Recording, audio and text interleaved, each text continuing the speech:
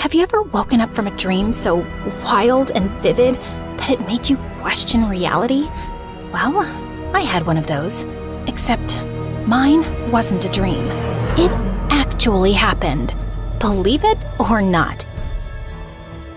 Hi, I'm Avery, a young billionaire pilot, and this is my story of how I ended up in the creepiest and most mysterious place in the world. Before I continue, please like and subscribe. Let's take it from the top. It all started when my best friend Mila and I were getting ready for some party on one of my private islands, and while I was picking which jet to fly, she was busy ranting about how I just rejected my 8th millionaire suitor on that same day. I swear you reject men like it's your natural reflex. A-listers, heirs, young CEOs, that prince from somewhere I can't pronounce. Girl, what exactly are you looking for? I slid my hand along the wing of jet number 3, like it was a Greek god. I don't know. Maybe I'm just looking for something more. Someone who can make my heart feel like it's about to jump off a cliff, maybe? That sounds like an arrhythmia. Exactly. The world's too big to settle just because someone has a yacht named after me. Maybe you just haven't met the right one yet. Who knows? He could be hiding in the most unexpected place. Ew, I like the sound of that. Just then, my head bodyguard stormed in with the other walking muscle towers. Miss Avery, your father strictly said, no flights without a pilot or protection team. I've been flying since I was 4. Not to brag or anything, but I've probably spent more hours in the sky than in math class. With supervision, Miss Avery. Oh, please. Just this once? Ma'am, this is serious. You can't We're gonna be late for the party. Sorry, boys. Mila scrambled in after me, gripping her matcha tea like it was holy water. Are we actually doing this? Yep. I'm cutting trackers and signals, so don't scream. Why do I hang out with you again? Because you love me, and I got you that gold-plated PS5. Mila was only interested in 3 things: parties, video games, and me. Fair enough. We were up in the clouds in under a minute. You ever wonder what the edge of the world looks like? No. Normal people wonder about movie endings, skincare routines, and what their cats are thinking. Well, you wonder about edges and wormholes and flying into unmapped airspace. Be careful what you wish for, Aviator Barbie. But that's the thing. I liked the unknown. I liked chasing the things that most people were too scared to look at. Maybe it was the curious cat in me. The sun was already setting as we neared the island. I practically felt the music blasting from the party below. And honestly, I'd rather keep flying than partying with a bunch of basic guys. How about we go somewhere else? Where? The edge of the freaking world? Exactly. You're joking, right? Tell me you're joking. Just a few more loops, okay? Girl, I swear on my last will, you're gonna regret this one day. Oh, come on. My parents won't be back for 3 days. I have to make the most of it. Do you know how long I've been waiting for this chance? Ugh, fine. But we better not miss the party, or else. Don't worry, girl. I got you. I whipped a U-turn midair and just let loose. I was flying. Not just with wings, but with freedom. No rules, no schedules, no rich parents breathing down my neck. It was just me, the sky, and my best girl screaming her lungs out beside me. Just then, I spotted a massive flock of birds charging straight at us, like feathered missiles. And they did not look friendly at all. Uh-oh. Avery? Hold on. I tried steering away, but it was too late.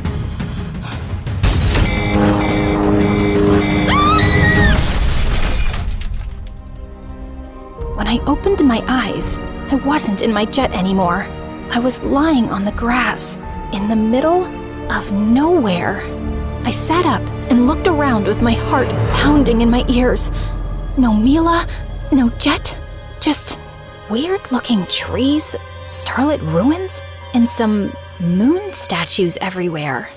Where am I? If something happened to Mila, I swear to God, I couldn't forgive myself. I reached for my phone, and my stomach instantly dropped when I realized that it wasn't in my pocket. It was probably still inside the jet.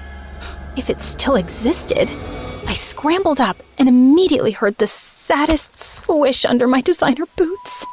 Please don't be poop. Please don't be poop. Yep, probably poop. Great. Love that for me. But no time to emotionally process that right now. I needed to find Mila, or my jet, or a working cell tower, or anyone I could beg for help. I mean, I didn't survive boarding school and etiquette class just to die lost in an unfamiliar place. I took a shaky step forward and glanced up, then froze at the sight of the massive moon. It was hanging so low I felt like I could high-five it. Its bluish-purple light drenched the place, making everything feel strangely off. I tensed up the moment I heard rustling nearby. I spun around and gasped when I saw a deer. And it wasn't just any deer. It was tall, glowing, and elegant. And it was staring right at my soul. It then turned and pranced away into the mist. And of course, being the curious little disaster that I was, I followed it. As I walked, I noticed even more moon statues around, and giant deer sculptures peeking out from behind glowing bushes like they were quietly watching me. What even is this place? For a moment, I actually hoped that I was at the edge of the world. I was terrified and weirdly curious at the same time. Eventually, the deer stopped at some ruins on a low cliff where old stone shrines and ancient relics that my dad would probably be interested in were scattered around. My heart jumped in relief when I spotted someone, a woman, but something was off with her. She was kneeling in front of one of the shrines, arms lifted toward the glowing moon, like she was in the middle of some ritual or something. I was about to call out to her when she suddenly rose, her long, ethereal purple hair spilling over her shoulders and shimmering under the moonlight. Wait, were those elf ears? And what was up with the antlers on her head? It was probably just a fancy headband, right? Or some kind of fashion here? Before I could even say hi, the deer walked up to her. And she smiled and leaned her forehead against its nose, like they'd been besties since birth. Weird, but sweet, like nature therapy. And I almost didn't want to interrupt. As the deer backed away and trotted down the slope, the woman suddenly spoke. The forest whispers when someone new arrives. She then turned to face me and started glowing. And did she seriously just turn into another deer right in front of me? So shapeshifters were indeed real? Okay, either I was dreaming or I hit my head really, really hard. The creature, just started galloping down the slope and across the terrain like it was totally normal behavior. Hey, wait! I tried to follow it, but I suddenly froze when I heard a lullaby echoing through the trees. I followed the sound, and just a few feet from where I left the cliff, I stumbled into a flower field, and in the middle of it was another woman, and she was twirling under the moon like she was filming a perfume commercial or something. God, I hope this one's normal this time. I hid behind a tree to take a closer look at her, and wow, she looked hauntingly beautiful.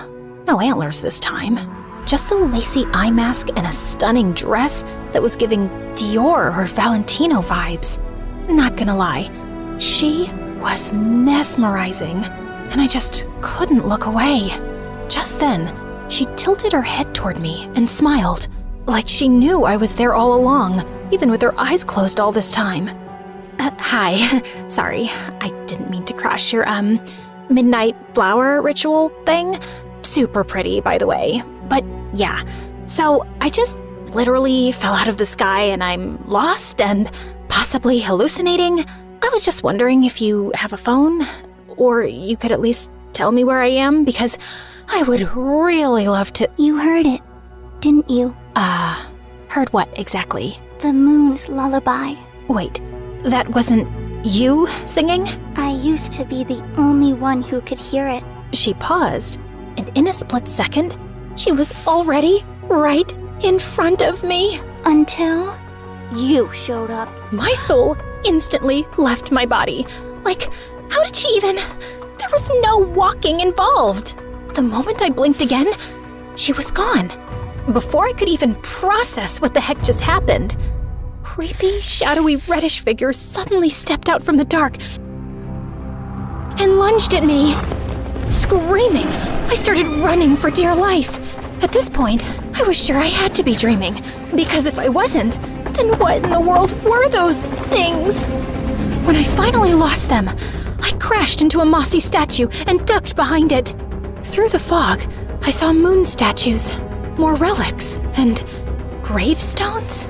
Blood drained from my face when I realized that I was in a freaking graveyard. Just when I thought this place couldn't get any creepier. Moments later, I saw something bluish-purple flicker ahead. As it got closer, I realized that it was a guy walking through the dark mist with a lantern.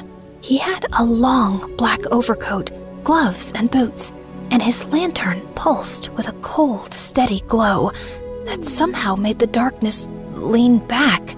"Excuse me, sir? Fog guy? I'm super lost, and I really need some help." But he didn't respond. He just kept walking like he'd stepped out of the underworld. Hello? When he got close, my heart felt like it was about to jump off a cliff. He had pale skin, a jawline sharper than my sanity, and eyes that looked like he hadn't slept for centuries. And yet somehow, he still managed to look hot. Dangerously hot. Am I dead and you're the Grim Reaper assigned to escort me to the afterlife? I then held my breath when he suddenly leaned in closer, pushing the lantern near my face. I wish. Then, a vampire? I hugged my jacket tighter and shielded my neck, just in case. Unfortunately, no. But your neck does look tempting. My soul screamed at his deep voice. When he finally backed off, I gasped like I'd just survived a staring contest with Lucifer himself. So, you're a normal person? Sorry. I was, gosh. Wait, I think I have something stuck in my throat. His attractive face has got me malfunctioning so bad. Probably either a shark's bone or a lobster's claw. So, okay, here's my story. I was flying my jet, crash-landed here, then found myself running away from some creepy moon cult with chanting and possibly floating people. I need to get out of here, and I assume that you can help me with that? But he just stared at me, but not with annoyance, not even with concern, more like calculation, like he was trying to decide if I was a threat, a liability, or maybe his next victim. So, you're a local here? Still nothing. No answer, no emotion, just aura farming. He turned around and started walking without any words, and I just found myself following him like a dumb little duckling. I spotted a tall silhouette, barely visible through the fog, a towering lighthouse on a hill, and it looked like he was heading straight for it. So, are you heading towards that lighthouse? Can I come with you? I guess not. So, what's this place called? Because it's seriously giving Haunted Island vibes. I kept tossing questions his way, but it basically felt like I was interviewing the air. So, we're somewhere in the US? Do you guys have an airport here? A helipad? I'm just wondering if I could, buy an aircraft so I could fly my way out of here. Can I borrow your phone for like 5.5 seconds? I'm 97% sure my bodyguards and assistants are freaking out right now. I need them to help me locate my friend and pick me up ASAP.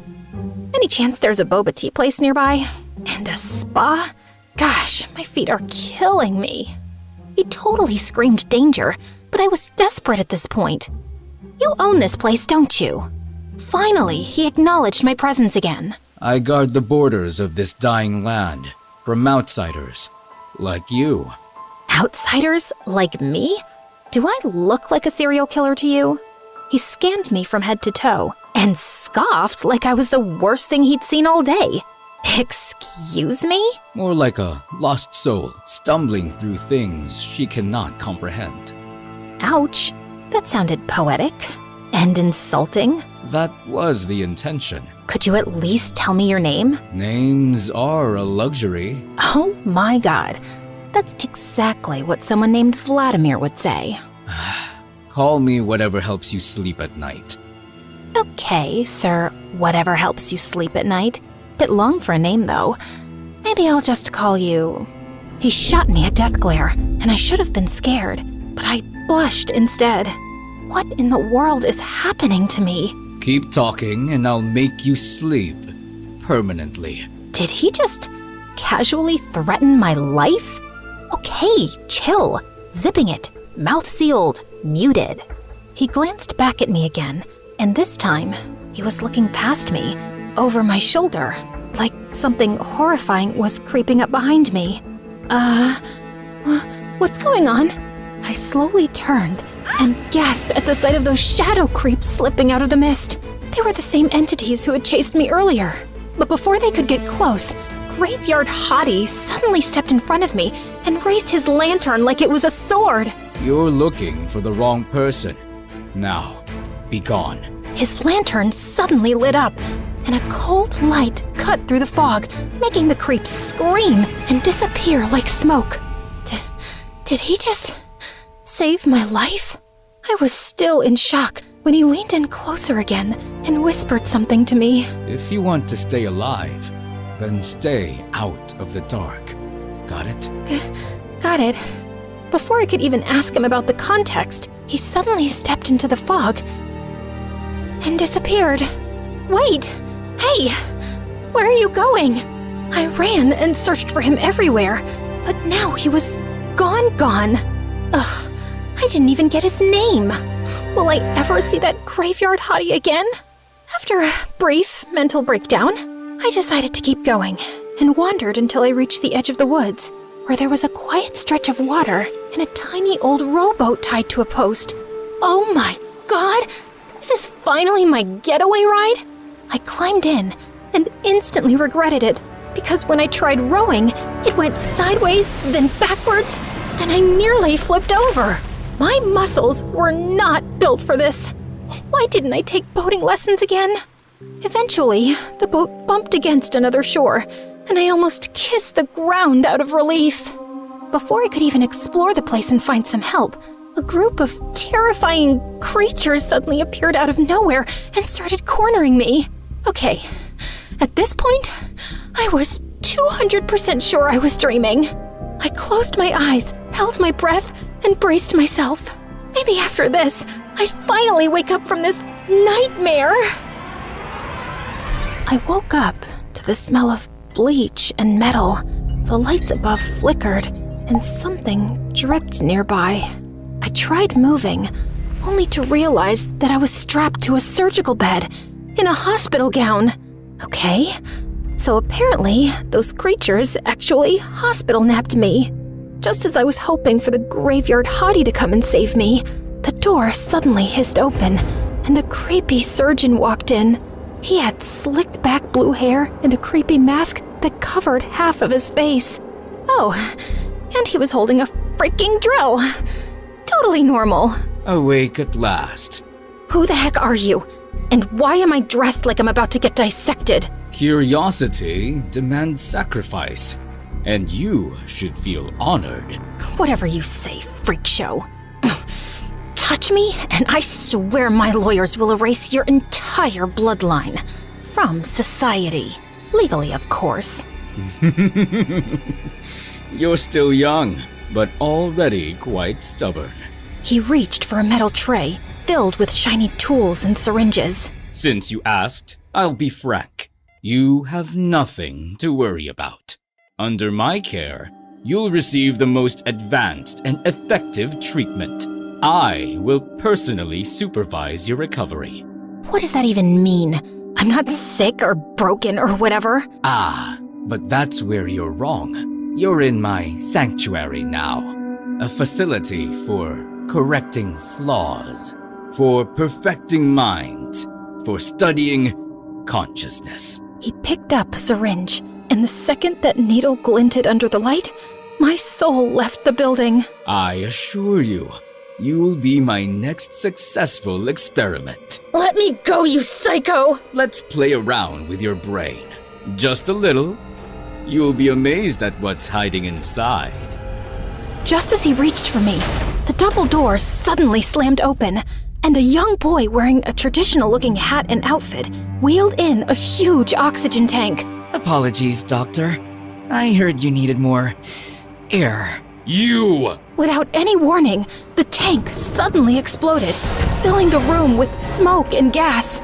Through the haze, the boy unstrapped him fast. They're closing in. If you want to live, take the window. Jump. Oh, wait, what? Who are you, and why are you helping me? Someone who used to be his experiment and survived. Okay. But what about you? Just go. I've got some unfinished business to take care of here. You think running away will save her? She belongs to us now. The door suddenly burst open, and those same creatures who kidnapped me poured in and charged straight at me with terrifying speed. Without thinking, I sprinted to the window, launched myself out, and crash-landed onto a moving garbage truck. As it rumbled through the darkness, I looked up, expecting sunlight, freedom, something.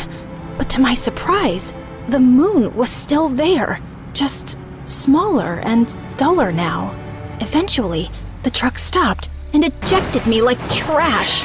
I rolled into a scrapyard, surrounded by metal heaps and broken machines behind a shady lab facility.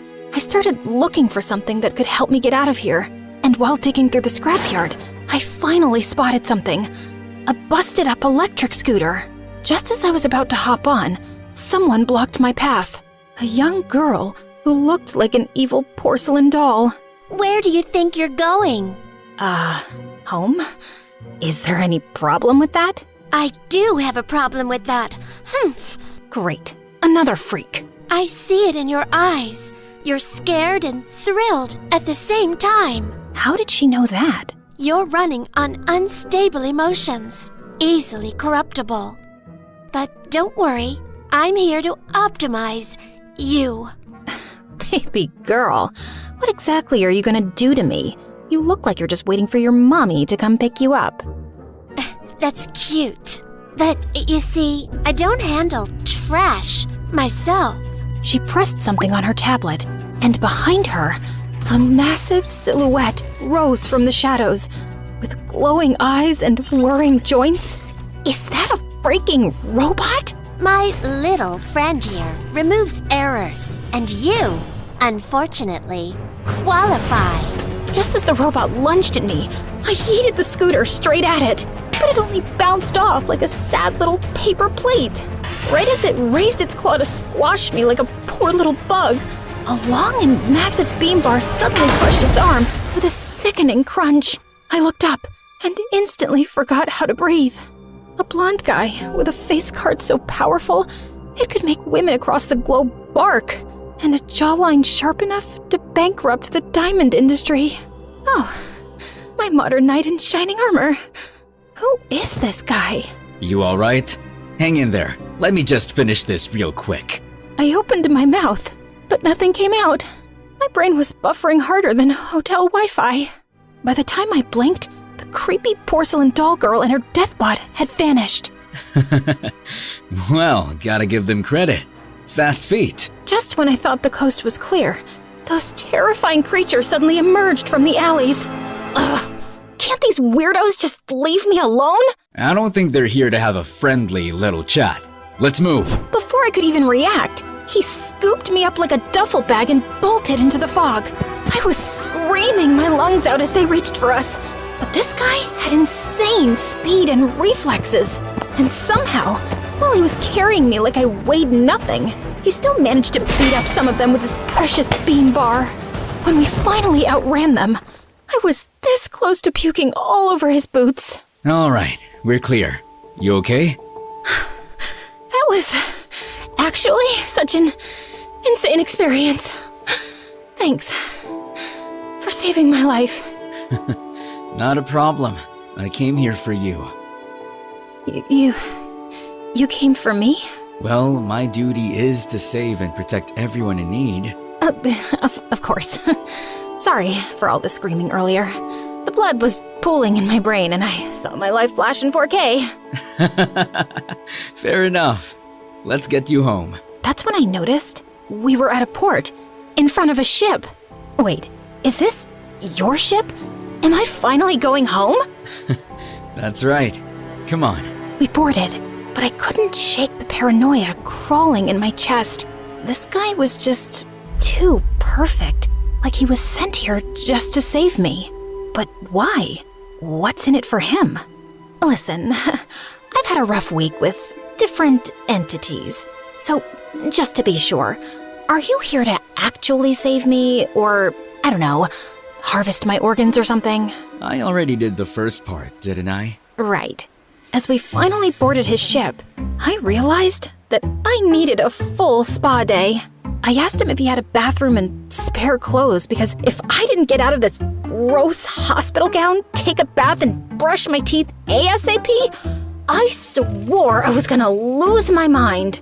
Thankfully, he had some spare clothes, but it was a giant black shirt that swallowed me whole. When I stepped out onto the deck, I walked in on him, bulking up, and oh my holy juicy protein powder.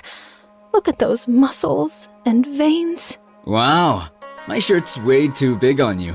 But hey, better than nothing, right? Yeah. But I like it. It's cozy. So, are you from here? Nope. I came here to reclaim something that was taken from me. From us. And protect what's left. Ooh, interesting. He then told me his name, Victor, a high-ranking military commander, apparently leading some kind of expedition through this weird, fog-infested region, hopping from island to island, chasing ruins, lost history, and something personal he wouldn't talk about. I met a local in town. Her name is Nell, and she told me that this is a lawless region and off the grid, so it can be pretty chaotic. But that's all she shared. That actually made some sense. But my curiosity was already screaming 100 more questions. Victor and I continued to bond. He was actually warm and laid back, and the way he kept checking on me, making sure I was okay, was doing something to me. But of course, just when things were finally looking up, the ship suddenly had engine issues, so we had to dock again in the nearest land. We'll rest here for a while and ask around. Nell told me that the locals here are pretty sneaky and love ripping off passing tourists, so we just need to be a little careful. We met up with Nell in a diner, who surprisingly looked like a supermodel with a tattoo on her right eye. I heard you've had quite a trip. Eat up. You look like you haven't eaten in days. Oh, you bet. Back home, my dinner usually comes plated like edible museum exhibits. But this will do, I guess. So, where exactly is back home? I told her about my background and how I ended up here, and she looked extra intrigued. So you're not exactly the average tourist profile. People usually come here on ferries, not personal aircrafts. Oh, speaking of aircrafts, do you know anywhere I can borrow one? Preferably a jet or a helicopter. We can try the craft shop. Might have something experimental. Craft shop? Like gadgets, machines and stuff? Everything, babe. Just name it. We finally arrived at the craft shop, and it was full of bizarre inventions and food weapons. And apparently, it was being run by equally bizarre young girls. Build a jet in a day? Please, I could do it in my sleep with one hand. Honestly, it sounded ridiculous. But at this point, the only thing that felt impossible was me getting back home. As the girls geeked out over engines and blueprint jargon, I glanced out the window and saw Victor and Nell talking, and they looked sus. Planning to eavesdrop on their little conversation, I stepped outside, only to crash into someone achingly familiar. Tall, brooding, and unfairly attractive. Mr. Graveyard Hottie. God, I missed him. You're not safe here. They know who you are now. All of them. We need to leave. What? What do you mean? And who's they? Suddenly, Victor stepped in. She stays with me. That's not your call. Oh, I think it is. Because I'm responsible for her now. 2 of the hottest men alive fighting over me in the middle of a creepy fog-covered mystery land? Now it felt like a Wattpad fever dream. And Mila would be frothing at the mouth when she hears about this. You need to come with me. You need muscle. Not some emo lantern guy, Avery. I've led troops through war zones, while he's guarding trees and graveyards. You do the math. Honestly, it was impossible to choose. So I suggested playing rock, paper, scissors. And to my shock, they actually went for it. But it turned into an endless, awkward loop of ties. I considered flipping a coin, until we realized none of us even had one. I'd gladly come with both of you anyway, so... Did I just say that out loud? Before they could react, a red flash in the alley snagged my attention. A glamorous woman with sleek glasses, a stylish hat, and a banner stood there like a fashion model turned CEO. She pressed a finger to her lips and raised the banner. If you want real answers, follow me. She winked at me, then vanished into the shadows. Okay, definitely not suspicious at all. But my feet had a mind of their own. So I ditched the boys and followed her straight into a cafe and... Holy stepmother of boba tea! I wasn't expecting this to exist here. I immediately barged in, only to find that it was completely empty, except for that woman. She was sitting there, like a seductive riddle, with endless legs, casually sipping her drink like this was a date. It's self-service. Oh, love that. Real classy. Now, about those answers. Why don't you throw a question first? Just a little suggestion. Okay, fair. So, where the heck am I? Spill the boba tea? I mean, where? Like, exact location, GPS? How do I escape? She sipped her tea louder and even more dramatically. They surely have the best boba tea around here. It tastes so divine. And sweet. And creamy. It's probably laced with something drippy.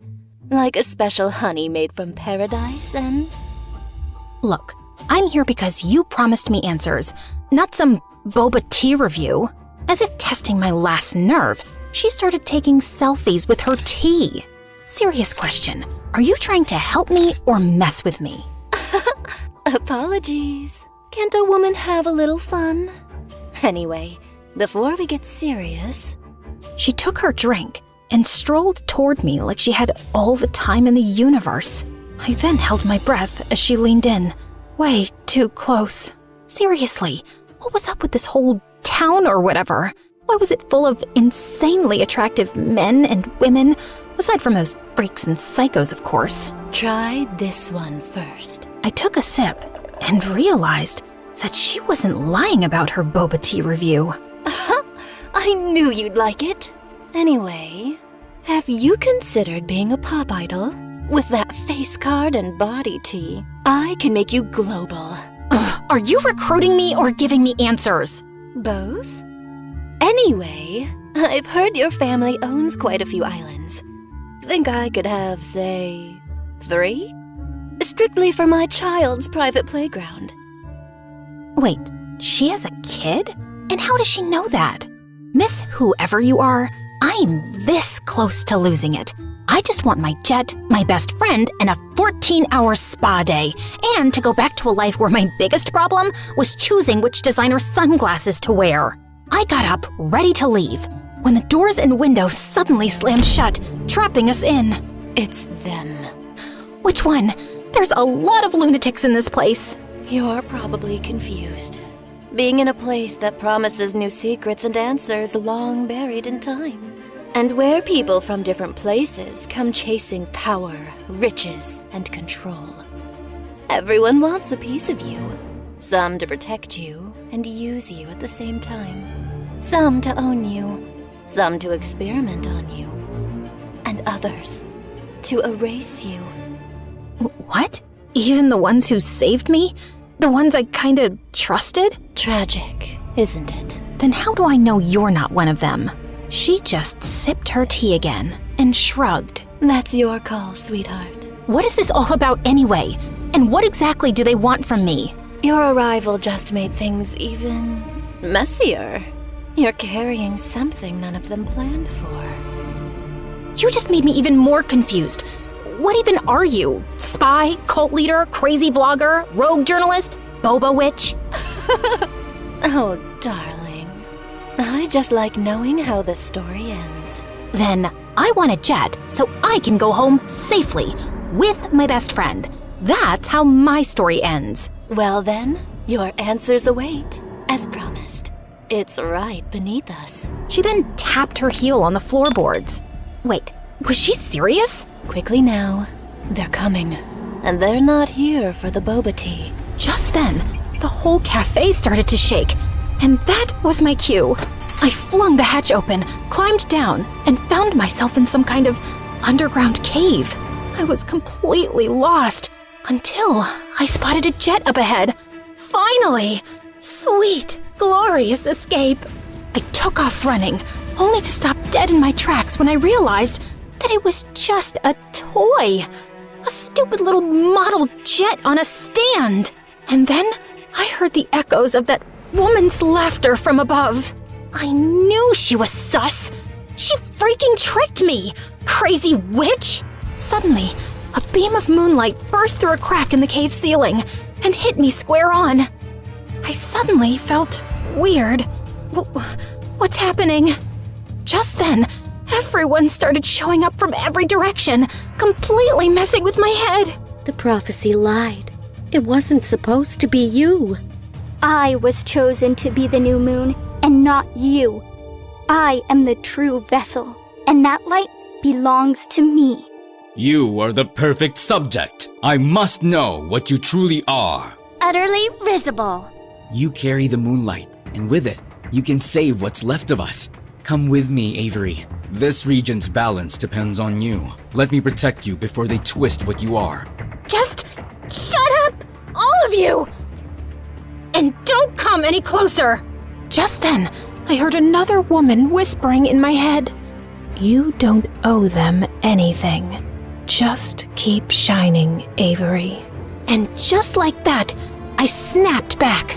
I spotted a tunnel tucked into a corner and sprinted like my life depended on it. Because it did. When I finally burst out the other side, an actual jet was there. And Mila was inside. Girl, let's go! Hurry up! We're running out of time! Miracles do freaking happen, folks! I jumped in, slammed the hatch, and fired up the engine. That's when they showed up. Faces I'd never forget, charging toward me.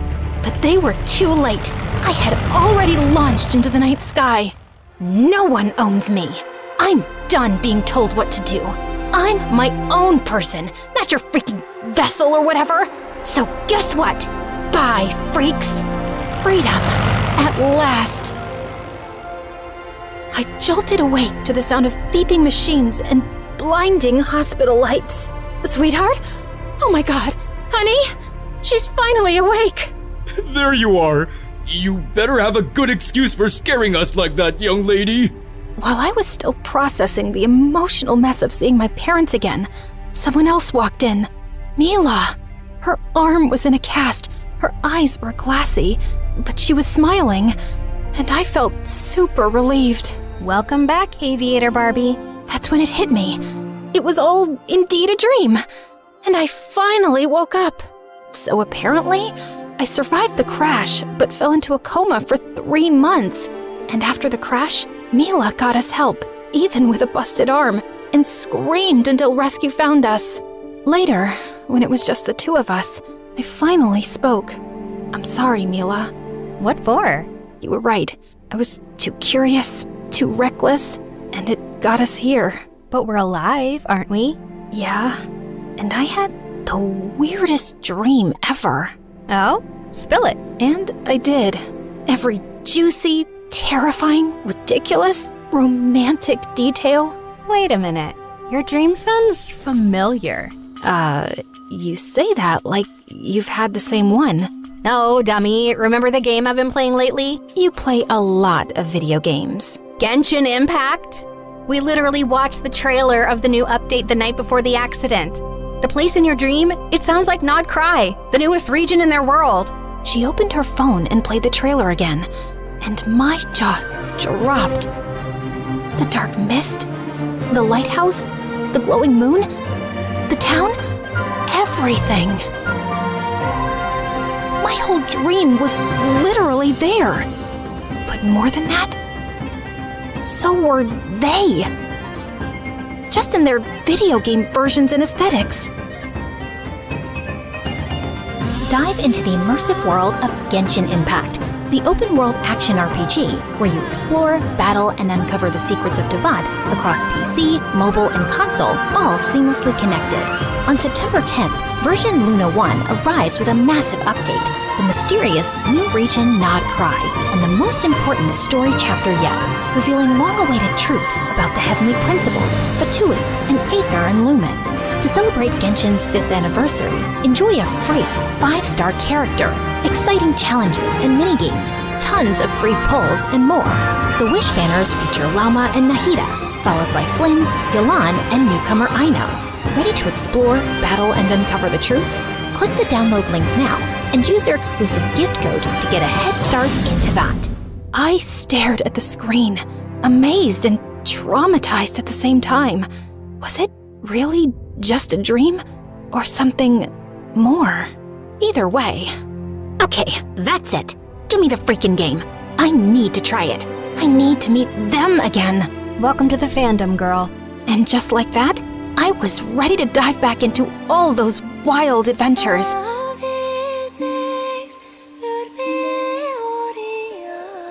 And even get closer to my favorite characters. You know who they are.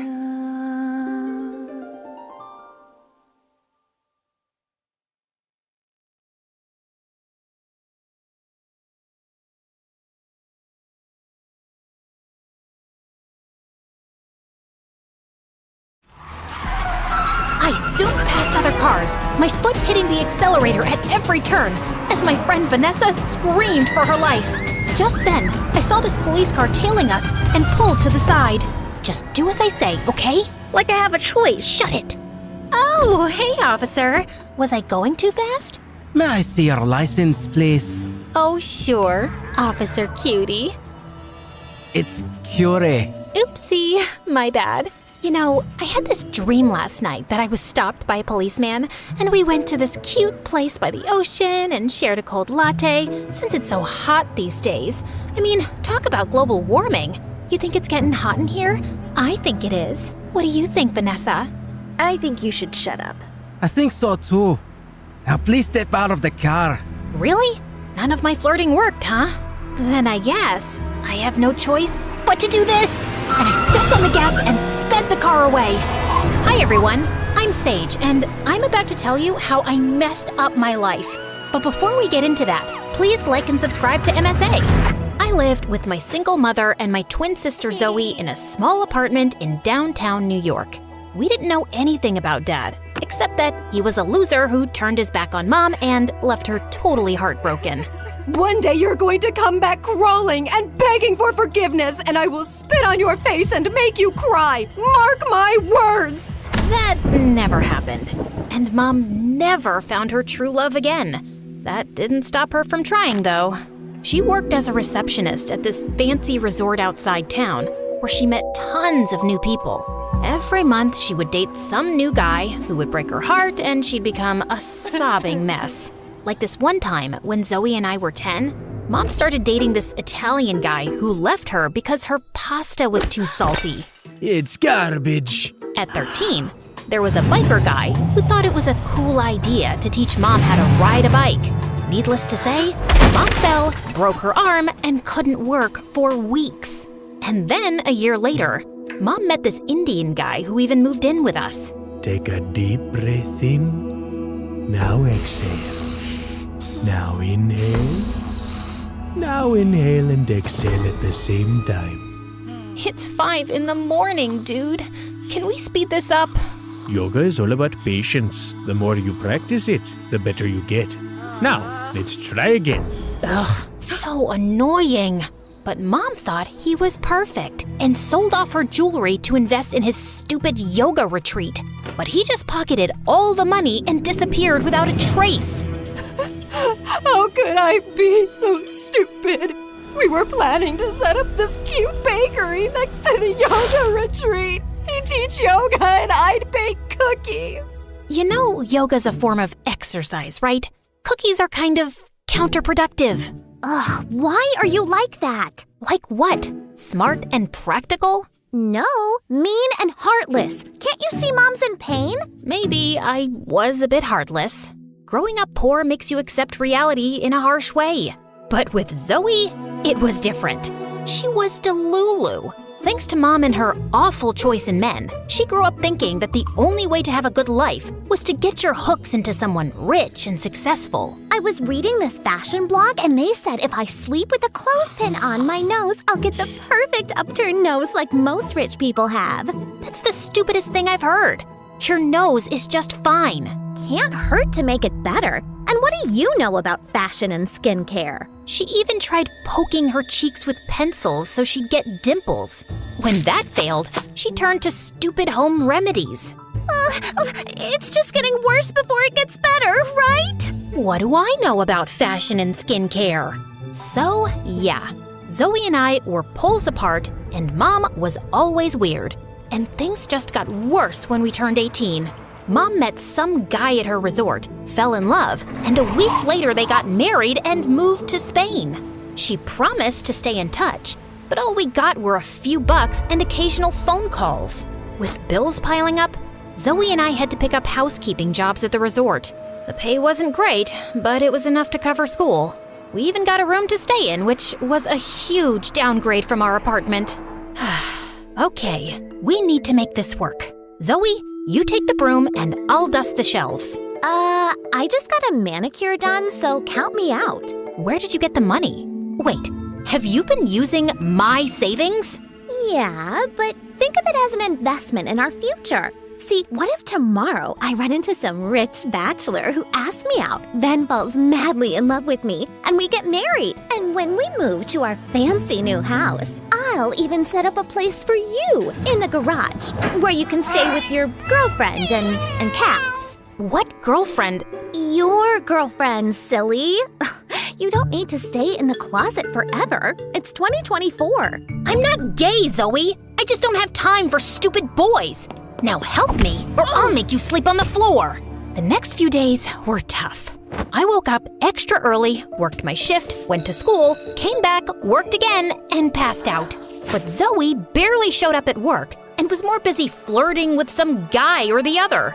And then, on the night of our graduation party, Zoe and I were getting ready when I spotted this huge diamond ring on her finger. Where did you get this from? I bought it? By selling your kidneys? Ugh, stop yelling! Okay, fine. I found this lying by the sink in a room I was cleaning today, so I borrowed it for the party tonight. And don't worry, the guest isn't gonna be back before tomorrow morning, so I have plenty of time to put it back. And what if they come back early, realize their $1 million rock is missing, and they trace it right to you? Why would they assume it's me? Because you're a maid, and the maid is always the thief. Who else would go in the room? Oh my God, you're right. How did I not think about that? Oh, they'll catch me and throw me in jail. I'm too pretty to go to jail. Plus, no rich guy will marry an ex-convict. My life will be over before it even begins. Just shut up for 2 minutes.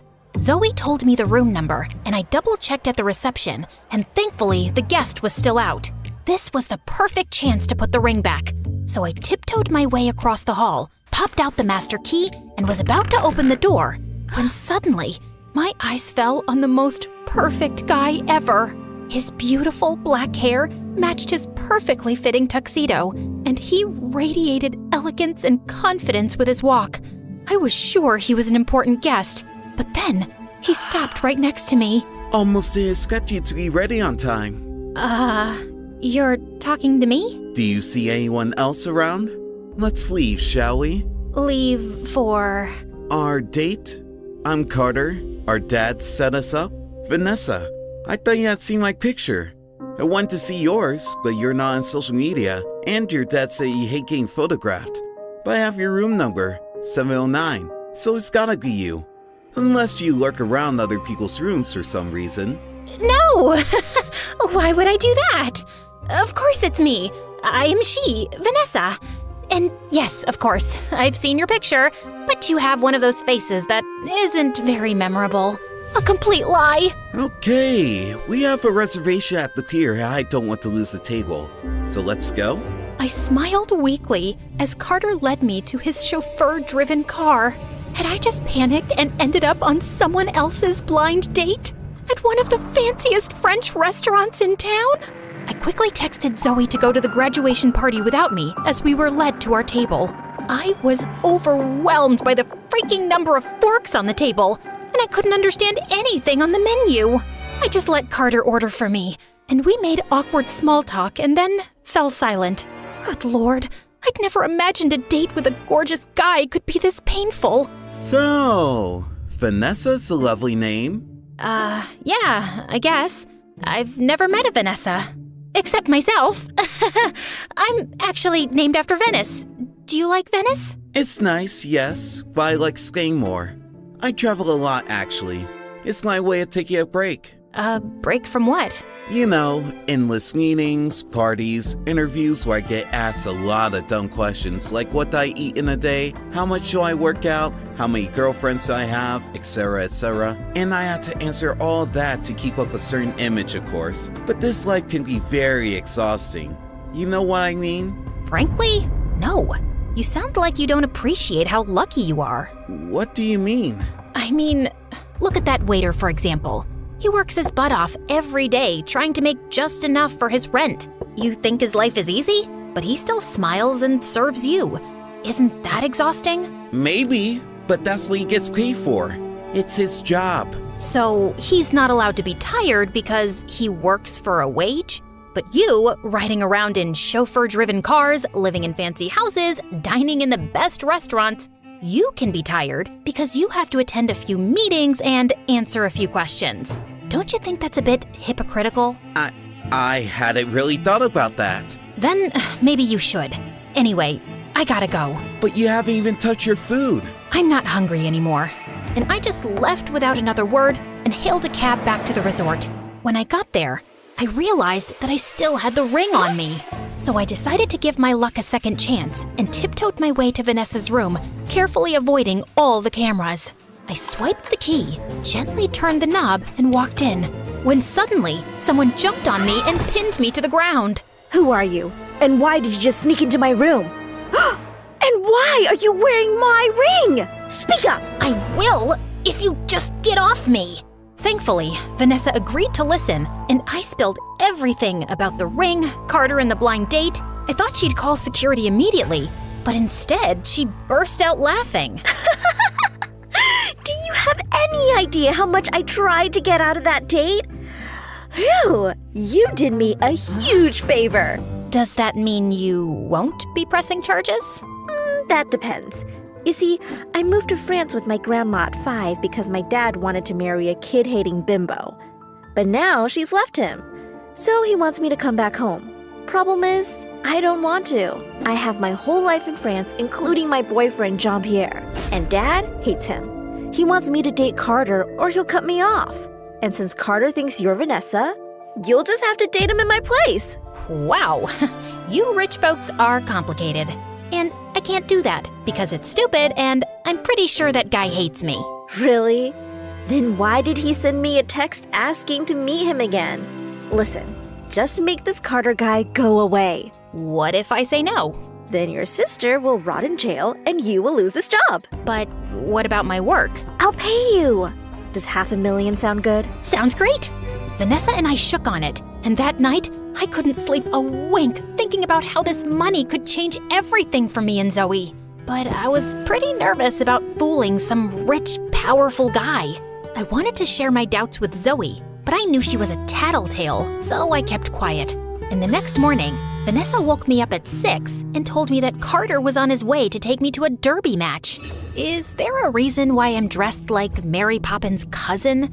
I get that you want him to hate me, but this dress makes me hate me. The idea is to make you look undateable, and this dress is perfect for that. Now remember, make this the worst day of Carter's life. He should be calling my dad and telling him that I'm a monster. Now go make me proud. I left the hotel and greeted Carter at the gate, half expecting him to say something about my dress, but he just smiled and complimented me. Was he blind? Sorry, I think we kinda got off on the wrong foot last night. Can we do this in the car, please? The heat is making me dizzy. Sure. For the rest of the ride, Carter kept trying to talk to me, but I just pretended to be busy on my phone. Soon after, we reached the derby stands and were about to take our seats when I put my plan into motion. Carter! Can you get me something to drink? I'm parched. But the race is about to start. You're right. I'll just go and get it myself. No, wait! I'll get it. Oh, thanks. Carter pushed through the crowd and came back with a massive cup of soda. I took one look at it and screamed. It has no ice. I want ice. Carter rushed through the crowd again and came back sweating with a new cup of soda. Thanks. Oh no. What now? This isn't diet. I can't drink regular soda.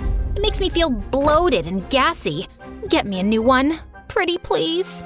Carter shot me an irritated look before running back into the crowd, and by the time he got back, the race was over. I did feel a bit guilty, but then I thought about how he must have made his servants run around 1,000,000 times, so he probably deserved a little payback. What an exciting game. Too bad you missed it. Yeah, too bad. Are you mad at me? You are, aren't you? I made you miss the game. You must really hate me now. It's cool if you don't want to see me again. Nonsense. I love to see you again. Why? I mean, wow. I must have really left an impression. Carter inched closer, and I literally stopped breathing. I thought he was gonna kiss me, but then he just opened the car door and asked the driver to drop me at the resort. I'll pick you up tomorrow, princess. Don't miss me too much. You bet. What the heck was that? Over the next few days, I did everything to make Carter go away, but nothing worked. I threw tantrums over the smallest things, and he patiently calmed me down. I made him wait for hours while I got dressed and didn't even apologize when I showed up. And he just smiled and complimented me. On Vanessa's instructions, I even took him to an amusement park and then faked a hurt ankle so he'd have to carry me around. When he sat me down to rest, I screamed in his ear to get me something to eat. He was at the stall when I pulled out my phone and texted Vanessa. The plan's not working. I've tried everything. The fake ankle, making him carry me. I even pulled his hair a little when I was on his back. He's not budging. Just as I hit send, I looked down and froze. I'd accidentally texted Carter instead of Vanessa.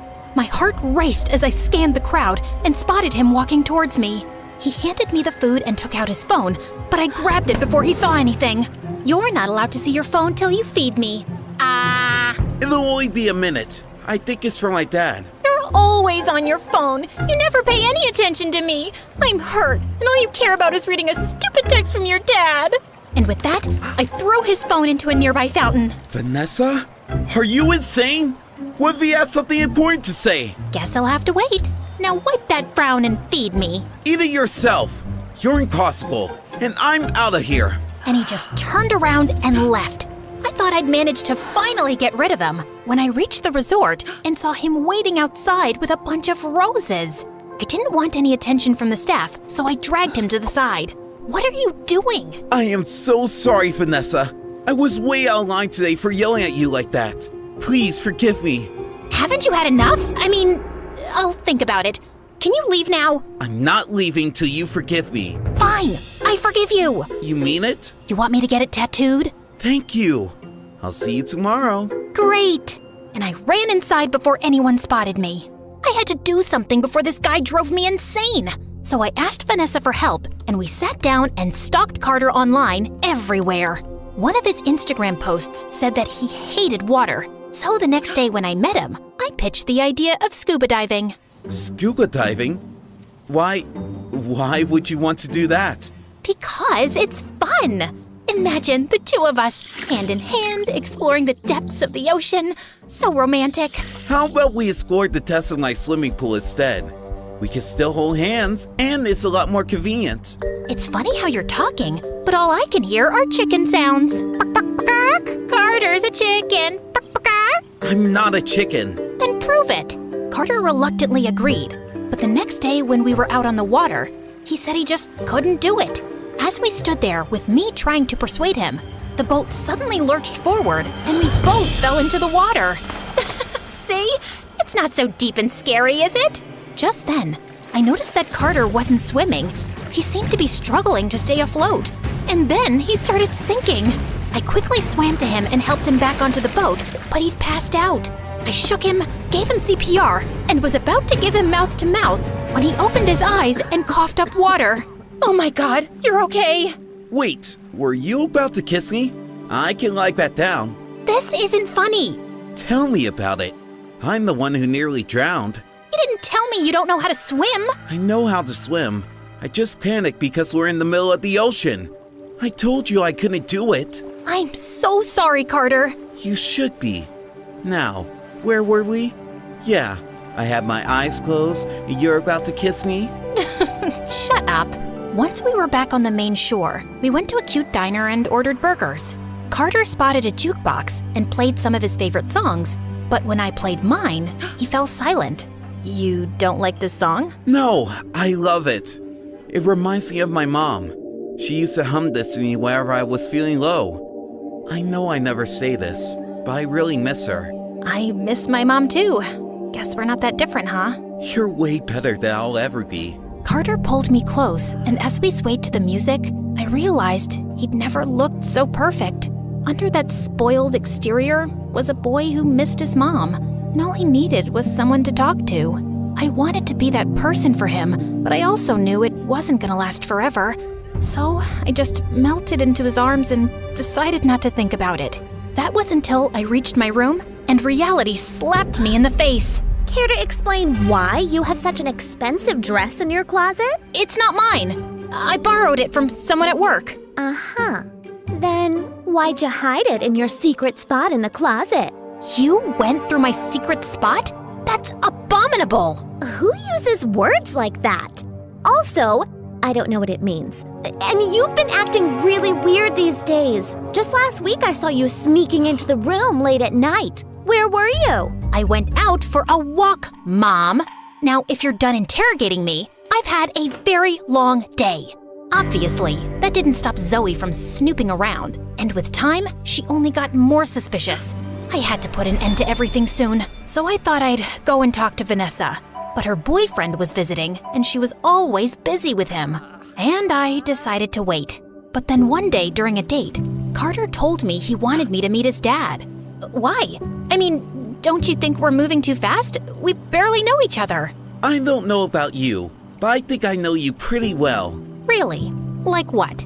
Like I know you're pretty, you have the most gorgeous smile in the world, and that you play with your hair when you're nervous. And when you're thinking too hard, you make a weird face. Something like this. Stop it. Listen, please just come. It'll mean the world to me. Oh, and I have something for you. This necklace belonged to my mom, and it'll look beautiful on you. I don't think I can take this. I insist. Carter gently put the necklace around my neck, and I felt a million butterflies in my stomach. The entire ride home, I couldn't stop thinking about how I was deceiving him. I gulped down my tears as I kissed him goodnight, and then I barged into Vanessa's room. Carter wants me to meet his dad. And? What do you mean? His dad will spot my lie in a second. No, he won't. I've never met him. And even if I did, rich people have the memory of a goldfish. There's no chance he'd remember me. That's not the point. If Carter wants me to meet his dad, that means he's serious about me. It'll crush his heart when he finds out I lied. And why do you care about his heart? Listen, Carter clearly doesn't want to break up with you, but if his dad doesn't like you, he might convince him to dump you. All you have to do is make a horrible impression on the dad. I'm sure you can handle it. Handle it? I could barely walk in the ridiculous dress Vanessa picked out. I tripped getting out of the car on my way to Carter's mansion. Finally, I saw him waving at the front door, and I felt a bit relieved.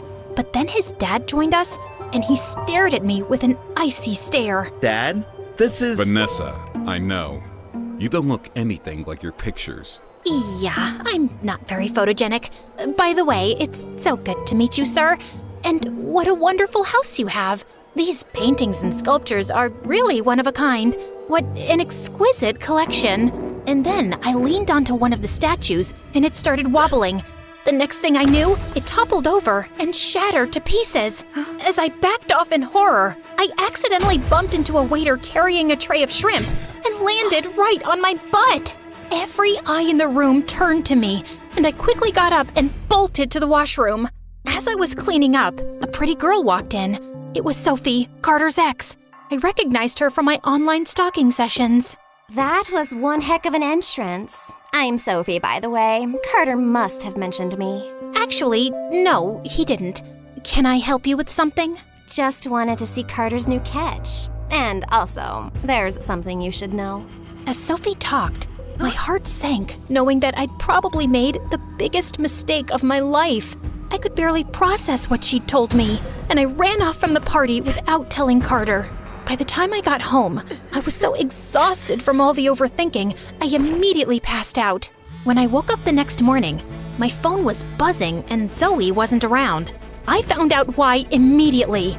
The police were calling to tell me Zoe had been arrested for stealing. I took a cab to the police station, and on the way, I called Vanessa to tell her what had happened, but her phone went straight to voicemail. I even tried the phone in her hotel room, but she didn't answer that either.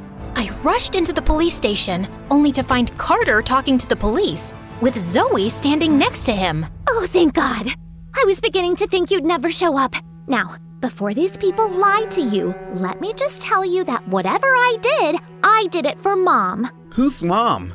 Our mom, you moron. Mom called me yesterday and told me that she wants to come visit us, but she has no money for the tickets. I thought I'd pawn your stupid necklace off to help her out a bit. But that pawn shop guy informed this rich guy's family that someone was trying to sell an heirloom with their family crest, and they dragged me here for no fault of mine. No fault? That necklace belongs to my mom, and I gave it to Vanessa. Who the heck is Vanessa? She is Vanessa, my girlfriend. No, she's Sage, my sister. What is she talking about, Vanessa? It's Sage. S-A-G-E. Dude, you're cute, but you really have your wires messed up. Shut up, Zoe! Carter, I lied to you. My name is Sage, and I am Zoe's sister. Carter looked shocked as I told him everything about the ring and how Vanessa had asked me to take her place. So you lied to me all this while? I wanted to tell you the truth, but I just couldn't. Why not? If you needed money, you could just ask me. Yeah, right. Like you'd even look twice at me if you knew I was poor. And you really have money to hand out? Because I found out you've only been dating Vanessa for her fortune. No wonder you kept putting up with me no matter how much I tested you. Were you? Don't bother, Carter. Sophie told me everything.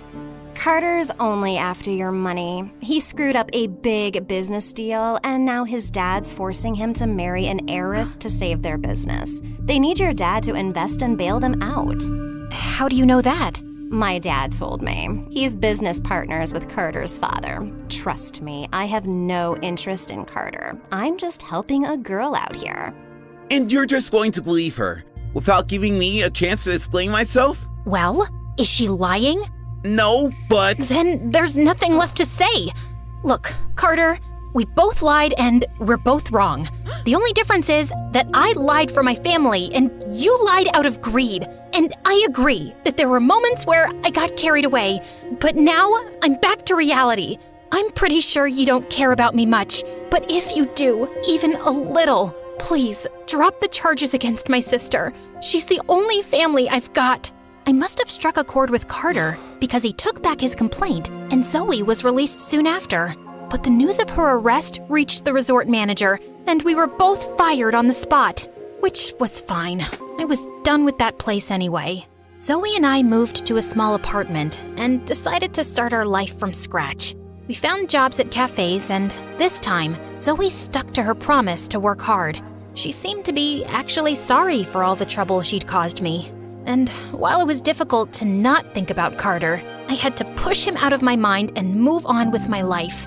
Then, a week later, I was leaving for work when I found Vanessa standing at my door. What are you doing here?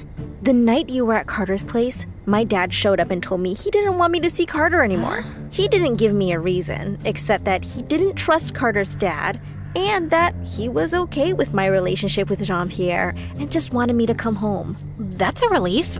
Congratulations. Anything else? Here's your $500,000.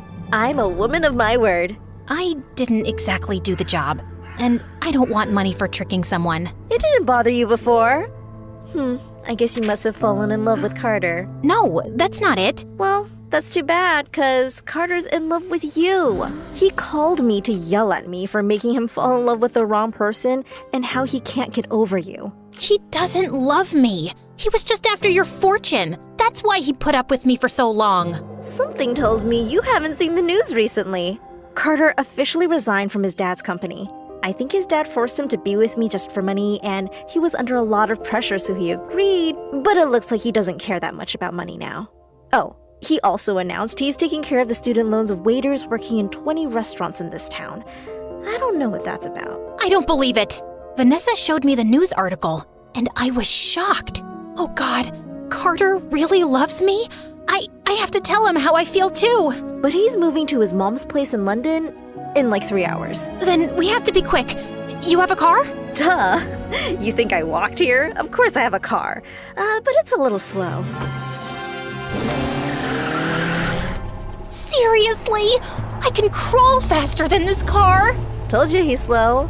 I don't care, 'cause I'm mostly on my phone, and you know how rich people are, always fashionably late. Just sit back and relax. Enjoy the drive. Enjoy my butt! I asked the driver to stop and step aside while I took the wheels and hit the accelerator. I zoomed past the cars, got tailed by the police, but somehow made it to the airport just in time. I jumped out of the car and dashed towards the gates, still hearing the police sirens behind me. Go! I'll take care of this. I rushed through the airport, screaming Carter's name. All I could think of was not being able to talk to him and tell him how much I liked him. And my heart sank when I checked the departure charts and saw that the London flight had already departed.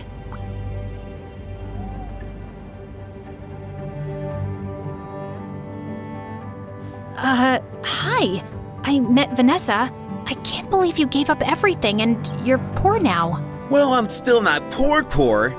Let's just say I have to share my helicopter with other people. And where are we going? Wherever you say.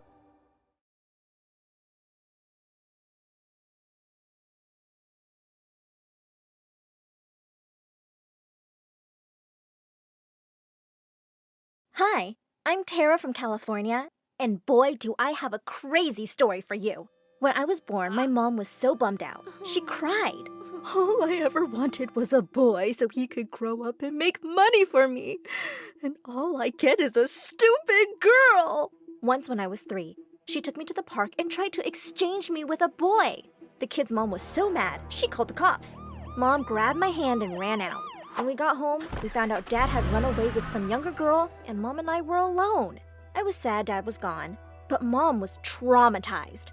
She was crying about money all the time and said it was my fault Dad left.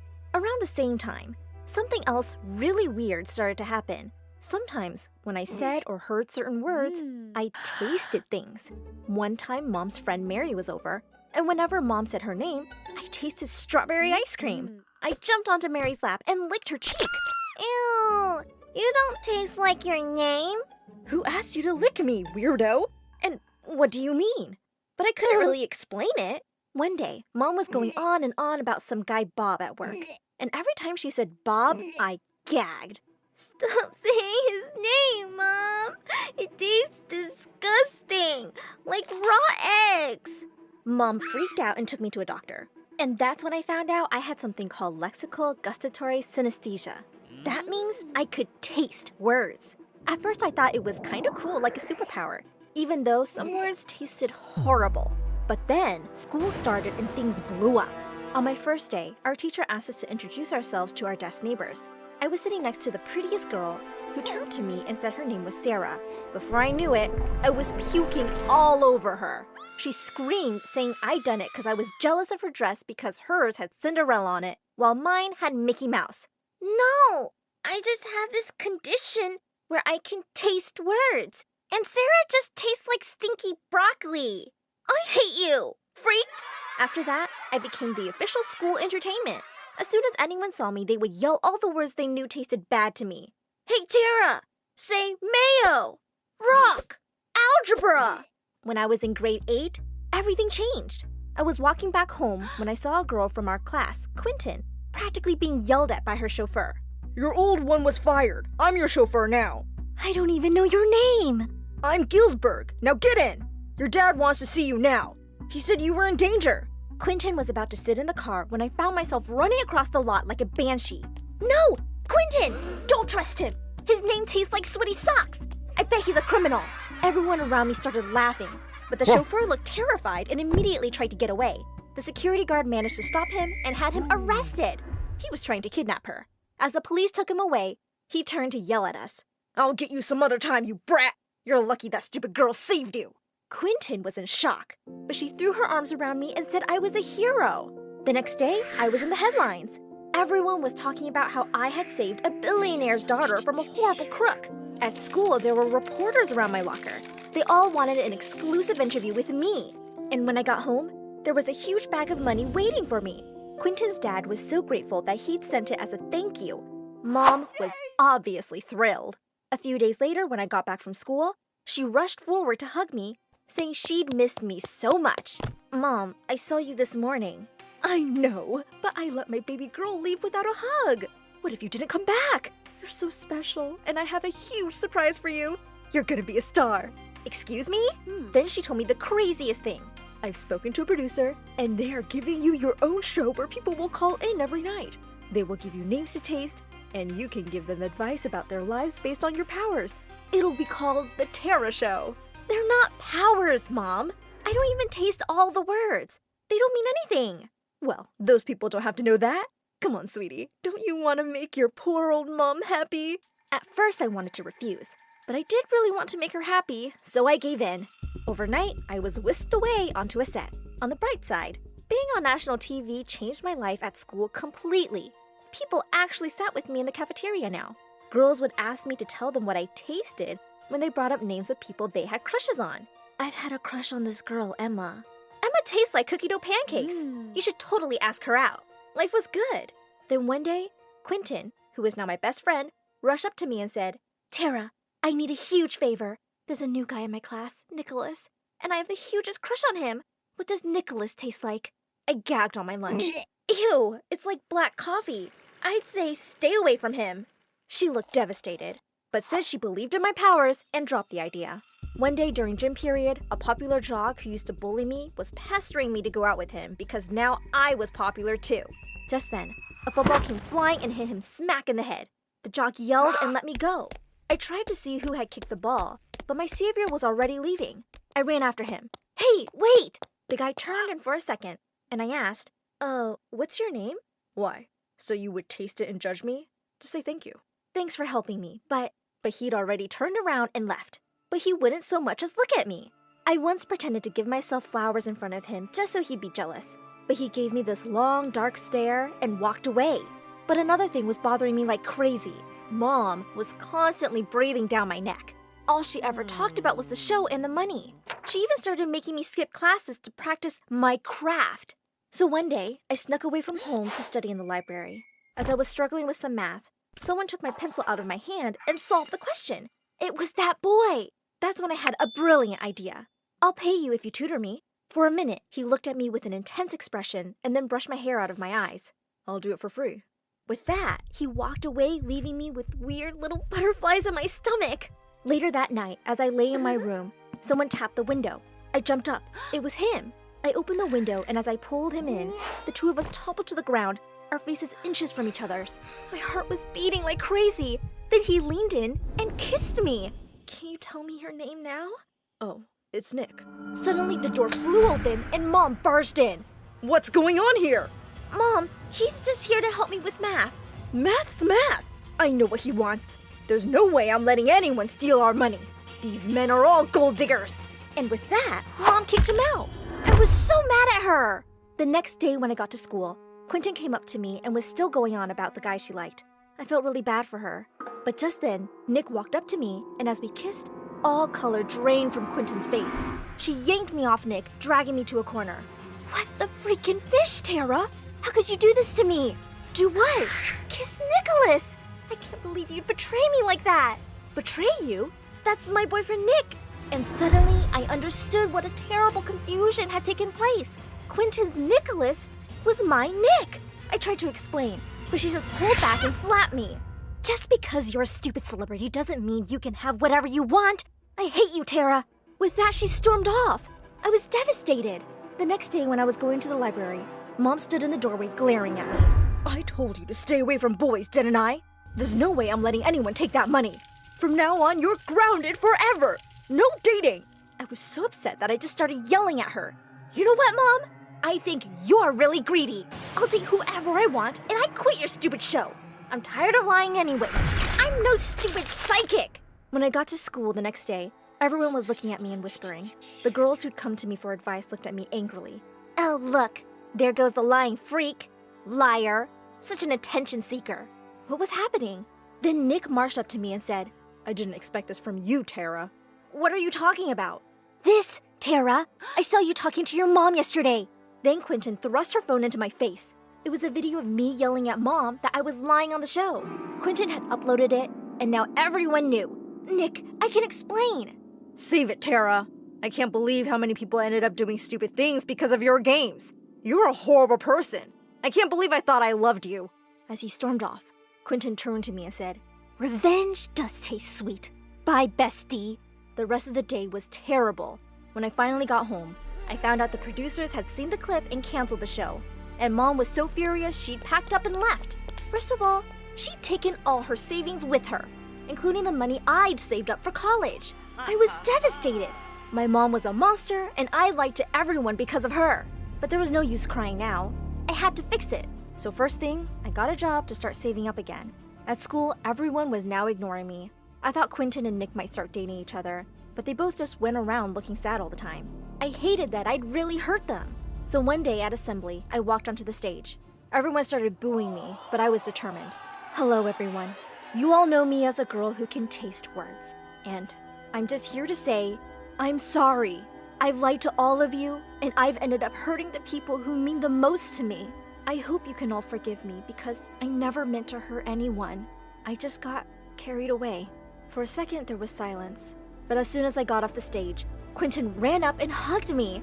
I'm sorry too, Tara. What I did was horrible. I even told Nick the whole story. I don't even like him anymore. I was just mad because I thought you'd betrayed me. What did Nick say? He says he's a fool if he doesn't give you another chance. Nick, I'm so sorry. But he didn't let me continue and pulled me in for a long kiss. And I knew even though his name tasted like coffee, everything would be just fine.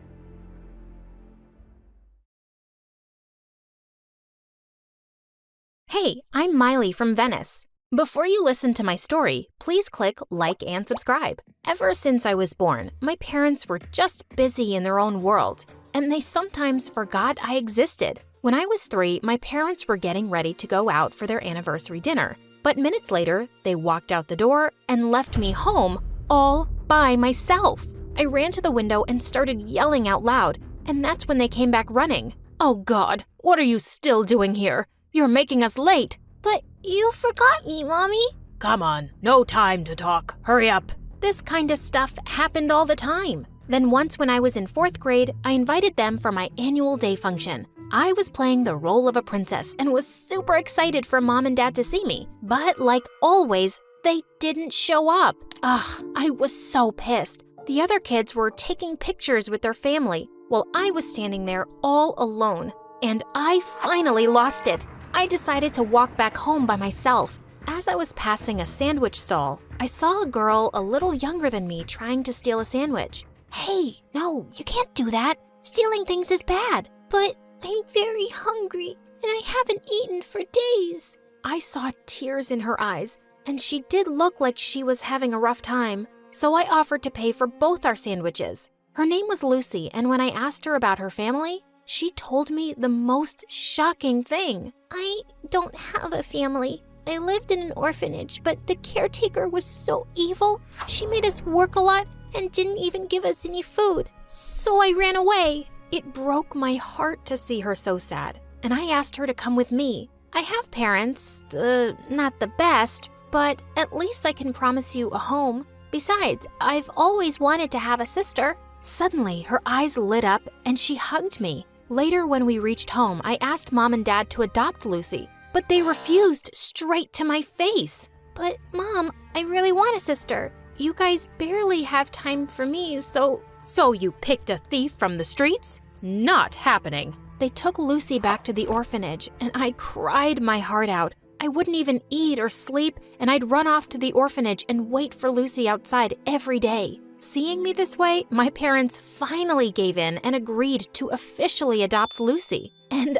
I was the happiest. And in no time, we were like real sisters. Soon after, Lucy was starting school with me. And even though she was nervous, I promised I'd be there for her all the time. But the moment we entered, we fell in the eyes of Diana, the meanest girl in the school. Hey, Miley, is that your new adopted sister? Ew, what garbage dump did you pick her up from? She stinks like a skunk's butt. Shut up, Diana, or I'm gonna kick your butt right now. Ugh, cut it out, Miley, and send her back. I don't think orphans like her belong with us rich people. My mom told me they're just the filth of society. That was it. I pushed her away and she fell to the ground. But when I turned to Lucy, she was already gone. Later, when I went home, I hugged her. It doesn't matter what anyone says, okay? You're my sister and I'll always love you. After that, I took a necklace from my pocket and put it around her neck. What's this?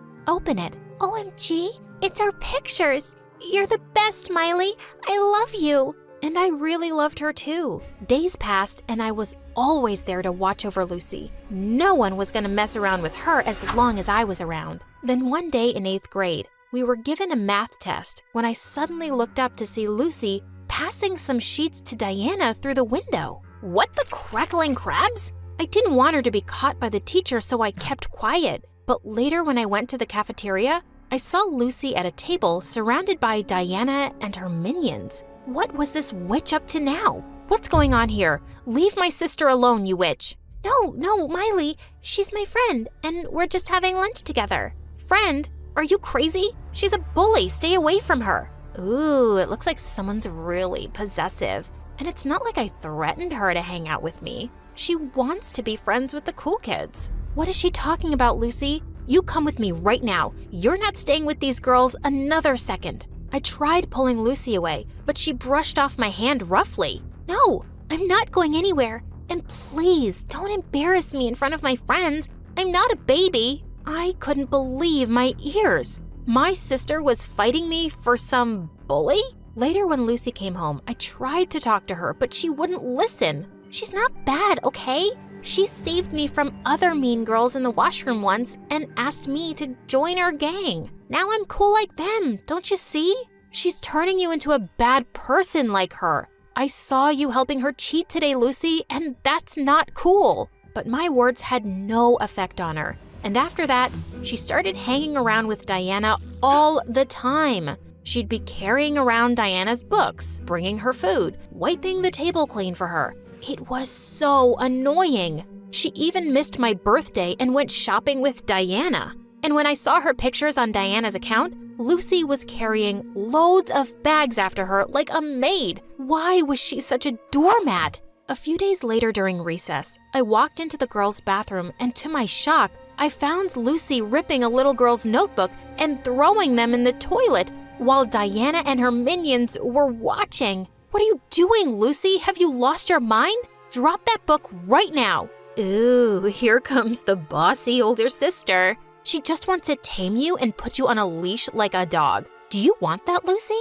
Or do you want to be your own master? Listening to Diana's words, Lucy looked at me and ripped the book in half. She's right. You're not my mother, Miley. You're not even my real sister, so don't tell me what to do. Got it? How dare you? I always thought of you as my sister, but I think I made a mistake. I should have left you in that orphanage and never brought you home. You're a monster. I tried to pull the little girl out of there, but Lucy jumped on me and we broke into a wild cat fight. Just then, one of the other girls shouted that a teacher was coming, so they all ran away, leaving me on the floor. I was so done with Lucy now. That stupid bully was no longer my sister. Lucy would sneak out of the house at night all the time, and I couldn't care less. But then one morning, she didn't come back home. And when I went downstairs, Mom was furious. That devil child. She's at school and was caught trying to steal something. What? No way.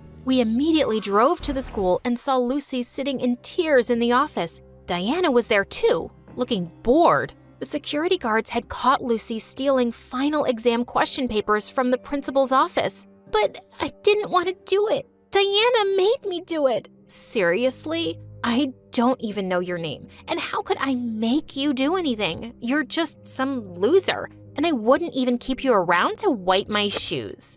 Ugh, this witch. But there was no proof against Diana. So she walked free and Lucy was expelled. As she ran out of the office crying, I tried to stop her, but she pushed me aside. You just want to say I told you so, right? Well, don't. Just leave me alone. I didn't follow her. She'd brought this on herself. And maybe when she was less upset, she'd realize it. But when I went back home, I was shocked to find that all of Lucy's things were gone. She'd just left without a word. I tried looking for her for weeks and months, but didn't find her anywhere. Soon after, I left for college where I met John. We fell madly in love and got married soon after. My married life was perfect. But a few years later, I discovered that I could never have children. Both me and John were devastated by the news. And as years passed, things started to get worse. On our 5th anniversary, I cooked John's favorite dinner and waited for him to come home, but he didn't show up at all. And the next morning, the doorbell rang, and I found 2 kids about 3 years old holding a letter addressed to me. Miley, please forgive me, but I can't take care of these kids anymore. I've lost all my money and I'm in debt and I have to leave. Please don't look for me. I stared at John's handwriting in complete shock, and now he was running away and leaving them with me? Oh my God, that jerk! I immediately took the kids to the police, and it turned out they were my husband's kids, and their mom passed away some time ago. The cops decided to send these kids to the orphanage, and that instantly reminded me of Lucy. My heart sank thinking how awful her orphanage was. And without thinking, I suddenly yelled, "No, I'll adopt them." And in no time, the kids moved in to live with me. Their names were Dan and Dean, and they were adorable. The first night, I fell asleep next to them. A few hours later, I woke up to crazy sounds. I rushed downstairs and saw them banging on pots and laughing. Quiet! Are you both babies or devils? They both dropped everything and ran towards me. Sorry, we play. I instantly melted. Later, I took them out shopping for toys and clothes. When we came home, they were both full of smiles and even kissed me. It just warmed my heart like nothing before. My life felt perfect. A few years passed, and the kids forgot they had another mother before me. Then once when Dean was in the 3rd grade, I found him crying in his room. Oh, honey, what happened? He told me there was some guy in his class who was bullying him. He even had bruises on his face. Oh, baby, I'll talk to the principal and his mom, and you'll be fine. Mom's got you. The next day at the parent-teacher meeting, I waited for the kids to point the bully's mom out to me. When they did, I went ahead and tapped her on the shoulder. "Excuse me, is that your kid?" I turned around, and my jaw dropped. Miley? Lucy? Oh my God. We just stared at each other in shock, and then I spoke. "Was it your kid who bullied my son?" "What? Not possible. My son is an angel." "Oh, really? Then why does he steal my kids' lunch and hit them? Is that what you're teaching him?" "How I raise my son is none of your business, bossy pants. If my kid gets hurt, it is my business. Keep your kid away from them." I walked off quickly before she made a scene. But on our way back home, I couldn't stop thinking about Lucy. She looked so different and pretty, but I didn't have anything to do with her now. A few days later, the kids insisted on me taking them to the school carnival. When we got there, they ran off to have fun with their friends, and I got busy with the other mothers. But moments later, we heard a loud noise, and my heart jumped when we saw a huge fire had broken out in one of the tents. I started looking for the kids and found Dean immediately, but Dan was missing. I was shouting his name and looking everywhere, but what I saw next shocked me. Lucy was there, and she was walking out of flames with Dan in her arms. Oh my God, what happened? Is he okay? I hugged Dan tight and then saw Lucy's hand. It was all burned by the flames. I stayed by her side as the medical team bandaged her hand, and then I spoke. Lucy, I can't ever thank you enough for what you did. But why'd you risk your life for my kid? 'Cause he's your son and you love him. And I owe you a lot for what you've done for me. And then my eyes went straight to the locket she was wearing. It was the same necklace I'd given to Lucy ages ago. You kept it all these years? Why? She remained silent, but tears fell from her eyes. And I just hugged her. Oh, Lucy, why did you run away? I looked for you everywhere, but you were nowhere to be found. I was just so ashamed of myself, all the things I did, and I was horrible to you. I thought I'd ruined our relationship forever, and I couldn't face you anymore. But I've missed you so much. You picked up an orphan like me from the streets and loved me like family, but I threw it all away. I'm so sorry, Miley. Please forgive me. Already done. You're my sister, and I'll always love you. Come here.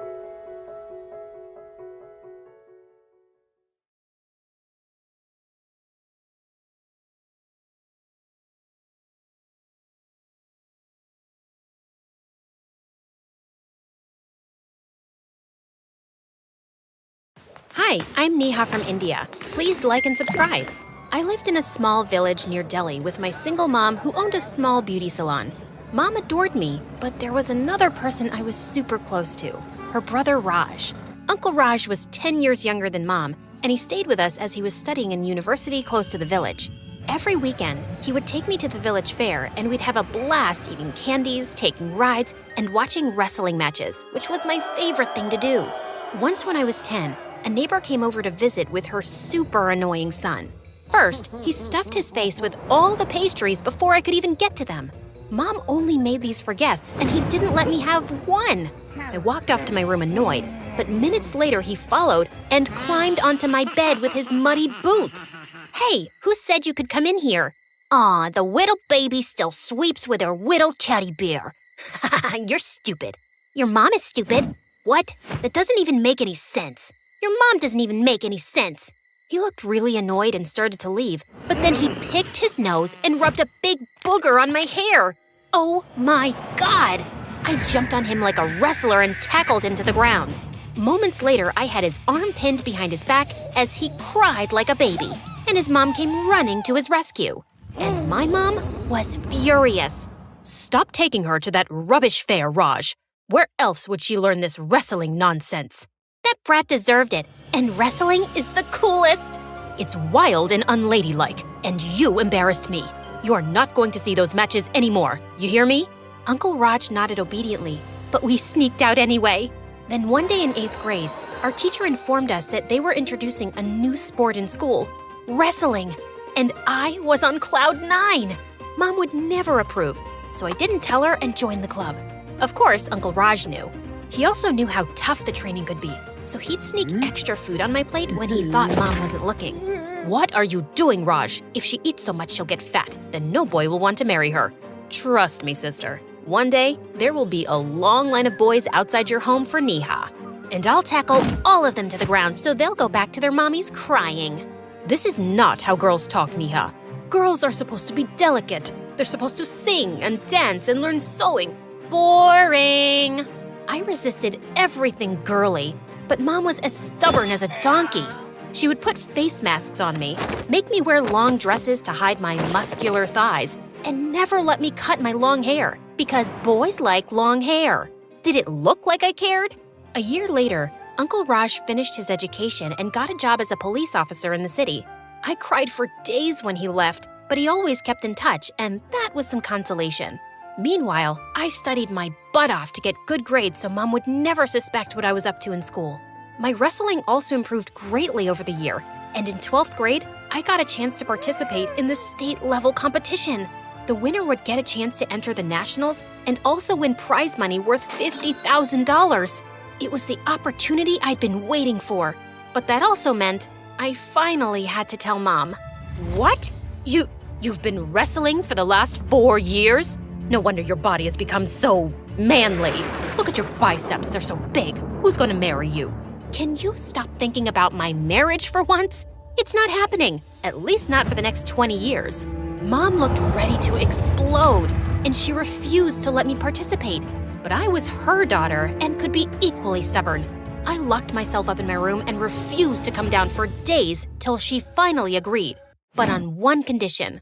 I had to learn sewing and some basic beauty salon stuff. Yuck.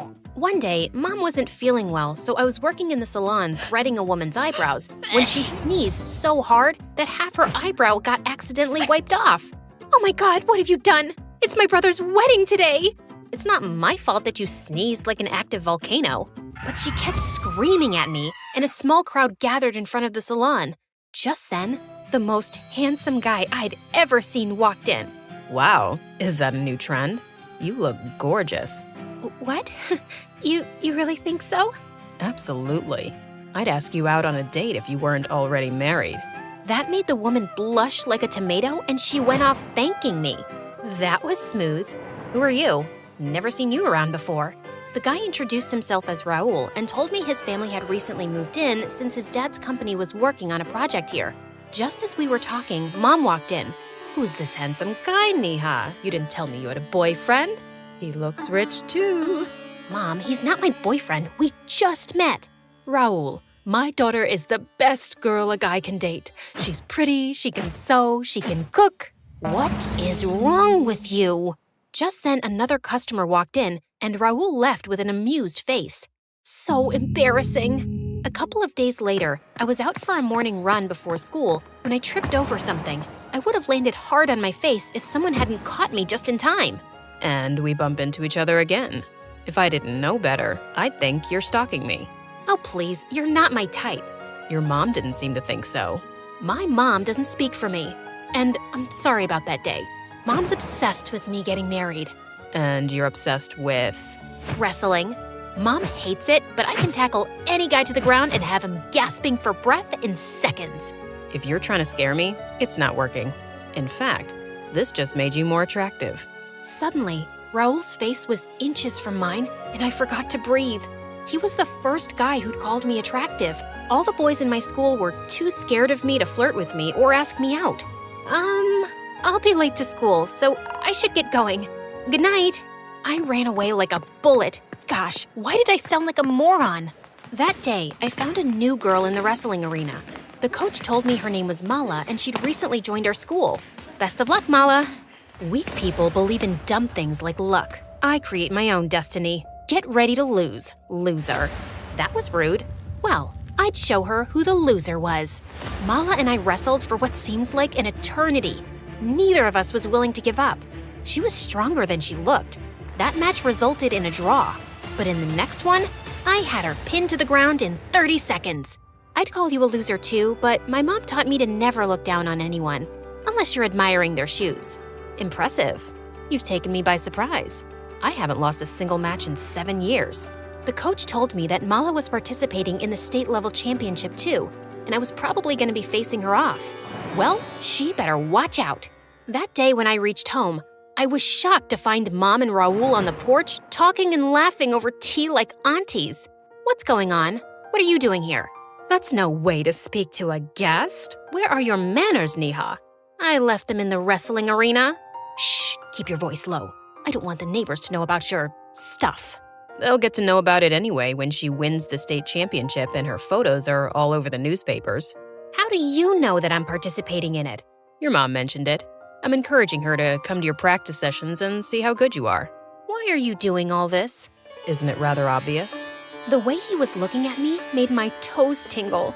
Fine, Raul. I'll come because you asked. I was so annoyed that I'd never been able to convince her. But when she did come and saw how good I was, she was actually impressed. She started attending all my sessions and even cheered me on loudly. It was such a welcome change, and I was glad that she was finally supporting me. The competition day arrived, and as I'd expected, the final match was between me and Mala. Minutes before the match, Mom came to me. Neha, drink this holy water. This will ward off the evil eye and make you win. I didn't believe in such things, but I drank it to please her anyway. In the first round, Mala and I gave each other tough competition, and I won. But as the second round started, I felt my eyes blur. Suddenly, I felt really dizzy, and then I completely blacked out. When I woke up, I was in the hospital, and Mom and Raul were beside me. What happened? The doctor did some tests and said you took drugs to boost your performance just before the competition. But it backfired and you passed out. He then told me the competition authorities had banned me from wrestling for the next 4 years because of the drugs. What? But I didn't take any. I swear, I've never even thought of... Suddenly, I remembered the water Mom gave me before the match. Wait, Mom, you gave me that water. What did you put in it? Nothing. I just... Neha, are you trying to blame me for this? Yes, I am. Didn't you always want me to give up wrestling? What have you done, Mom? Do you have any idea how hard I worked to reach here? How could you? It's the easiest thing to believe. I was fooled for thinking that you could ever support me, and I won't forgive you for this, Mom. The day I was discharged from the hospital, I packed my bags and left for the city. I just couldn't be around Mom right now. A friend of mine let me stay with her, and I started waitressing at a small restaurant to earn money. It was really lonely for a while. I wasn't talking to Mom, and even Raul had been out of touch since he was busy with work. Soon it was Diwali, and I hated not celebrating it at home. On Diwali night, I got a call from Uncle Raj, and I broke down and told him everything that had happened. Neha, parents can be wrong, but they always mean well for their kids. I know your mom went too far, but I don't believe that she would ever hurt you on purpose. But she did hurt me, Uncle. I worked really hard for something for years, and she ruined it in a minute. And she'll never admit she's wrong. And until then, I don't think I can forgive her. A few days later, I got home from work to find Uncle Raj's car parked outside. I hugged him tight and let him in, and he had some shocking news for me. When you told me about everything that day, I just knew something fishy was going on. So I made some investigations about Raul. First, turns out he's not some businessman's son like he says. He just works for a small medical company. So I guess he knows plenty about drugs. What are you saying? Raul added something to my water? But why? Because he was dating Mala at the time, and he did it to kick you out of the competition so she'd win. But he didn't do it for her. He's run away with all her prize money, and Mala has officially lodged a police complaint against him. So Mom didn't give me the drugs? No, she didn't. I know she's been tough on you, but that just didn't sound like my sister. Uncle Raj said he'd located Raul, and I was there when the police arrested him. As he was being taken away, I couldn't resist giving him a kick, too. And right after, Uncle Raj took me home. As soon as Mom saw me, she ran to hug me, and we both burst into tears. I'm sorry for not trusting you, Mom. And I'm sorry for giving you reasons not to. If I'd accepted your passion for wrestling from the start, none of this would have happened. Thanks to Uncle Raj, all charges against me were dropped, and I got to participate in the Nationals next year, where I won several medals. A couple of years later, I represented India in an international competition and won gold. That entire week, friends and relatives kept dropping in to congratulate us.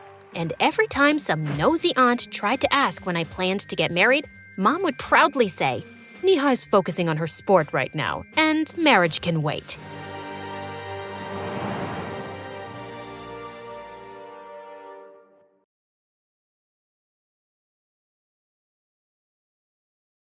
Hi, my name is Leanne, and boy, do I have an extraordinary story to share. But before I continue, please like and subscribe. I had a really happy childhood as the only daughter of 2 loving, wealthy parents. We lived in a beautiful mansion with huge gardens, a pool, and practically a zoo in the backyard. My parents would take me traveling with them around the world, and my favorite thing to do was taking pictures. Everywhere I went, the camera went with me. Life was great until one day it took a tragic turn. When I was 8, We were on our private jet to the Bahamas when suddenly the plane started shaking violently. The pilot and other crew members were shouting and running about, and I just knew something was very wrong. Minutes later, I felt a strong blow and everything went black.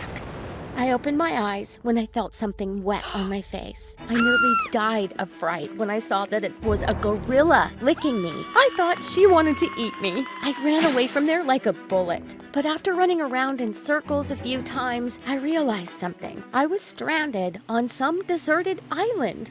I had no idea what happened to my parents, and I felt really alone and afraid. I was terribly thirsty and tried drinking the seawater, but it was so salty, I spat it out instantly. Just then, I felt a hand on my shoulder. Well, not a human hand, because it was the gorilla again. I was about to flee when I saw her offering me a coconut. I gulped down the coconut water greedily. Thank you. That's when the most incredible thing happened. The gorilla took me by the hand and led me with her. I felt so scared, and my heart was beating like crazy. The gorilla stopped and brought my hand to her chest. She actually calmed me down. I smiled slightly, and I swear she smiled back. We arrived at a forest clearing with a beautiful waterfall, and I gasped. There was a whole herd of gorillas of all sizes. They welcomed me, and over time, I became one of them. I walked like them, ate like them, and even started communicating like them. Life was good. And as years passed, I began to forget my previous life. There was only one problem. Grumpy. He was my older gorilla brother, who clearly hated me. He was always daring me to do dangerous things and setting up traps for me. But luckily, Mom always came to the rescue. One time, though, he went too far. He dared me to step on a thin branch to reach some fruit. The branch snapped under my weight, and I fell to the ground, seriously injuring myself. When I woke up, Mom was holding me and sobbing. They laid me on a mattress of leaves and gave me coconut water to drink. I recovered over time, but I found out that the herd had kicked out Grumpy for his mischief. One day, we heard a loud, strange sound, and we all went running out to the forest. To my shock, I saw something familiar. A helicopter was landing on the island. 4 people got out, and I saw 2 of them had weapons, which they were pointing straight at us. Terrified, all the gorillas started running away. But just then, I saw one of the men pointing a gun directly at Grumpy, who was all by himself. I dashed forward and stood with open arms between Grumpy and the man. At that moment, I heard a really familiar human voice. Leanna, is that you? Oh my God, don't shoot, she's my daughter. Oh my God, she was my mom. Mom ran towards me and hugged me tight. Leanna, remember me, baby? 10 years ago, we had an accident, and we've been looking for you ever since. Oh, I can't believe it. I'm Dad, Leanna. We never gave up hope, and here you are, all safe and sound. I knew who they were, and I could even understand them, but I'd just forgotten how to speak like them. Ooh, ooh, ah, ah, ah, ooh, ooh. They looked at me like I was crazy. But then, they started leading me away to the helicopter. When I realized they were taking me with them, I pulled back. They gently kept telling me I had to come home with them, but I refused. But they weren't willing to leave without me.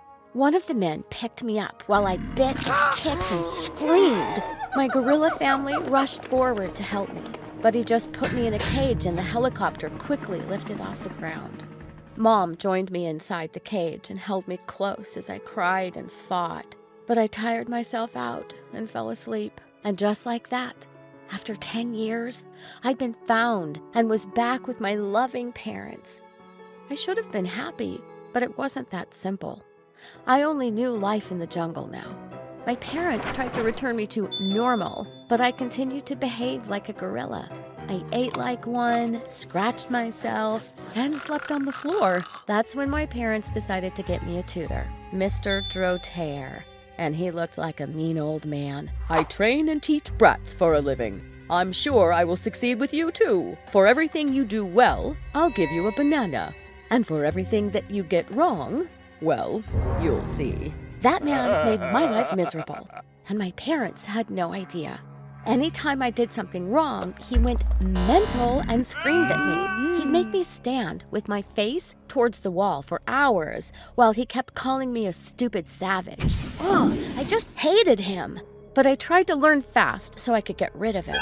After months, when I joined my parents one day for breakfast, they couldn't stop staring at me. I was perfectly dressed, with my hair combed, and I was eating with a spoon. When I asked my mom to pass me the sugar in perfect English, both of them burst into tears and started hugging me. Oh, Leanna, you look so pretty. Just perfect.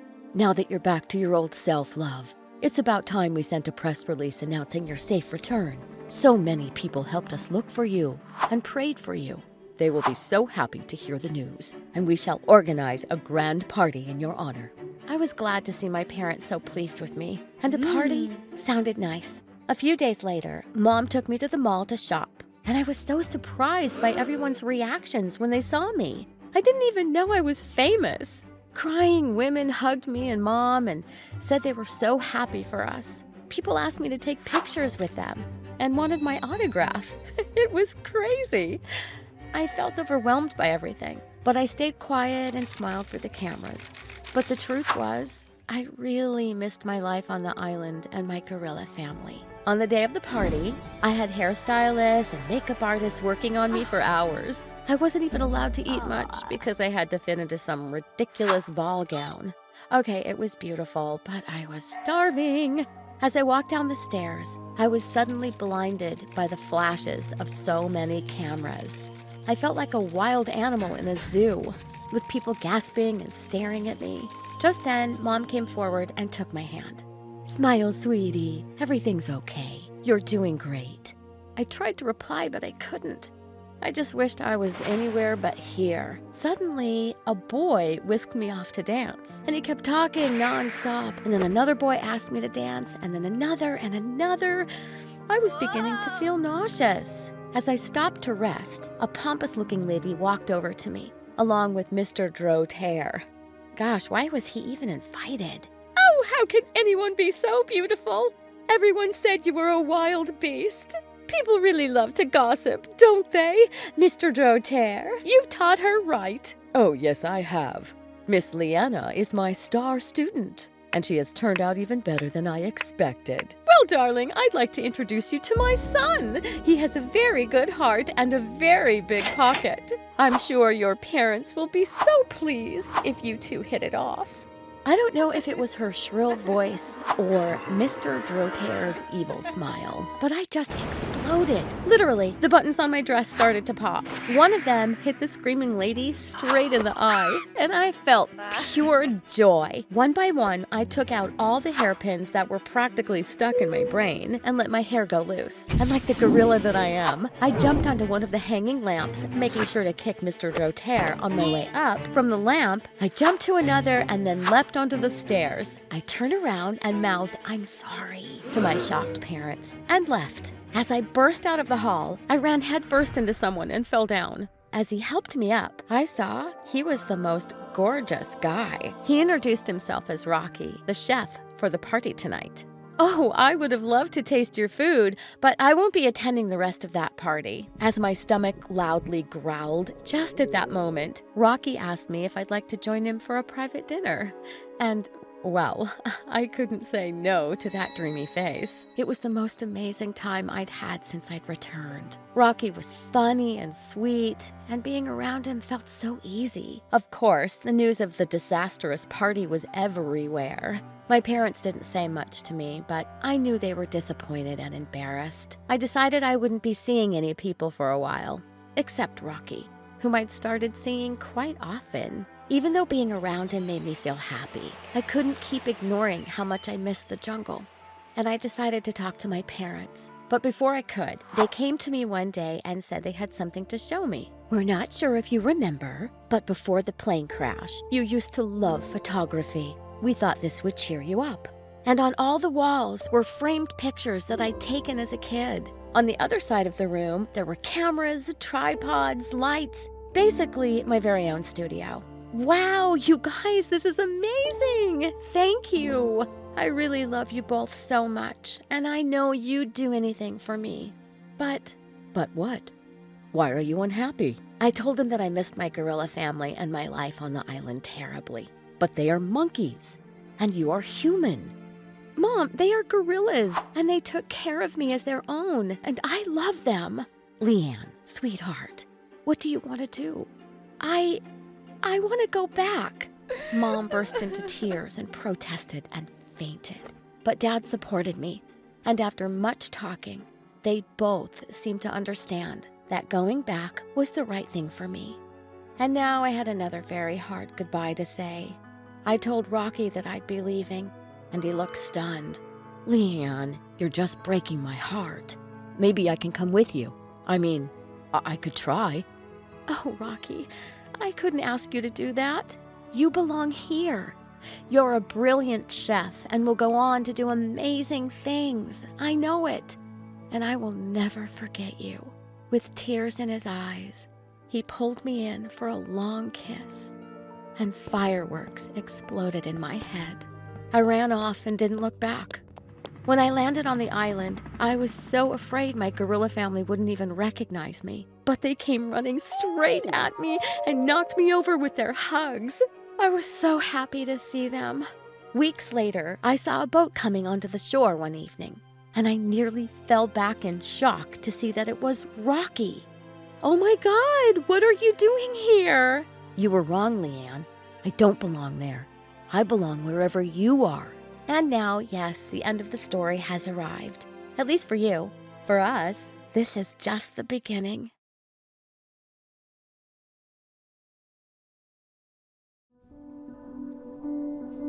Hi everyone, my name is Maze and this is my story. Hi, I'm Maze from the West Bank, and this is my story. Please like and subscribe. I was born as the youngest of 4 siblings, and both my parents were medical professionals. Mom was a nurse and Dad was a lab technician. But growing up, I didn't see much of Mom. She worked really long hours, and even when she was home, she was mostly quiet and preferred to be in her room. I wondered why she was like that. But Dad was the complete opposite. He was always home in time to cook dinner and help my siblings with their homework. And no matter how tired he was, he would read me stories every night. Daddy, you cheated. You skipped a few pages. What? No, I didn't. Last night, the princess was in the forest, remember? You have to read from here again. But the story's almost finished now, sweetie. From the forest, Daddy. You know she never forgets anything, Dad. It was true. Growing up, I observed everything and had the best memory. If anyone had trouble remembering anything, they asked me. Maze, do you remember seeing my keys anywhere? Yeah, Mom. You put them in the fridge next to the milk. Maze, do you know where my pink shoes are? They've been in the garage since September. Honey, what was that joke I told you 2 weeks ago that made you laugh so much? Oh, what do a clown's farts smell like? They smell funny. My parents would drop me off at Grandma's every day before going to work. She lived with my aunt and uncle and adored me, but I never liked Aunt much. She always had something to say about Mom. Oh, Maze, your hair looks terrible. Doesn't your mother ever brush it? Poor child, you look thin. Is your mother too busy to cook? Well, it was true that Mom never did those things, but I still felt annoyed. And one day as I was playing with my cousin, I heard Aunt say to a visitor, "Oh, that one, she's my niece. Her mother dumps her here every day because she cares more about herself than her own child."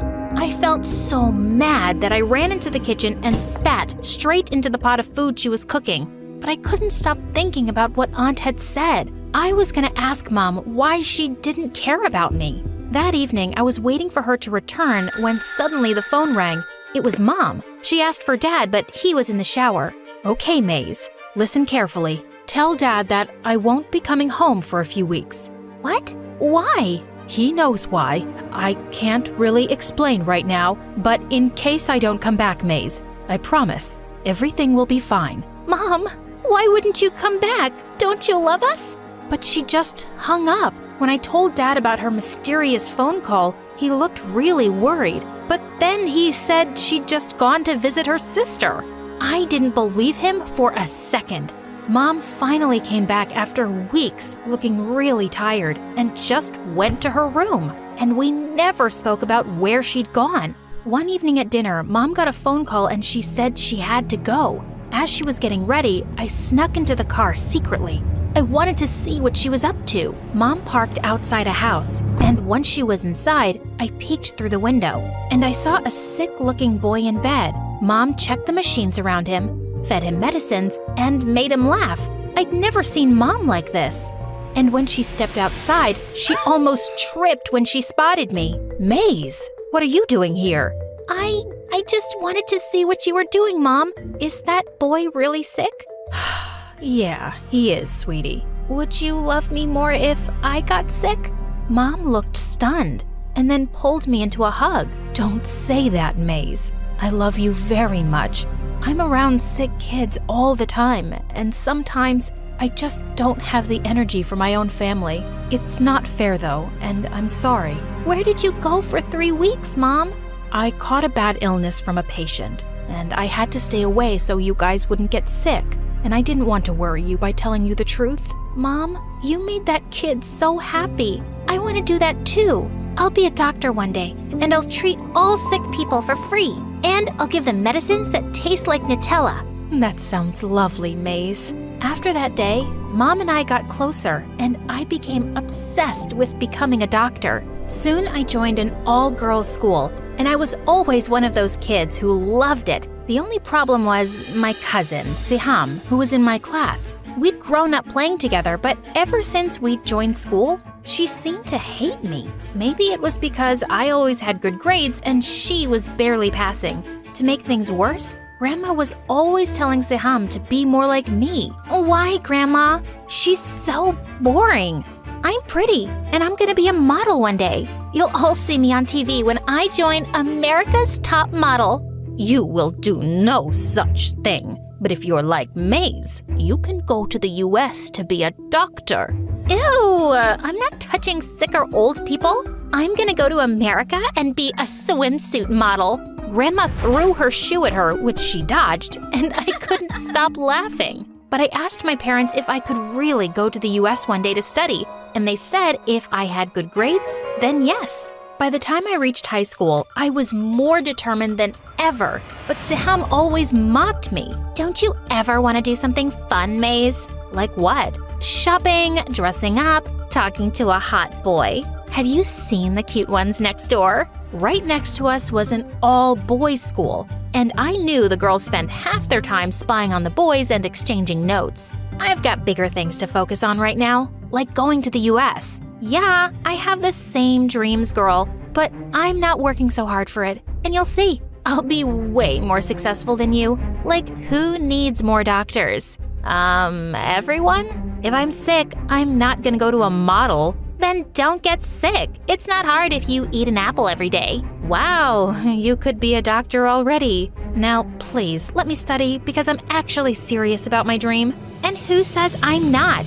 I'm so sick of you always acting like you're better than me. With that, Siham suddenly snatched my book and ran off, laughing and tearing out pages from it. I chased after her, but suddenly I felt a sharp pain in my leg. I fell to the ground and fainted. I woke up in the hospital with my family around me. When I asked them what had happened, my parents said the doctors were still running tests. But what we found out completely changed my life. It turned out that I had bone cancer. Luckily, the doctors said that it was curable. It was really tough undergoing the treatment, but I stayed strong and got through it with my family, who was always by my side. And within a few months, I was cancer-free. But I ended up with a permanent limp and had to use crutches for some time. On my first day back at school, I felt life was finally getting back to normal. But I started noticing how some students looked at me with pity, and I couldn't help feeling annoyed at times. One day, I'd just walked into a busy library when a group of girls got up from their table and turned to me.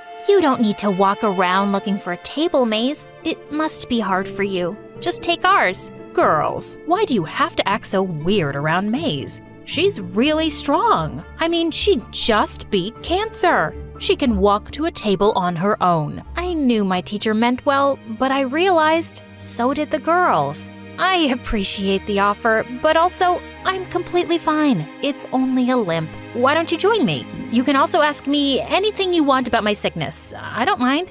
My parents had spent all their savings on my treatment, but I didn't let that get me down. I was working harder than ever to apply for scholarships to U.S. universities. One day, I went into an empty classroom during recess to study, and I walked in on Saham making out with a boy. Oh my God, what are you doing? How did you get in? I told my friends to guard the door. Your friends aren't outside, and you're crazy. You could get into so much trouble for sneaking in a boy. Just then, we heard some voices outside the classroom, and Saham grinned.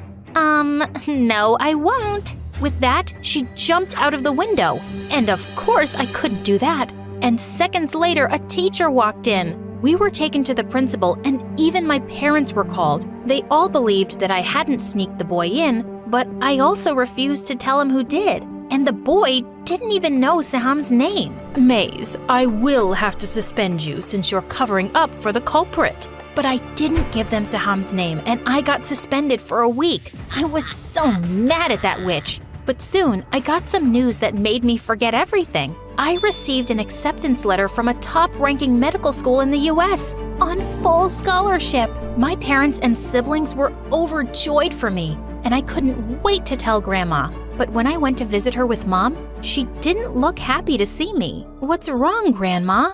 I'm just deeply disappointed in you, Maze. Saham said you got suspended from school because you were caught with a boy. How could you? I felt furious. She's lying. It wasn't me. But just forget all that nonsense, Grandma. Look, I got into a university on full scholarship. Suddenly, Aunt took the letter out of my hands. I've been telling you for years, Mama. May's parents have always been too easy on her. She's sneaking boys into school, and they're still going to trust her and send her away to the U.S.?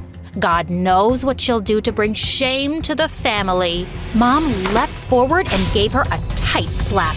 Don't talk about my daughter that way. She's a source of pride for this family, and she always will be. Perhaps you need to keep a closer eye on Saham. I suspect the boy at school has something to do with her. Mom took my hand and we left. Grandma came over one day and apologized, and she gave me a handful of cash.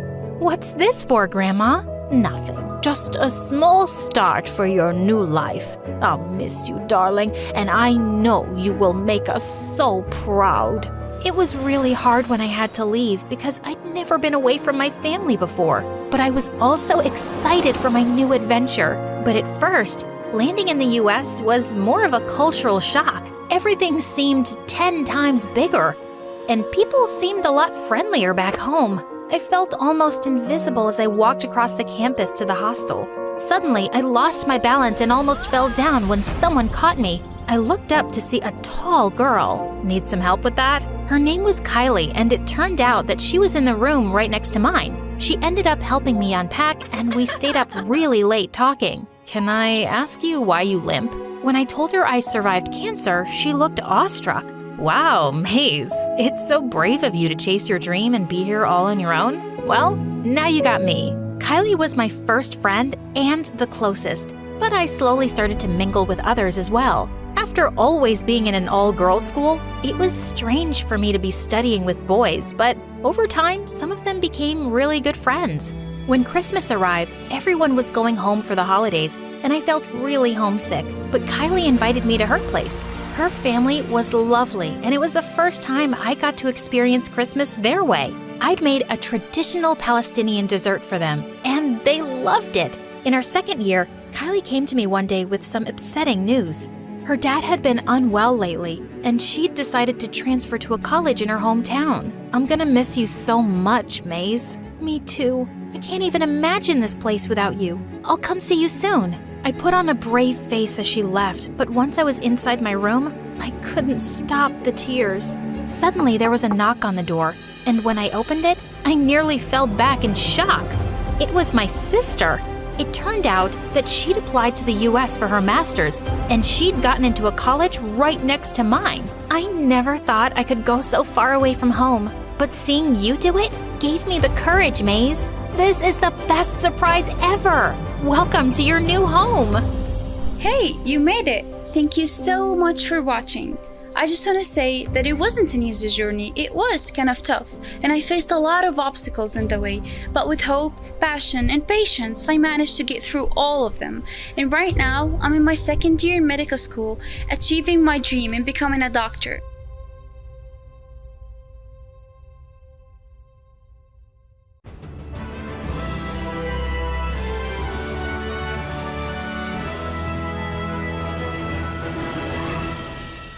My darling, she said, are you sure you don't mind being a mouse for the rest of your life? I don't mind at all, I said. It doesn't matter who you are or what you look like, as long as somebody loves you. The end. That was awesome! Please read me another one, Mommy. Tomorrow, sweetheart. And with that, Mom kissed me goodnight and left. A few minutes later, I switched on the lamp and picked up another book. I stayed up the whole night and finished the entire Roald Dahl set. I was only 5 years and 2 months old. And much like my favorite character, Matilda, I just never stopped reading after that. My parents bought me as many books as I wanted, and I sometimes read 10 books a day. But I had to slow down when I started getting the worst headaches ever. When the doctor came to see me, he glared sternly at my parents. You have to set a reading time limit, and she needs fresh air and exercise. But she just wants to read. She's a kid. You're being terrible parents by letting her do whatever she wants. Wait, what? I had the world's best parents. Turns out, though, the doctor may have been onto something. You see, my parents really loved me. But as I grew up, I started to realize that I didn't have a very normal life. I was homeschooled because my parents thought school was too dangerous for me. Mom and Dad would take me to the playground once a week, and they just kept hovering over me like helicopters the whole time. If I so much as scraped a knee, the two would throw a fit and rush me off to the hospital. Hi, I'm Clara, and this is the story of how my parents almost ruined my life by loving me too much.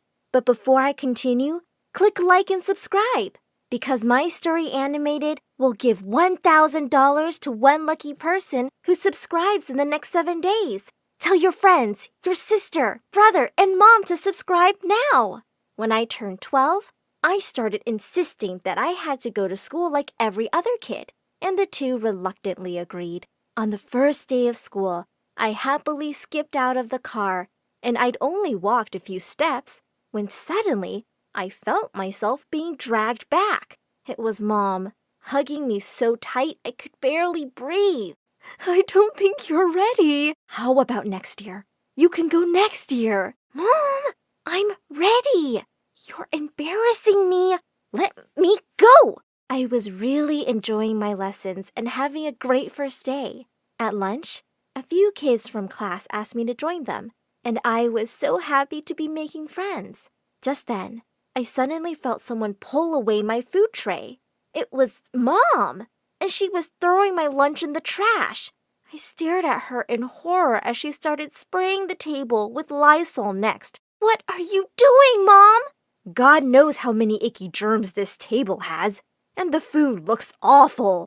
And with that, she just sat down at our table, whipped out a sandwich, and started cutting it up into tiny little pieces. There you go, sweetie. I just wanted to vanish into thin air. I took Mom by the arm and pulled her out of the cafeteria. Mom, listen, I know you're worried, but trust me, I'm fine. You can go now, please. She didn't come to lunch again, but that definitely wasn't the end of it.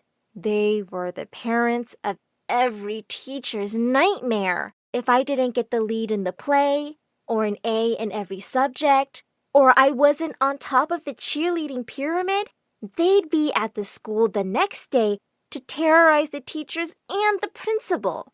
One day in 9th grade, I was horrified when the teacher handed me back my history report and told me to come see her after class.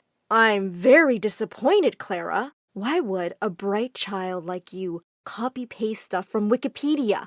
You could be suspended for plagiarism. Wait, what? I opened up the report and saw that it wasn't even close to what I'd written. Arrgh! There was only one person who'd used this ugly font. Dad! I screamed as I burst into his study. I can't believe you wrote my history report. What, sweetie? I was only trying to help. You would never have gotten an A on the stuff you wrote. Thankfully, since the principal knew what my parents were like, she believed me, and I was allowed to submit my original work. Just when I thought they couldn't embarrass me more, boy, did they prove me wrong. In 10th grade, I was selected from thousands of contestants to represent my city in the National Spelling Bee. The host announced, and the tiebreaker is a bibliophobia. That was one of my favorite words, a fear of running out of reading material.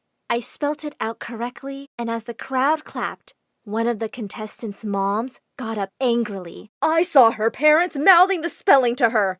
There's foul play going on here. She demanded that the organizers pull out camera footage, and sure enough, there were Mom and Dad spelling out a bibliophobia. But I wasn't even looking at them. One of the judges stepped up to the mic and said, "We have no choice but to give the award to the runner-up."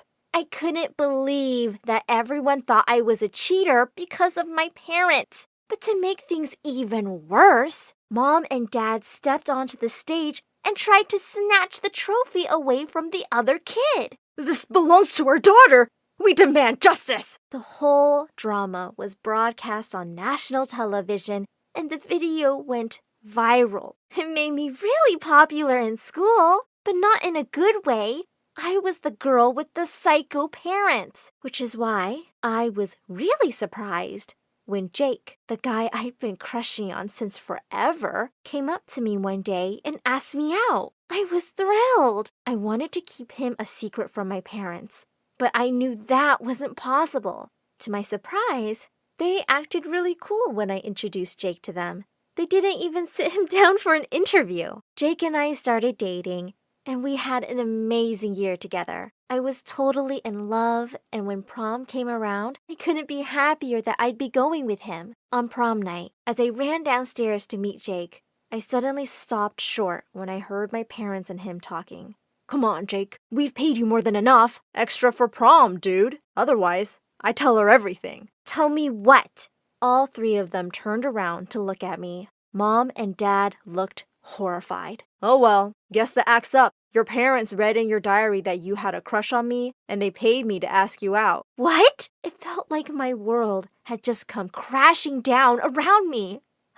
How could you do that? Sweetheart, anything we do for you is out of love. I just snapped. This isn't love. You guys are toxic and crazy, and I've just had it. And with that, I stormed out of the house. In the fall, I moved away to the farthest college I could find on a scholarship. I even refused to take my parents' money. I felt betrayed and heartbroken and didn't want anything to do with them. I was enjoying my freedom, but I soon discovered I really needed a job. One day at college, I saw a job poster for a nanny on the bulletin board, and I made the call. The next day, I was driving up to a huge mansion. Mrs. Richard, a wealthy businesswoman and single mom, asked me a few questions and told me I was hired. I come home late from work most days, so all you have to do is give Dana some company. She's a very easy child. You won't have much trouble. And with that, she rushed out of the room and was gone. As I walked out in the hallway, I found a cute little 8-year-old standing with her arms crossed over. Oh, hi! You must be Dana. I'm Clara, your new nanny. She looked clearly unimpressed. What kind of a grown-up wears a Hello Kitty shirt? And I don't need a nanny. I can take care of myself. And with that, she ran off to her room and slammed the door shut. I could see that this was going to be anything but easy. Dana was a really smart kid, but she was so bossy. I wasn't allowed to sit on her bed. I could only put my bag on the floor. She didn't want me to touch her toys. She wanted Chinese every day at 6 p.m. sharp. The kid was a little dictator. One day I told her that we were going cycling in the park, and she turned up her little nose at me. Nuh-uh, not happening. I was beginning to lose my cool. Dana, you're supposed to listen to me. and I say we're going cycling. No, you're supposed to listen to me because you work for me. For your information, I don't work for you. I work for your mother. Suddenly, Dana turned to me angrily. Oh, do you see my mother anywhere? Here's some news for you. You're not gonna. Unless you make an appointment with her secretary 2 days before. Guess you're stuck with just me. And with that, she stormed off to her room. For the first time, I felt really sorry for her. I realized that no one paid much attention to the poor kid. When I quietly crept into her room, I found her snuggled up on her beanbag, reading a book. What you reading?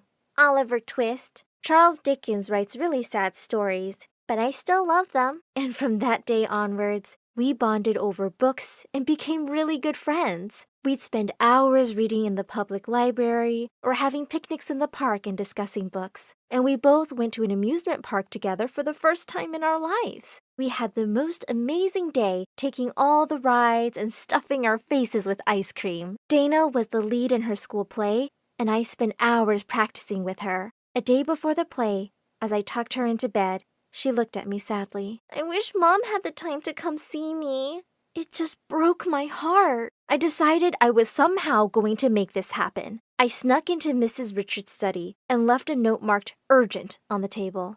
The next day, when I went to pick up Dana for the play, I couldn't see the note anywhere. I kept calling Mrs. Richards' secretary, but her number was constantly busy. There were still 2 hours to go. I had to go down to Mrs. Richards' office myself and talk to her. As I barged into her room, I stopped short when I realized she was having a meeting. What's the matter? Is something wrong with Dana? No. I was wondering if you read my note about her play? I did, and as you can see, I don't have the time. Can you leave now, please? Suddenly, I felt really angry. You have to make the time for your daughter.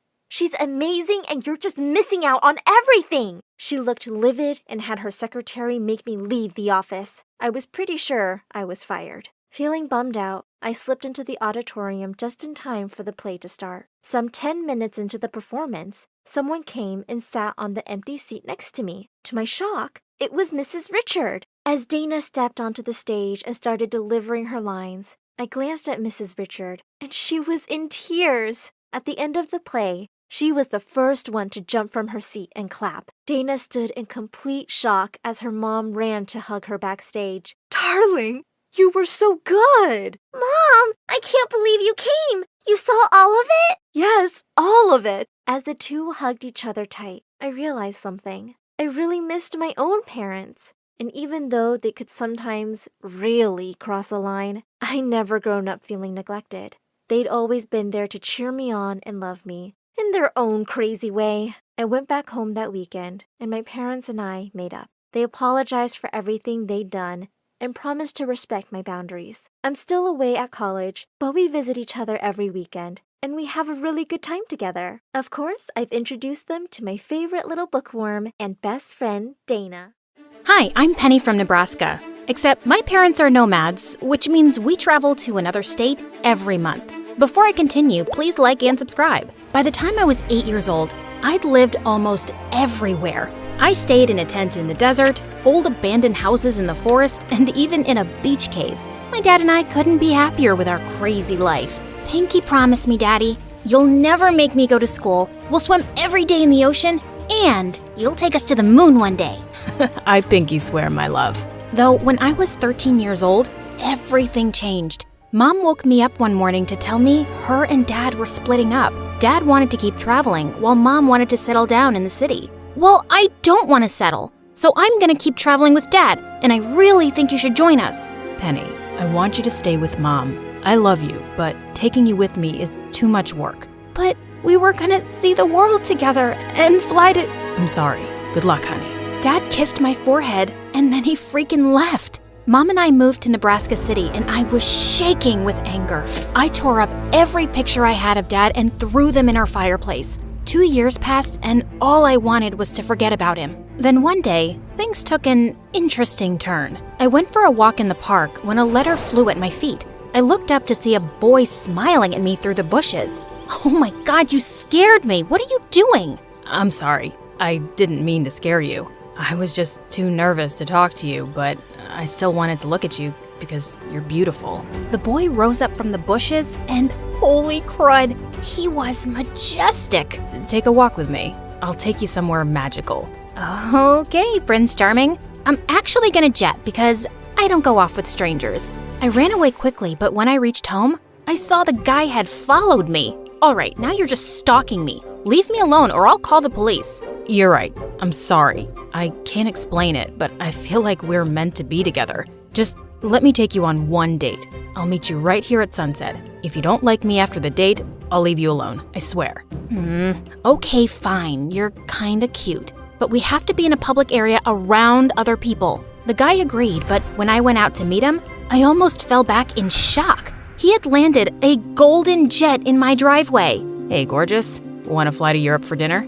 Did you just fly here in a gold jet? I didn't even know that was a thing. Well, I'm a billionaire. I also brought you a few presents. An iPad, some chocolates, and I bought you your own horse. My jaw dropped open when I literally saw a man trot by on a black horse. This was getting to be a bit too much. Listen, I appreciate all these gifts, but maybe we can just go somewhere simple, like the park we met at? To my relief, the guy agreed and set up a lovely picnic under the trees. He told me his name was Ezra and just wouldn't stop showering me with compliments. Ezra, thanks for all this, but I'm still a little confused. Why do you like me so much? We don't even know each other. Like I said, I can't explain it, but I know for a fact we're meant to be together. Just wait and see. As the evening went on, I discovered Ezra and I had literally everything in common. When I told him I liked video games, he showed me a picture of his PS4. When I told him my favorite food was lime cheesecake, he opened a container of it. Then my shoulders started feeling sore since I suffered from neck pain. And before I said anything, Ezra offered to give me a neck rub. How did you know I have shoulder pain? Only my mom knows about that. I could just tell you were in pain. I understand you in a way nobody else does, Penny. After Ezra's massage, my neck felt better than ever, which is insane. No doctor or masseuse had ever been able to make my pain go away. As time passed, Ezra and I kept hanging out. He kept buying me every gift I could want, and whenever I needed something, he was always at my beck and call. He was a literal angel. It didn't take me too long to agree to be his girlfriend. Sometime later, Ezra said that he'd transfer to my school next term. I couldn't stop squealing about it to my friend Jenna. I'd love to meet him soon. He sounds like a guy out of a storybook. And dating someone that hot will probably make you super popular. What do you mean popular? Oh, right. I forgot you were homeschooled before you moved here. Being popular means everyone thinks you're cool because you're dating a boy like Ezra? God, my life was just getting better by the second. Ezra met Jenna and I by a quiet bus stop as I kissed him. He even got me a caramel latte. Isn't he perfect? Ezra introduced himself to Jenna, but she just stared at us, looking horrified. Jenna, what's wrong? Why aren't you saying hi to Ezra? Penny? No, I am not saying hi to him. Oh my god, I have to go. With that, Jenna ran off as if Ezra was a monster. What was her deal? I tried asking her about it all day, but she refused to talk to me. Babe, don't take it personally. She's just mad because you have a loving boyfriend and she's single. She'll get over it. Finally, the next day I cornered Jenna in the library. Look, I can see you're jealous of Ezra and I'm sorry. I don't want to rub it in your face, but this is the first time I've been happy in years. My parents divorced, my dad left, and I miss traveling. I told Jenna all about what had happened in the past few years and she was actually sympathetic. It's not that I'm jealous. I can see that Ezra makes you happy, which you deserve, but I'm still not happy about you dating him, and I don't think you guys should be together for much longer. I kept asking Jenna why she was so against Ezra, but she refused to talk about it anymore. She even started avoiding me. So Ezra and I kept going out, and finally, the night came when I invited Ezra for dinner to meet Mom. But I was really confused when he didn't show up or call or text me. In fact, I didn't hear from him at all the next day either. I was starting to get really worried. I didn't even know where he lived. But on my way to the bus stop the next morning, I saw him sitting on a bench. Ezra, what happened? You totally blew me off last night. Just go away, Penny. I hate you and I never want to see you again. What are you talking about? What happened? I said, get away from me. Do you want me to call the cops? Ezra stormed off angrily and tears stung my eyes. What did I do to make Ezra so angry? I told Jenna all about it when I got to school. Wow, he broke up with you? I didn't think that would happen. I thought he'd stay with you for longer. Jenna, what are you saying? Do you know something about Ezra that I don't? Do you two know each other? Yeah, we do. I didn't want to say anything before, but I know Ezra and he's bad news, Penny. He used to date a friend of mine and really hurt her. Just stay away from him, please. Judging from Ezra's behavior, Jenna was probably right, but I was still confused and sad for the next coming weeks. Jenna kept trying to cheer me up and suggested she set me up with someone new. So we went on a double date where she introduced me to a guy named Noah, and I actually had fun with him, even though I was still sad about Ezra. I even let Noah walk me home and decided to hug him goodnight. But from behind Noah's shoulder, I saw Ezra sitting on my porch, glaring at me angrily. Oh my God! I sent Noah home immediately and stormed over to my ex-boyfriend. What are you doing here? I haven't seen you in months. Are you ready to finally explain what happened between us? Oh no, I don't owe you an explanation. I'm just here to tell you that there's no way that Noah guy will ever love you, 'cause you're the nastiest girl I've ever met. Funny, because months ago, you said I was the love of your life. I don't know what your problem is, but just back off, Ezra. I'm moving on from you. You can stop insulting me now. I don't think I will. You're a horrible girl and you don't deserve to be happy or loved. And I'll make sure you never are. God, what a bully! I started dating Noah and really started liking him. And I felt 10 times better with Ezra out of my life. Then one day, I got a text from Noah to meet him at the movie theater for a date. But when I got there, Noah wasn't waiting for me. Ezra was. Well, well, well. Look who it is. It was you who texted? Did you hack Noah's phone? Even better. I hacked your phone so I could read your messages. Look, Noah will be here any minute, and I want to talk to you. And apologize. It's too late. I want nothing to do with you. I started to walk away, but Ezra put his hand on my shoulders. Penny, I know I've been a jerk these past few days, but I can explain myself. Give me a chance. If you don't forgive me, then I'll never bother you again. But let's just talk. I still didn't trust Ezra, but I did want to hear what went on with him. Just then Noah texted me and said he'd be a little late. So Ezra said he'd buy me a soda. He went to go order for me and I went to go fill up my cup. Then suddenly an employee came up to me. Excuse me, miss? You can't just walk in here and pour yourself a soda. You have to pay. Oh, my friend is buying it. He's paying right now. But when I looked towards the counter, I realized Ezra had left. What the fudge? I tried explaining the situation to the employee, but she didn't listen. Instead, she called security on me. The guards had me wait outside the manager's office, and as soon as they left, Ezra came up to me. You're such an idiot, Penny. I lied about buying you a soda. I set the whole thing up so you'd get in trouble. What? But you said you were gonna apologize and explain yourself. Oh, you beautiful, naive girl. As if I would ever apologize or explain myself. Ezra walked away before I could answer, and that's when I realized he was a criminal. That's why Jenna didn't want me dating him. I told the manager and security guards everything. I thought I was in luck since Ezra probably had a criminal record, but they couldn't find anything on him. Then I remembered something. Jenna knew Ezra, and she could help me. I called her immediately and told her everything that happened. That's when I heard her crying over the phone. Penny, this is horrible. I know, you were right. Ezra was a crook. I understand now. I'm gonna call your mom. She needs to know what happened. We'll come meet you there, okay? Oh God, she was getting mom involved? But Jenna hung up before I could say a word. Thankfully, Noah texted me and I told him to meet me at the manager's office. Thank God for him. Don't worry about anything, babe. We're gonna find this guy and get a restraining order. You're gonna be okay. After a few minutes, Jenna arrived with Mom and they both told me to sit down. Ugh, here we go. Then suddenly, the door opened and it was Ezra. That jerk better have come to turn himself in. Stay right where you are, Ezra. We're all on to you now. Penny? Who are you talking to? That monster over there? He's my ex-boyfriend who framed me? No, baby. There's no one there. Are you okay? Yes, he is. Jenna, Mom, you don't see Ezra there? I turned to Jenna right then, but her and Mom were staring at each other with tears in their eyes. No, Penny, there isn't anyone there. Jenna called me and we talked for a while about your relationship with Ezra, how he brought you a horse, baked you your favorite foods, and adored you. Jenna even saw you kiss him at the bus stop.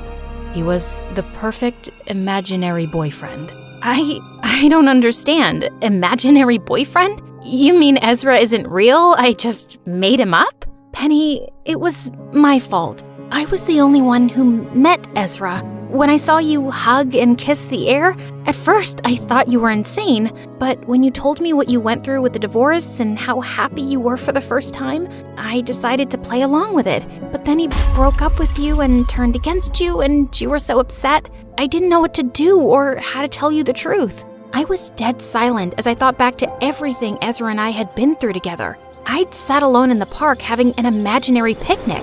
I'd imagined his love letter at my feet, and as I reached back to feel my neck, it hurt more than ever. The healing massage he'd given me had been in my head. I started to cry then as Mom hugged me. She took me to a therapist after that day to see what had caused the whole thing. You were heartbroken that your dad left, so you created a perfect boyfriend in your head to give you all the love and attention you needed. And then, eventually, Ezra betrayed you in your mind because your dad betrayed you. Well, I guess that makes sense. After my therapy appointment, I asked Mom to drop me. Hi, I'm Tuli from Boston. Before I tell you my story, please like and subscribe to MSA. Growing up, I was really close to my dad. He was a space scientist who worked for the government. He built satellites, won multiple awards for his space research, and one time he even predicted a war based on a satellite reading. Dad was my hero, and I inherited his love for science. We would talk for hours discussing big mysteries of space, and I loved it. But my mom always felt left out in our conversations. Like this one time in 10th grade, Dad was telling me about his new project when Mom walked in and turned the TV volume up. Can you turn that stupid music down? It's giving me a migraine. Your stupid science talk is giving me a migraine. Dad snatched the remote and shut the TV off. Mom tried to snatch it back, but she lost her balance and knocked into a big shelf with Dad's trophies and awards. Everything crashed, and Dad looked mad. Look what you've done! When will you start behaving like a grown-up? You're a scientist's wife, and you're dumber than a tree. Gosh, what an embarrassment. Tuli, come to my study. We'll talk there. Mom looked like she'd burst into tears, and I felt a little bad for her, but she was always acting so silly. Over time, my parents started fighting a lot, and every time Dad would get annoyed, he'd lock himself in his study. He started getting more distant and would hardly even talk to me. Then a week after my 18th birthday, I walked in on him packing his bags. Where are you going? On a big mission. I don't have time to explain, Tuli. Just keep this necklace and know that I love you. I opened the necklace and saw a picture of me and Dad and broke into tears. Don't go, Dad. I just have to. Take care. I'll see you soon. Dad left, and I waited for him patiently, but weeks turned into months, and he never came back. And then one day we got a phone call from his office saying that they'd lost contact with his spaceship and the search was underway. The news of Dad's disappearance spread like wildfire. Everyone was concerned for the hero scientist who had gone missing, except Mom. She was happier than ever. She went shopping, got a new phone, changed her hair, got rid of all of Dad's stuff, and wiped his study clean. When I kicked up a fuss about it, she said we had to move on with our life. But things hit the roof when the police came in asking for questions. Mom just screamed at them and asked them to leave. Why did you send the police away? They could have helped us find Dad. They already went through everything a few days back, Tuli, and they found nothing. Why do I have to go through this again and again? How would they find anything when you literally got rid of everything Dad ever touched? It's so obvious you don't want him to come home. I heard you two fight the day before Dad left, and you sounded like you'd rip his head off. That's none of your business, and whatever I'm doing is for your own good. Now go to your room and stop giving me a headache. But I wasn't going to give up this easily, so I decided to take things into my own hands. I spent days reading every news article printed about his disappearance, tried getting in touch with his office, spoke to some of his friends, but nothing turned up. I was super distracted and failed a scholarship test to one of the best colleges in the city. Bummed out, I skipped school that day and went to a cafe when this guy crashed into me, spilling his drink everywhere. He tried to apologize, but slipped and fell right on top of me. This is the worst day ever! Yeah, it kind of is. I almost got hit by a bus in the morning, and then my car broke down. And then I came to the cafe, but they didn't serve any hot chocolate, and I had to get cold chocolate instead. And now I'll have to order a new one. Can you shut up and get off me? You're kind of heavy. Yeah, sorry. Oh my god, is that the sequel to the Underwater Alien Invasion series? Please, please let me borrow this. I'm a huge fan, and all the copies are sold out. I'll get you free coffees for a whole month, please. I'm Kirk, by the way. Thule. Kirk and I spent the next few hours together, and it turned out we had a lot in common. He was a science nerd like me, fun and really cute. He was a bit weird, but at least he made me smile. We started hanging out often, and slowly I opened up to him about my life, family, and Dad's disappearance. That's exactly what happened to my uncle. He was a fisherman and went missing. We found him 10 days later and kept asking him what happened, but he didn't say a word. Eventually, we realized he'd gone deaf because of water clogging his ears. I don't see your point. The point is that we found my uncle, and we'll find your dad too. We just need to keep looking. Kirk told me his dad knew people in the government, and maybe he could help us get some inside scoop. I prayed something would turn up soon, but all my hopes went down the drain when a week later Kirk came back and told me that my dad was never assigned a mission. Everyone in the government was just as confused about his disappearance as I was. But how's that possible? Dad told me he was leaving on a mission. He gave me this necklace right before leaving. Kirk asked me for the necklace, but just as I was giving it to him, it fell. My picture fell out, and behind it was a tiny key. When I went home that night, I tried looking everywhere if there was a box or locker that Dad might have left behind, but I found nothing. I was searching the living room when I heard a car pull up in my driveway. I went to check and saw Mom all dressed up talking to some man. As soon as he left, I rushed outside to confront Mom. You moved on quickly. I just went out to a nice dinner with a nice man. It's not a big deal. Really? I wonder what Dad will say when he gets back and finds out that his wife is cheating on him with some clown. And what will he say when he sees that his genius daughter failed an important scholarship test? That's right, your teacher called me. How are we supposed to afford college now, huh? Oh, don't worry about it. We'll just borrow some money from your rich boyfriend. He drives a fancy car. I don't think he'll have a problem sparing a few bucks for your poor daughter. You know what, Mom? You never deserved Dad. He was too smart for you anyway. Good that you're finding someone from your own league. Watch your mouth, Thule. But I was already on my way inside the house. That night, I slept with one thought on my mind. I had to find Dad and move out of this miserable house as soon as I could. The next day, I met Kirk and told him my plan of breaking into Dad's office. Mom got rid of all of his stuff, and the office is the only place I haven't looked yet. How are you so sure that you'll find something? The police might have looked already. But they didn't have this key. I know it means something, and I have to give it a shot. Fine, I'm coming with you. No way I'm dragging you into this. Saying that, I turned around and left. Dad worked in a government facility, and it was difficult to get past the security checks during the day, so I decided to sneak into the office building at night. That evening, when Mom slept, I slowly slid out of my window and left. I was standing outside Dad's building when a guy dressed up as Batman came and stood next to me. How do I look? Kirk? Why are you dressed like that? I've always wanted to dress up like Batman and fight crime. Actually, no. I wanted a disguise, and this was the only costume available last minute. I wish they had Spider-Man. Listen, I'm coming with you, okay? I know you're strong and independent, but you need my help. Why do you want to help me? Because I like you, dummy. And if we survive tonight, I'm taking you out on a date. Just think about it. Now, remember, be quiet and fast. Kirk said that, took one step, and fell on his face. I was showing you what we shouldn't do. Got it, Buttman. I'm joking, don't cry. Let's go, Batman. Kirk and I went inside, kept our heads down, and dodged a bunch of cameras. It was dark, and Kirk kept bumping into me, but somehow we made our way towards the Department of Space and Aerotechnology.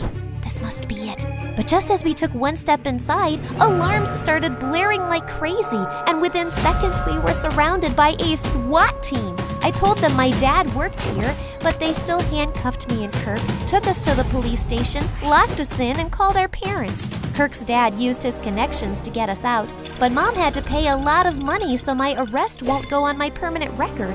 When we got home that night, she was pissed. I sold my jewelry to get that money. It was for your college. I don't even know what to say to you. You could start with telling me where Dad is. Oh my God, Thule, your dad's gone. I've accepted that, and you should too.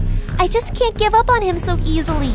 Look at this necklace. It's a key, and Dad gave it to me right before he left and asked me to keep it safe. Obviously, it's something important. This might have information on it that can lead us to him. Give this to the police and let them handle it. This is beyond your control. And what if the police fail to handle it? It's been months, and we have no clue where Dad is. People don't disappear like that, Mom. Something happened to him. If he is out there, how can I stop looking for him? If you know something, just tell me, Mom. I can handle the truth. I just know I can't go on like this anymore. Oh, my sweet baby. I wish I could help you. Mom hugged me tight as I sobbed like a little baby. In all my years, I'd never felt this close to her.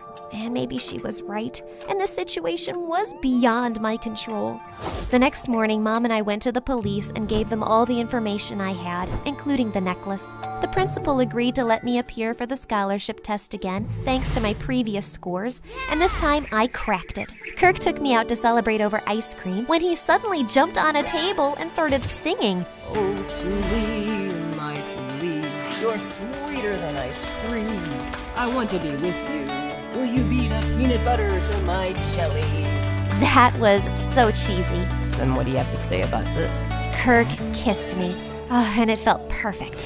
We started dating officially, and he even got through to the same college as mine. Mom was happy and everything was fine, except I still missed Dad terribly. Then, a day before I was leaving for college, I was loading my stuff in the car when a bunch of police vehicles pulled up in our driveway. They spoke to Mom for a while, and then she walked up to me with tears in her eyes. It's about your dad. My heart leapt to my throat.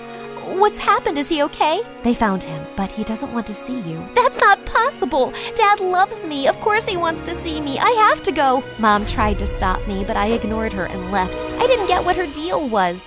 But I was too excited to see Dad after so long.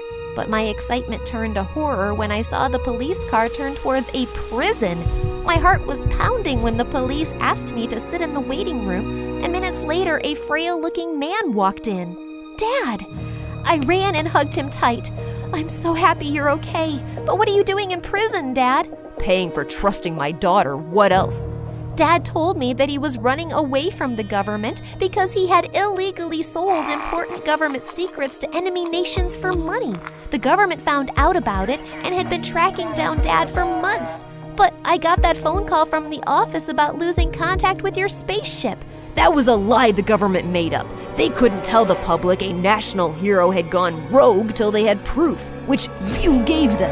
That was the key to my secret locker with evidence of my illegal activities and bank accounts. I had no choice but to flee, but I didn't want to get caught with all the information on me. No one would suspect a stupid necklace, so I put that key in there and gave it to you to keep my information safe. But you went ahead and handed it over to the police. How could you be so dense, Thule?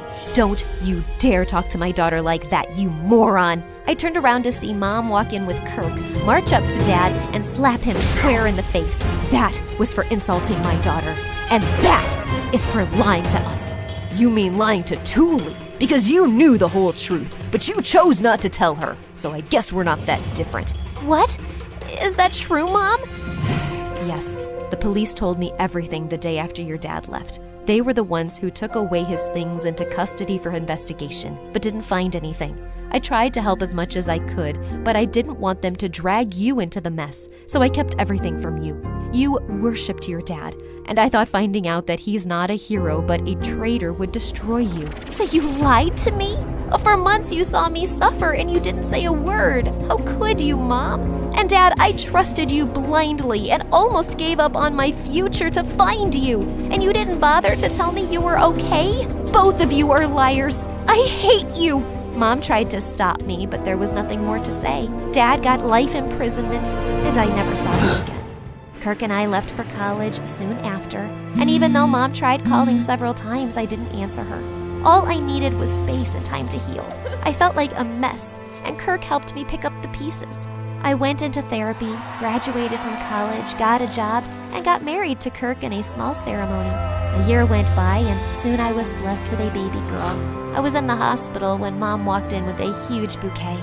I know you don't want to talk to me, but... Hi, I'm Julia from New York City. Please like and subscribe to MSA. Ever since I can remember, I've never had a day of peace in my life thanks to my older twin sisters, Tina and Sophia. They were 10 years older, famous models just like my mom, and they loved annoying me. On my 6th birthday, Mom gave me a pet piglet, but it went missing a few weeks later on Thanksgiving. I was devastated as I sat down for dinner that night. Julie, you see that turkey? That's your piggy. What? Yeah, Mom said they ran out of turkey, so she cooked your piggy instead.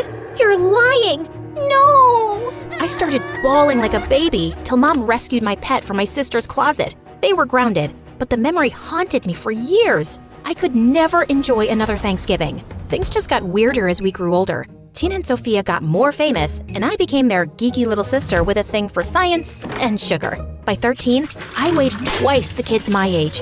One time, Mom invited a French photographer to take family portraits.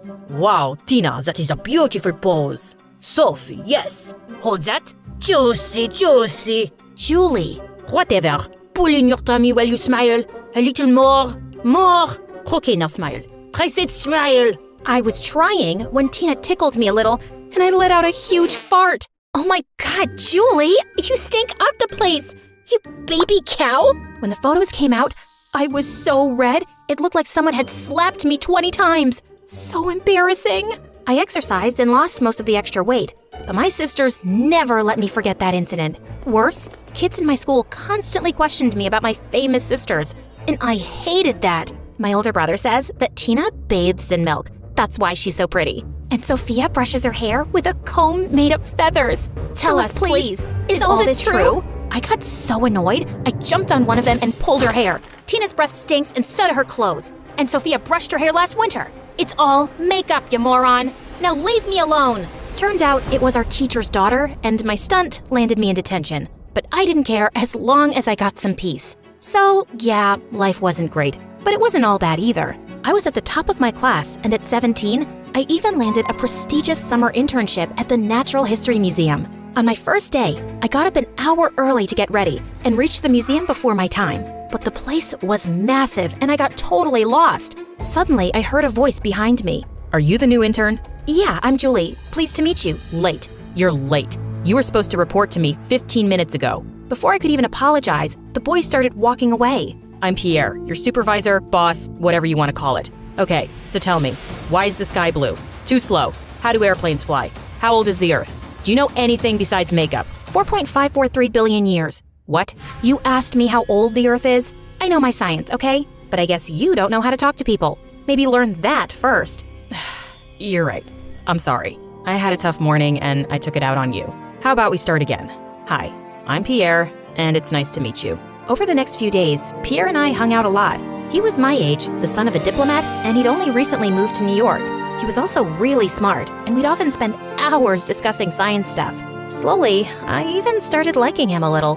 One day, I was cleaning up a fossil when my shirt got caught and ripped. Pierre rushed to my side and gave his shirt to me. You're bleeding. Huh? Oh no. Dang it. Pierre hurried back with first aid, and as he was tending to me, I couldn't stop staring at how perfect he was. There, all done. Thanks. I feel much better. Much better. Oh, God. You must think I'm crazy. Nope. I think you're cute. And also, I think you should go out on a date with me. Really? You do? The next day, Pierre took me out to the most amazing restaurant, and we had the best time ever. Soon after, we started dating officially, and things were perfect. That was until one night. Pierre and I were closing the museum, and my sisters stormed in with some friends and started messing around with the museum artifacts. What are you guys doing here? You're always working. So we thought you could use some fun. Oh, are you the guy she keeps texting? Dude, she makes the funniest faces when she's on the phone. Like she wants to poop, but can't. Let me show you. Can you stop embarrassing me and go to a club or something? Where's the fun in that? My sisters and their friends just ignored me as they went around taking selfies. But then the museum security heard the noise and chased them away. I was given an earful, but at least the situation was under control and nothing was damaged. But the next morning, I spotted Tina wearing a dinosaur tooth around her neck. Oh my God, Tina, you're not supposed to take that. It's worth $40,000. Why would a rotten old tooth cost this much? Here, you can have it. I immediately wanted to leave for the museum to put the tooth back before someone noticed, But just then, the police knocked on my door. Apparently, the museum staff had seen the CCTV footage, and my sister had already been caught on tape. The twins would have been arrested for stealing, but I called Pierre and asked if his dad could help. He told me once his dad was on the museum board of directors, so I had to take a shot. He saw the video footage too, and he's really mad. I know it's a huge favor, but I'm asking, please, if he could just help me out this one time. I'll even apologize in person. Actually, there's this fundraiser that he wants me to attend. Maybe you can come along too and talk to him. That'll be perfect. Okay, I'll see what I can do. Pierre pulled some strings and the police let off my sisters. And for the first time, they were sorry. The fundraiser wasn't as bad as I thought, even though his dad was really cold even after I apologized. And soon, Pierre started asking me to all the events he got invited to. And things were exciting for a while. I enjoyed dressing up and going around with my handsome boyfriend. But between studies and work, I was getting burnt out. One evening, I didn't have anything, so I raided Tina's closet. Oh my God, who died and left you this hideous dress? It's yours. Must be something I bought to give to a homeless person. Listen, kid, no matter what you wear, you'll always be a dork. Don't change too much to fit in, okay? Did you hit your head or something? Anyway, I'm off. I had no idea what Tina meant, but I was terribly late, and when I got there, Pierre was outside waiting for me. Where were you? Everyone is asking me, and why are you wearing that? Don't you have something designer? Aren't your sisters models? What's wrong with my clothes? Besides, I'm exhausted and I'm here. Before Pierre could reply, someone told us that his dad was looking for him and we went inside. I was standing in a corner feeling angry and tired when I spotted one of the world's most famous marine scientists, Dr. Keller. Oh my God, I am a huge fan, sir. Your work in the space of dead turtles is groundbreaking.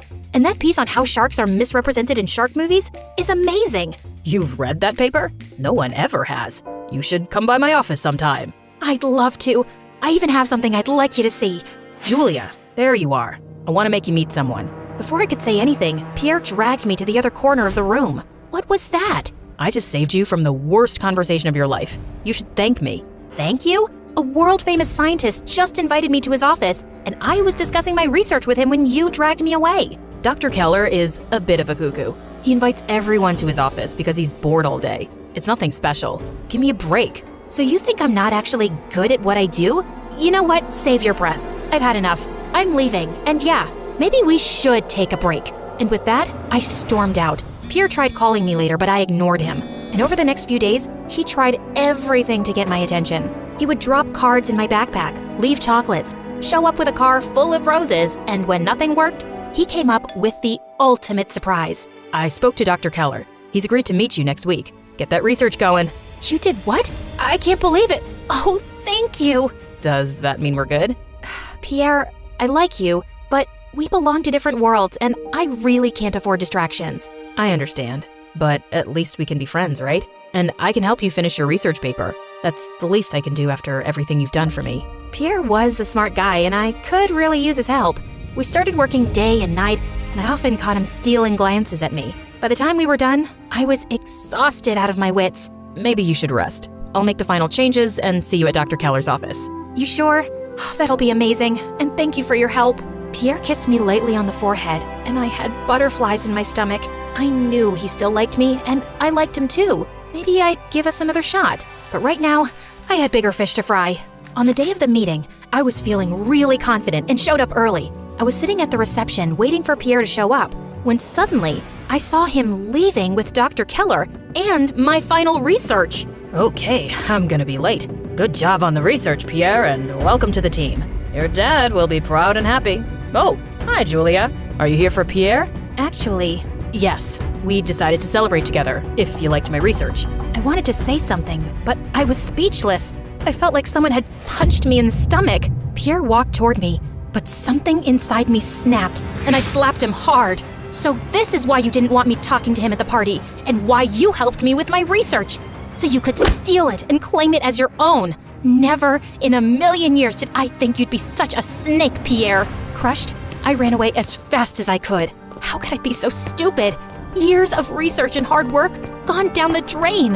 When I got home that day, my sisters could immediately tell something was wrong. They sat me down, and I told them everything. Ugh, why do you even care about this stuff so much? Because I do, okay? It's what I want to do in life. How would you feel if someone took away all your hard work and claimed it as theirs? We wouldn't know. No one can be as pretty as we are. Okay, I'm done with this conversation. Sorry. Wait. Sit. We know it's devastating that Pierre used you and then threw you under the bus, but that's life. Now, you can either cry about it, or you can move your butt and start from scratch. The choice is yours. Whatever you choose, we're here for you. My sisters were right for once. I couldn't let this one blow take away my whole future, so I decided to plunge myself into my studies. Pierre tried reaching out 1,000,000 times, but I was done with that lying jerk. I graduated top of my class and went to Harvard. Slowly, I started building my research from scratch and things started looking up. But for some reason, I could never completely understand or forget Pierre's betrayal. Maybe what I was looking for was closure. A year later, my sisters and I were vacationing in Costa Rica when a familiar figure approached me. Julia, is that you? Pierre? You. Take another step and I'll knock your teeth in. I just want to apologize. I know what I did was horrible and unforgivable, but I had my reasons. Really, dude? Yes. My dad is a horrible person, Julia. He told me if I couldn't show him that I can make it as a scientist, he'd have my butt kicked back to London and force me to become a politician. I thought if I got a chance to work with Dr. Keller, I could impress my dad and he'd finally let me follow my passion, so I backstabbed me, stole my research, cost me the chance of a lifetime? Yes, but if it's any consolation, I never joined Dr. Keller. I just couldn't do it. Listen, I don't care about you or your dad anymore. I trusted you and you betrayed me. Nothing you can say or do will make this right. And if you really want to follow your passion, stand up for yourself. Lying and cheating won't get you anywhere. Now save your face and let's not talk again. Ever. But You heard her. Now leave. Pierre left with a pouty face and both my sisters jumped on me. Look at our baby cow, all grown up. Get off me, you two. We love you. Yeah, love you too. Now stop smothering me.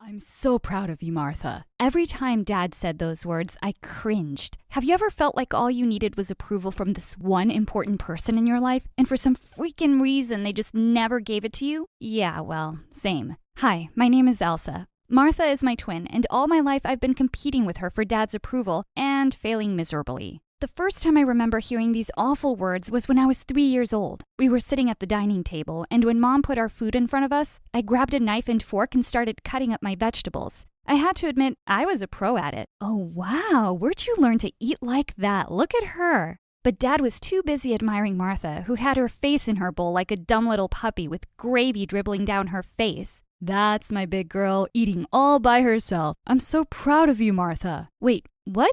You call that eating? I picked up my love of books from Dad, and by the time I was 4, I could read fluently. After finishing everything at home, I begged Mom to take me to the public library one day, and I was like a kid in a candy store. One night when Dad came to our room to read to us, I whipped out the 7th Harry Potter book from under the bed. Daddy, let's read this. I can't wait to see how it ends. You've read all the Harry Potter books? Yes, and they're so amazing. I love... Just then, Martha took out a book from under her pillow and nearly hit me in the face with it. Daddy, please read this to me. I couldn't read all the words, and her book sounds stupid. It's not stupid. Goldilocks and the Three Bears is stupid. What are you, 2 years old? No, I'm like 4, you idiot. Then why do you want to read books for babies? Because we are babies. I'm not, but you're a big crybaby. That's enough, Elsa. Martha, honey, tell me where you got stuck. I'll read it to you. And I'm still very proud of you. It was always the same. We'd learn everything together, and she got all the praise even if I was 5 steps ahead of her. I didn't mind it too much at first. I'd read in a book that parents can be like that sometimes, showering the dumb kid with extra praise to encourage them. But then something happened that really made me lose my temper for the first time. Since my vocabulary was really good for a kid my age, Mom entered me in the local spelling bee for gifted youngsters when I was 7. I was the youngest participant, and I won first prize. I couldn't wait to go home and tell Dad. Look at my trophy, Dad, I won! Just then I saw Martha's pouty face with fat tears rolling down her cheeks. I want one too! Dad immediately snatched it from me and pushed some chocolate bars in my hand instead. There you go, Martha. Daddy is very proud of his little girl. Hello? What for? And what about me? I just stared at him for a minute. Then I rushed off to my room, slammed the door as hard as I could, and threw the bars in the trash. 10 minutes later, I took them out and ate them while sulking on my bed. I just didn't get it. Why was it so hard for him to say that he was proud of me, too? Later that night, I snuck into the kitchen and sprinkled salt on his oatmeal. And I felt so happy the next morning when he took a big spoonful and spat it all out. Dad would sometimes take me and Martha to his office because he said we'd be running the company one day. Once when we were heading out, Martha said she wasn't feeling well and she stayed back. I felt really happy secretly. I'd get to have Dad all to myself. Dad had a board meeting and told me to sit quietly in a corner. His boss did not look happy with everyone. Guys, our data is indicating that sales have gone down this past quarter. We need to come up with something new, something exciting. As everyone looked at each other blankly, I had a great idea, so I raised my hand. What is it, kid? I read in the New York Times that smartwatches for teenagers are going to be the next big tech gadget. Everybody looked at me in surprise, but then a big smile spread on his boss's face. That's brilliant. We don't have anything for teenagers. Who's this genius kid? Instead of looking proud, Dad just looked embarrassed. I'm so sorry. I'll make sure to leave her home next time. I didn't understand why he was looking like he was mad at me when everyone else seemed to think I was a delight. Are you insane? She's amazing. I would be so proud of her if she was mine. Dad just nodded and glared at me. The second we got home, he rushed straight to Martha's room with the gifts he had for her. I missed you so much today. It really wasn't fun without you. I felt shattered at hearing those words. Just then, she got out of bed and showed Dad the painting she'd been working on. Martha, that's so beautiful. It was a painting of SpongeBob and his starfish buddy. I thought it was really ugly, actually. I'm so proud of you, Martha. I'm really glad you're better. Watching him hold her tight for so long made me want to cry. Mom and Dad thought I had tears of joy because my sister was feeling better, but they were just tears of anger. I wanted to rip her dumb painting into two. As I grew older, I couldn't help thinking maybe Dad loved Martha more because she was the prettier twin.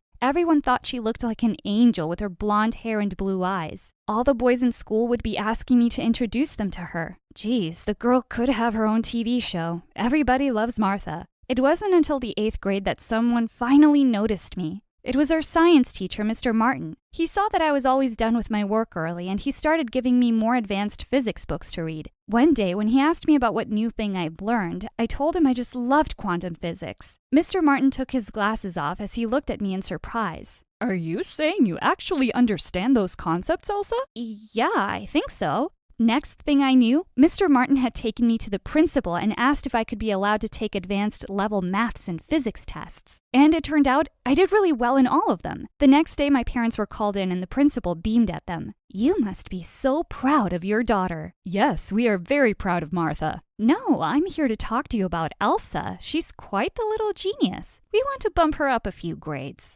Dad looked confused. But what about Martha? Will she be bumped up too? Sir, Martha is an average student at best. She's fine where she is. Well then, Elsa can't move up either. Imagine how that will make Martha feel. She's a very sensitive child. Thank you for the offer, but Elsa will stay in 8th grade. I couldn't believe my ears. Was he for real? Later that night at the dinner table, I ate my food in silent rage. As usual, Dad was busy asking Martha how her day had been. It was great. Thanks to your help, I got a B in my history assignment. Oh, and I'm starting cheerleading practice tomorrow. That's wonderful, darling. I'm so proud of you. If I heard those words one more time, I was going to explode. I banged my glass down on the table. And what about me, Dad? Aren't you proud that I'll be finishing high school earlier than most of the other kids? Dad, what is she talking about? Dad clenched his jaw. We've had this discussion, Elsa. You're not moving up a few grades. No, actually, I never got the chance to speak. How could you do this to me, Dad? This is for your own good. You should thank me instead of being a total brat. Who do you think you are? How would you feel if your boss stopped you from being more successful? I would actually be so grateful to him because he knows what he's talking about just like me right now. You can't hold me back because of Martha. It's not my fault she's dumb. I don't know why you think you're smart. Trust me, you're just dumb. You only have confidence, not smartness. No, I'm smart. Martha is a dumb one. Do you hear me? I regretted the words as soon as they were out of my mouth. Martha looked hurt for a second. Then her face turned vicious. It would be much better for my popularity if my nerdy twin sister wasn't in the same class. No one even likes you. Why do you think they don't like me? Because you're a weirdo? Not true. It's because you kept telling them nasty things about me. You think I don't know? Do you care about how that makes me feel? What about you, Dad? Are you happy about this? Martha is just joking around. You don't have to make a big deal out of it. You're a monster. And so is Martha. Like daddy, like daughter. Mom pushed back her chair and stood up. Enough, all of you. I think it would be better for you two to be apart, so Elsa will be changing her grade, and no one is dumb or a weirdo. And then she turned to Dad angrily. I can't believe you. You're so selfish. Selfish? Why? Because I want the best for your kids? For my kids? Or just for Martha? You think I don't see? You stopped seeing a long time ago. But I can see your pity from a mile away. And with that, she left. I looked at Dad, but he just flung his napkin down on the table and walked away. I didn't care anymore. I wasn't going to wait around for him to say those words to me. I was bumped up to 9th grade and finished high school 2 years before Martha. We never had much in common, but in the past couple of years, we'd really grown apart. She wasn't doing well at school and was always more interested in going to parties and hanging out with boys. But Dad was as blind to her faults as ever. Look what's arrived in the mail, Mom! I just received my college acceptance letter to MIT on full scholarship. As Mom squealed in delight and hugged me, suddenly Dad walked in and snatched the letter out of my hands. You never told me you're applying to MIT. What will you study there? Quantum physics. That's what I've always loved, but you never asked. He crumpled up the letter into a ball. I own a tech company. How will you manage if you're too busy studying stupid theories in a research lab? I'm not interested in taking over your company, Dad. You should train the daughter you're really proud of to take over, and we both know that's not me. Well then, hear this. I'm not going to be paying a penny for your college. And with that, he stormed out of the room. That fall, I moved away to Boston and got a job at a coffee shop to pay for my expenses. I stopped talking to Dad and Martha altogether. Mom kept in touch with me and sometimes sent me money. In my last year at university, I was clearing the tables at the coffee shop one day when a regular customer, Leonard, walked up to me. He'd been coming every day for 6 months, and I had the biggest crush on him. Hey, Elsa, I've probably spent hundreds of dollars on coffee just to see you every day, so how about I cut to the chase? I think you're beautiful and smart, and I'd like to ask you out. Wait, he thought I was beautiful? Growing up under Martha's shadow, I'd never really seen myself that way. We dated for 2 years, and then we got married. Only Mom attended the wedding from my side. I found out from her that Martha had dropped out of college and run away with some loser boyfriend who had promised to make her a big model one day. Your dad's really heartbroken and has just thrown himself into his work even more. A year later, I gave birth to a beautiful baby girl, Anna. Leonard was so supportive of my career and always told me how proud he was of my achievements. And it was the happiest I'd ever been, until the day I got a phone call from Mom. Honey, you have to come home. Your dad's had a stroke. I flew back home immediately. Seeing Dad looking so weak and sick made my heart hurt. I sat by his side and took his hand. I'm here now, and everything's going to be okay. Dad was no longer fit enough to work, and I knew what I had to do. I left my dream job and moved back home with my family, and Leonard and I took over the company's operations. One day, I was looking all over for Anna when I found her on Dad's bed, reading out loud to him. I saw that he had tears in his eyes. She's just a little genius like you. Do you remember how smart you were? Do you remember that, Dad? He took my hand and drew me close. I'm sorry that I wasn't a good dad to you. I just always felt Martha needed my love and attention more. I shouldn't have treated you the way I did. I thought I didn't care by now, but my heart soared with joy as he said the words I'd been longing to hear my whole life. I'm so proud of you, Elsa.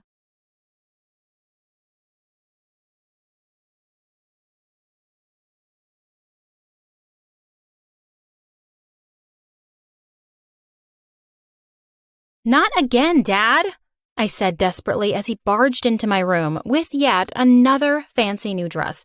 This could only mean one thing.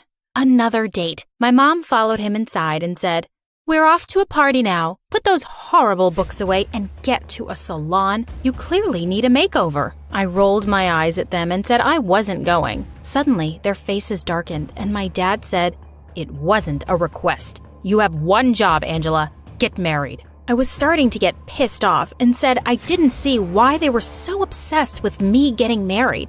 Mom glared at me and said I had to go on this date. She said the guy was the son of one of my dad's biggest business partners. "If you don't go, you can kiss your freedom goodbye for a month," Dad threatened. I had a huge party planned with my friends. and no way was I going to be stuck at home. I reluctantly prepared myself for the evening that awaited me. The guy picked me up at 7 p.m. He was about 4 inches shorter than me, and he had his oily hair pulled back. "Hey there, babe.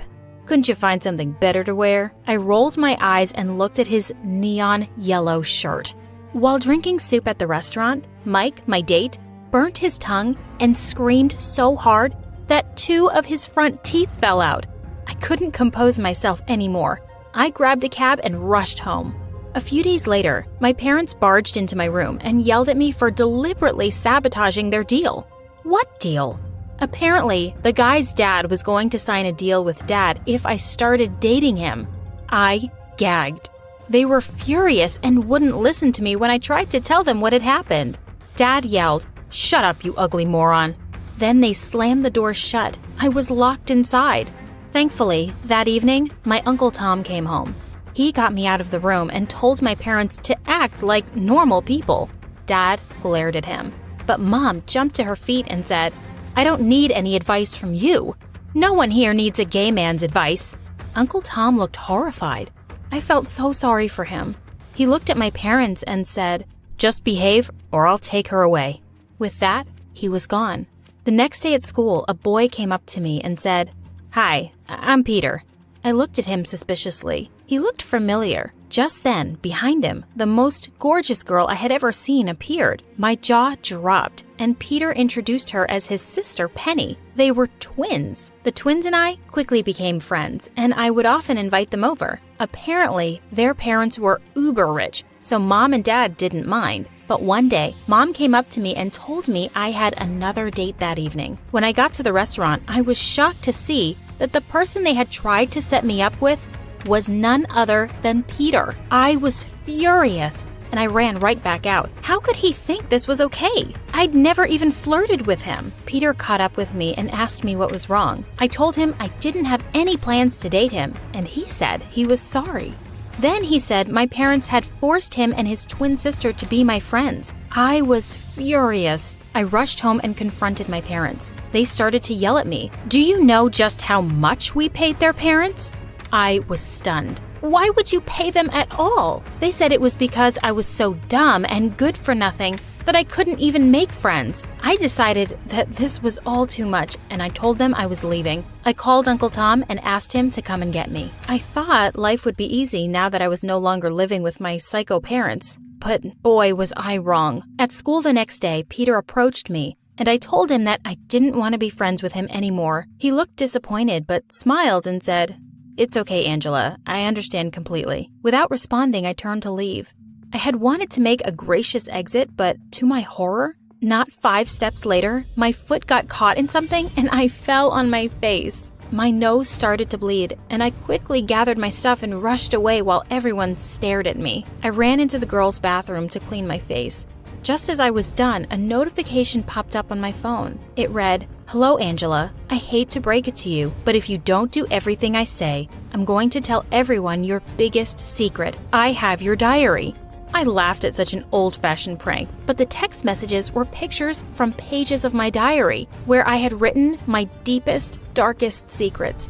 No one could find out about them, or I would be over. I had no choice but to do as they said. I replied, "What do you want from me? I know who you really are," the message simply read. I asked them what they meant, but there was no reply. In fact, a new message didn't arrive until days later. I didn't know how long the silence would last, so I did the only thing I could think of. I tried to find out who it was. I had a plan to find out who could have stolen it. The next day, I snuck to the back of the school. I hid my face from the security cameras and then pulled the fire alarm. Immediately, everyone rushed out of the school. I checked to make sure that nobody was in the security room and then quickly searched for the older videos. I transferred all of the data onto my flash drive. Just as I was about to leave, one of the security guards came in. As soon as he saw me, he yelled, "Hey you, stop right there." I ran for dear life. I managed to outrun him and escape the school. Once I was safe, I checked my bag, and to my despair, I realized I'd dropped the flash drive somewhere. I'd missed my chance. But before I could investigate further, I got this message. "Ha ha ha. I know what you did, and I know why you did it. So you like being a spy, huh? Well, do I have a mission for you? I read the next message in shock. This was going to be horrible. If anything bad happened, my parents would kill me. The next day, as instructed, I called my mom. At first, she was angry that I'd called her, but when she heard what I had to say, she was thrilled. My blackmailer had told me to ask my parents to set me up on a date. That evening, I found myself face to face with one of the most boring people I could imagine. The minute I reached out to shake his hand, he pulled me in for a kiss. Ew! The boy wouldn't take no for an answer. And 5 minutes into the date, I dumped a glass of water onto his head. He screamed, jumped back, and threatened to destroy my parents. He said he was my dad's boss's son. I couldn't believe my ears. The very next day, Dad lost his job.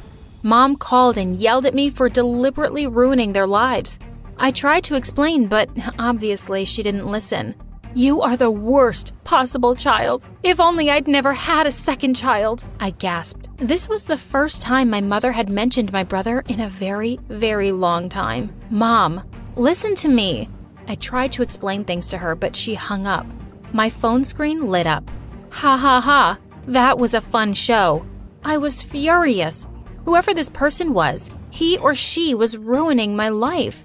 And I had a feeling that this was just the beginning. I was right. The next message asked me to do something even worse. Something I hadn't been prepared for. Forget it, I messaged. Are you sure? Are you truly ready for your secret to come out? The truth was, I wasn't, but I also didn't think I could do this. So I didn't reply. Maybe I should have. The next day when I went to school, Penny marched up to me. You are disgusting, Angela. I hate you. Stop spreading rumors about me. I tried to ask her what was wrong, but she slapped me in the face in front of everyone. Then she left. My phone pinged. I took it out and saw another message. Enjoy. Oh no. Sure enough, I then received a link to a TikTok video. I played it. It said, I'm gay, so I go on dates just to break men's hearts. It was followed by a video of me dumping water on my last date's head, the one who got my dad fired. To make matters worse, the video ended with a picture from my diary with mine and Penny's names written in hearts. My phone suddenly blew up with thousands of messages from Mom and Dad. All my friends were calling me too. Everyone wanted to know if this was true. I rushed home to Uncle Tom and barged into his room. Mom and Dad were already sitting there. They looked at me and then at Tom, waiting for him to say something. He got to his feet very slowly and said, I'm sorry, Angela, but you can't live with me anymore. I was horrified. I asked him why, and he said that my parents were disowning me and wouldn't give me a single penny now that I had come out. They had also threatened to sue him if he tried to help me. I asked my parents if it was true, and they acted as if I weren't even there. I was certainly homeless. There was nowhere to go. There was no reason to stay in this town since everyone either hated me or thought I was a joke. Besides, I didn't want to play into the blackmailer's hands anymore. With whatever money I had, I moved to another town. In this new place, I got a job at McDonald's and even managed to enroll in college. Except for the occasional threatening message from my parents, it seemed like my life was almost headed towards normalcy. Or so I thought. On the very first day of college, I bumped into Peter. I had almost completely forgotten about him. He asked me what I studied, and I was thrilled to find out that we were doing the same major. I wasn't really thrilled, but at least I finally had a friend here. He was always with me. We hung out together, and he even got a job at McDonald's too. One day, he asked me out on a date. I never truly got over you, he said, looking like a lovesick puppy. After all of my parents' messages, I knew that they would never accept a girl as my partner, so I gave in and agreed to date Peter. The very next day, I got a message from my parents telling me that they were so happy I was dating a guy. How the hell did they know? Was there no escaping these two? But the worst was yet to come. A few days after Peter and I started dating, he invited me to his house. While he was making dinner, I began to roam around the hallway when I came across a door he usually kept locked. He told me it was his storeroom. I went inside and almost passed out. This was no storeroom.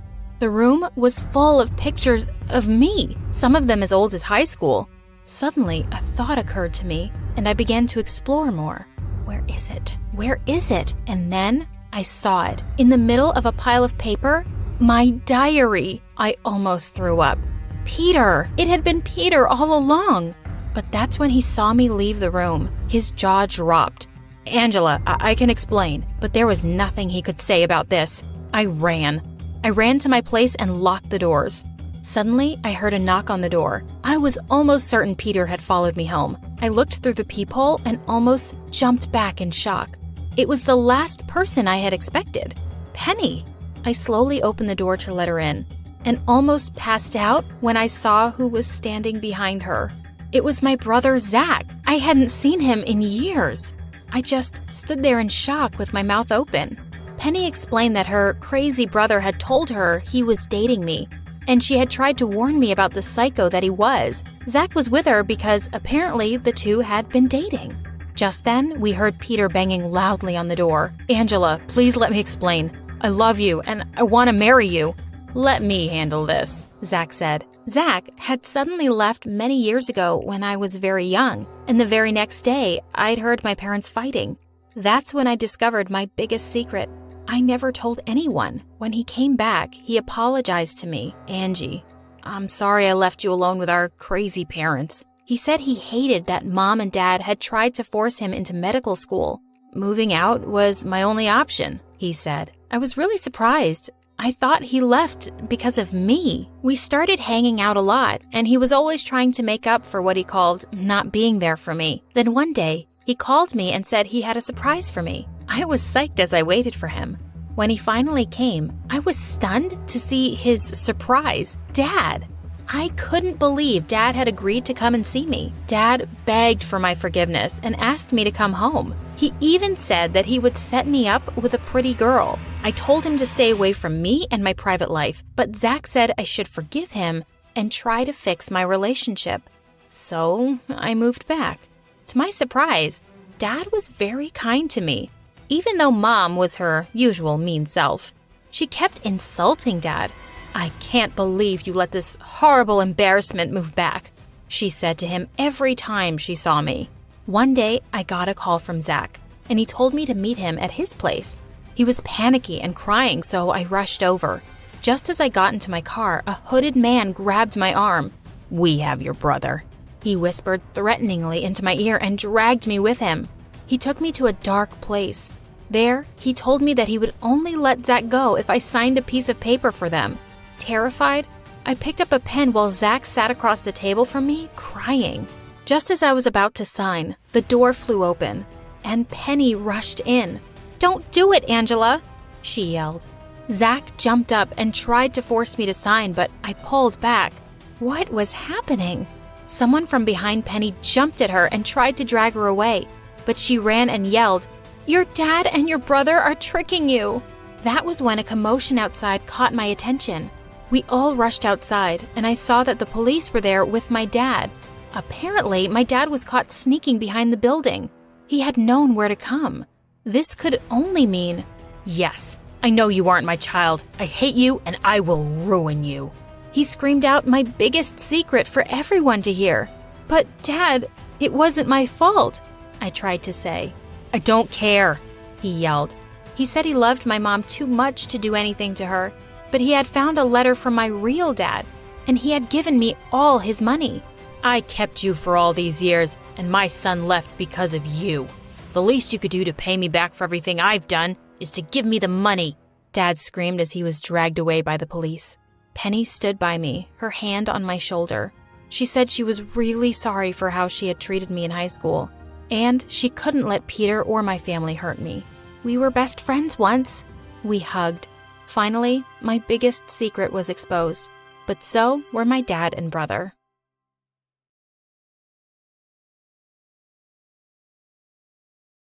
Hi, my name is Vivian. I was the only kid of super rich parents who adored me. I grew up in a fancy house and was sent to the best schools. On my first day in middle school, a pretty girl walked up to me and immediately put her arm through mine. My daddy says you can tell a lot about someone from their car. And wow, girl, you're richy rich. I'm Brenda, and we're friends now, 'kay? Later that day at recess, I saw a girl from our class eating alone. Hey, why don't we ask that girl to join us? Nuh-uh. I told everyone we're bringing smoked salmon bagels for lunch, and she brought gross egg sandwiches.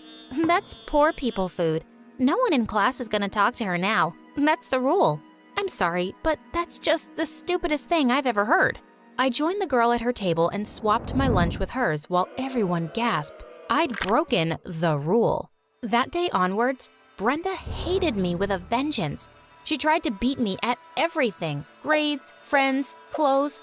One day in 8th grade, she came up to me and said proudly, "I got my period before you. Ha! I hit puberty first." This girl was crazy. I could hardly stand her. But then one day in 9th grade, something terrible happened and everything changed. Dad fled to some other country with all our money and left us with tons of debt. Mom had to pay it by selling almost everything we owned, including the house. By the next day, the news had spread across the school and Brenda came running to me. OMG, look at that. Super poor. Now that's one thing I can't beat you at. You're the clear winner here. But her laughter soon turned into cries when we discovered that my mom married her dad, and she was my stepsis now. What the freaking fish? You cannot be part of my family. Gosh, someone just pinch me. It's definitely a nightmare. Well, I did what she asked for, and she went completely nuts. Dad, I want you to get a divorce right now. This woman definitely married you for money, and her daughter is a loser. What am I going to tell my friends at school? Oh, Brenda, what are you talking about? I'm so happy you're my sister. We'll get along so well. Get away from me, you witch. She stormed off angrily. I was going to have so much fun teasing her. But a few weeks later, I woke up one morning and noticed some light-colored patches on my hands. I thought it was just an allergy, so I covered it with a little makeup. But I was wrong. Within weeks, my entire body was covered with patches. I told Mom and she immediately took me to the doctor. I'm afraid she has a skin condition called vitiligo. No, it can't be. I cried all the way home and locked myself in the room. I couldn't believe I had to live with this condition my entire life. Honey, please open the door and let me in. You're still pretty, I promise. But no matter what Mom said, I knew things were just gonna be tough from now on, and I couldn't let anyone know, especially Brenda. So I started wearing tons of makeup and full-sleeved clothes to cover my skin. But Brenda even started picking on me for that. Wearing such tacky clothes in the summer? You must have gone crazy because of the heat. And saying that, she threw a glass full of juice over my clothes. Here, beat the heat, jerk. This was it. I jumped her and grabbed her hair, and soon the argument turned into a crazy fight. Obviously, we ended up in the principal's office, but I was the only one who got punished. Vivian, 1 week of detention for you. Any more of this nonsense and you'll be kicked out of the school for good. As I stormed off angrily, Brenda pushed me as she walked by. I have a rich daddy. Too bad yours didn't like you enough to stay. Later in the detention room, while I was listening to music, someone pulled out my earplugs. Hey, what the? I looked up to see a really cute guy and my heart skipped a beat. Your eyes, they're stunning. What? Really? These old things? I'm Tanner, by the way. So, how was someone as charming as you in detention? Oh, yeah, it was all a big misunderstanding. I'm sure, 'cause there's no way an angel like you could do something wrong. OMG, he was so cute. For the next week, I got to see him every day and we kind of became friends, but I was afraid he might not like me if he discovered my secret. One night while I was changing into my nightwear, the lights were off and I saw a shadow sneak in from my bedroom window, and I screamed.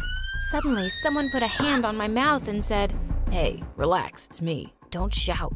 Tanner, what are you even doing here? I just came to tell you that. I think I love you, Viv. I'm going crazy for you. Saying that, he pulled me closer to kiss me.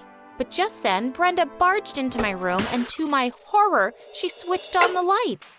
Ha! Caught you. Wait a sec. What's wrong with your freaking skin? OMG, gross. What's that on your face? And your body? Get away from me. I wanted the ground to open up and swallow me whole as Tanner and Brenda stared at me. Is this what I think it is? OMG, you're a freak! I expected Brenda to act like a jerk, but Tanner, he just ran away from there like I was some monster, and that really hurt. The next day at school, I couldn't find him anywhere, but then I saw something that completely shocked me. Tanner and Brenda were sharing the longest kiss in the history of the planet behind the school. And then he said, "OMG, babe, I think I love you, and I'm going crazy for you." Crazy for her? Hey, you literally just said that to me yesterday, jerk. Love you? I would never. Look at yourself. Only someone blind can love you. As I was just about to punch out his perfect teeth, Brenda stepped in and stopped me.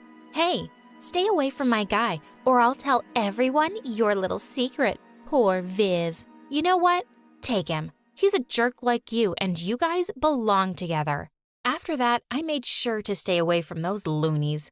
I didn't want to give her a reason to tell my secret to everyone. Soon after we started 10th grade, our teacher introduced a new student, Jacob, to the class. And I could see all the girls drooling over him.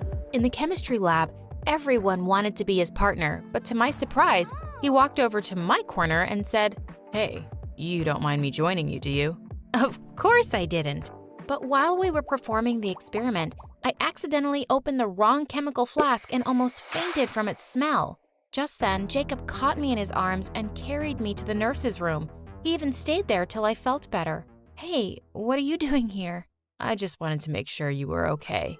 OMG, he was so strong and such an angel. After that, we spent a lot of time studying and hanging out together. My life was close to getting perfect, but then Brenda happened again. I could see she was into Jacob, and she'd follow him everywhere. Once when Jacob and I were walking down the corridor, she started walking unsteadily and crying out, "Oh, I feel so dizzy. I'm gonna pass out. Someone, please hold me." I knew what she was up to, so I held back Jacob's hand and she fell to the ground. What do you think you're doing, witch?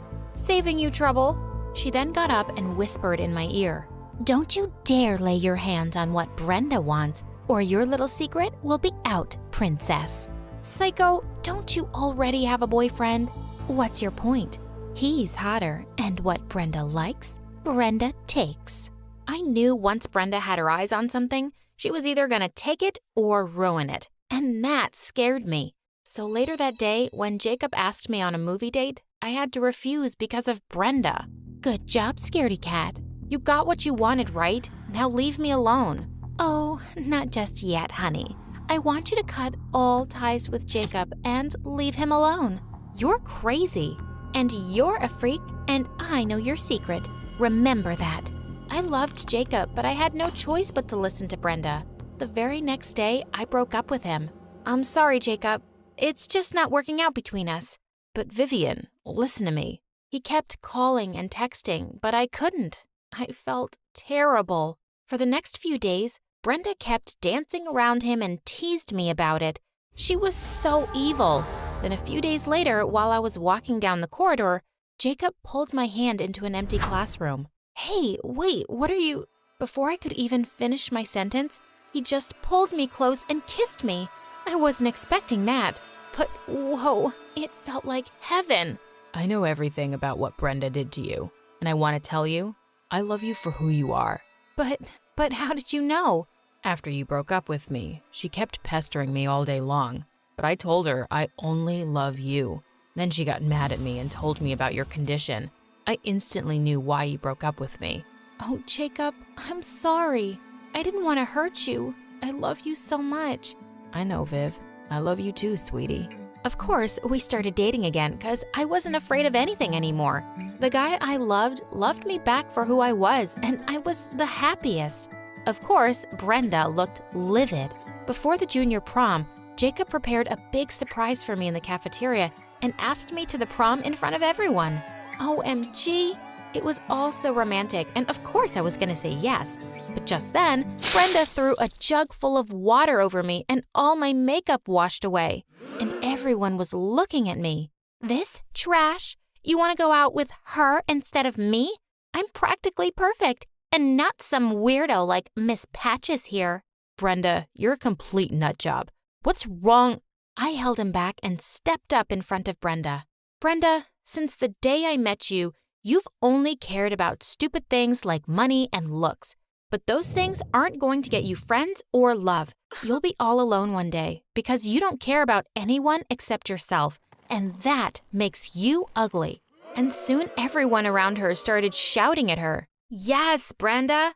Vivian is beautiful inside and out. And you're awful. You're trash, Brenda. You're a cheater, too. Brenda ran from there and I turned to kiss Jacob. Everyone cheered for us and congratulated us. Later that day, I went home and told Mom and Dad about everything Brenda did to me, and they decided to send her away to a boarding school for spoiled brats. Jacob and I continued to date until the last year of school, and then we got into college together.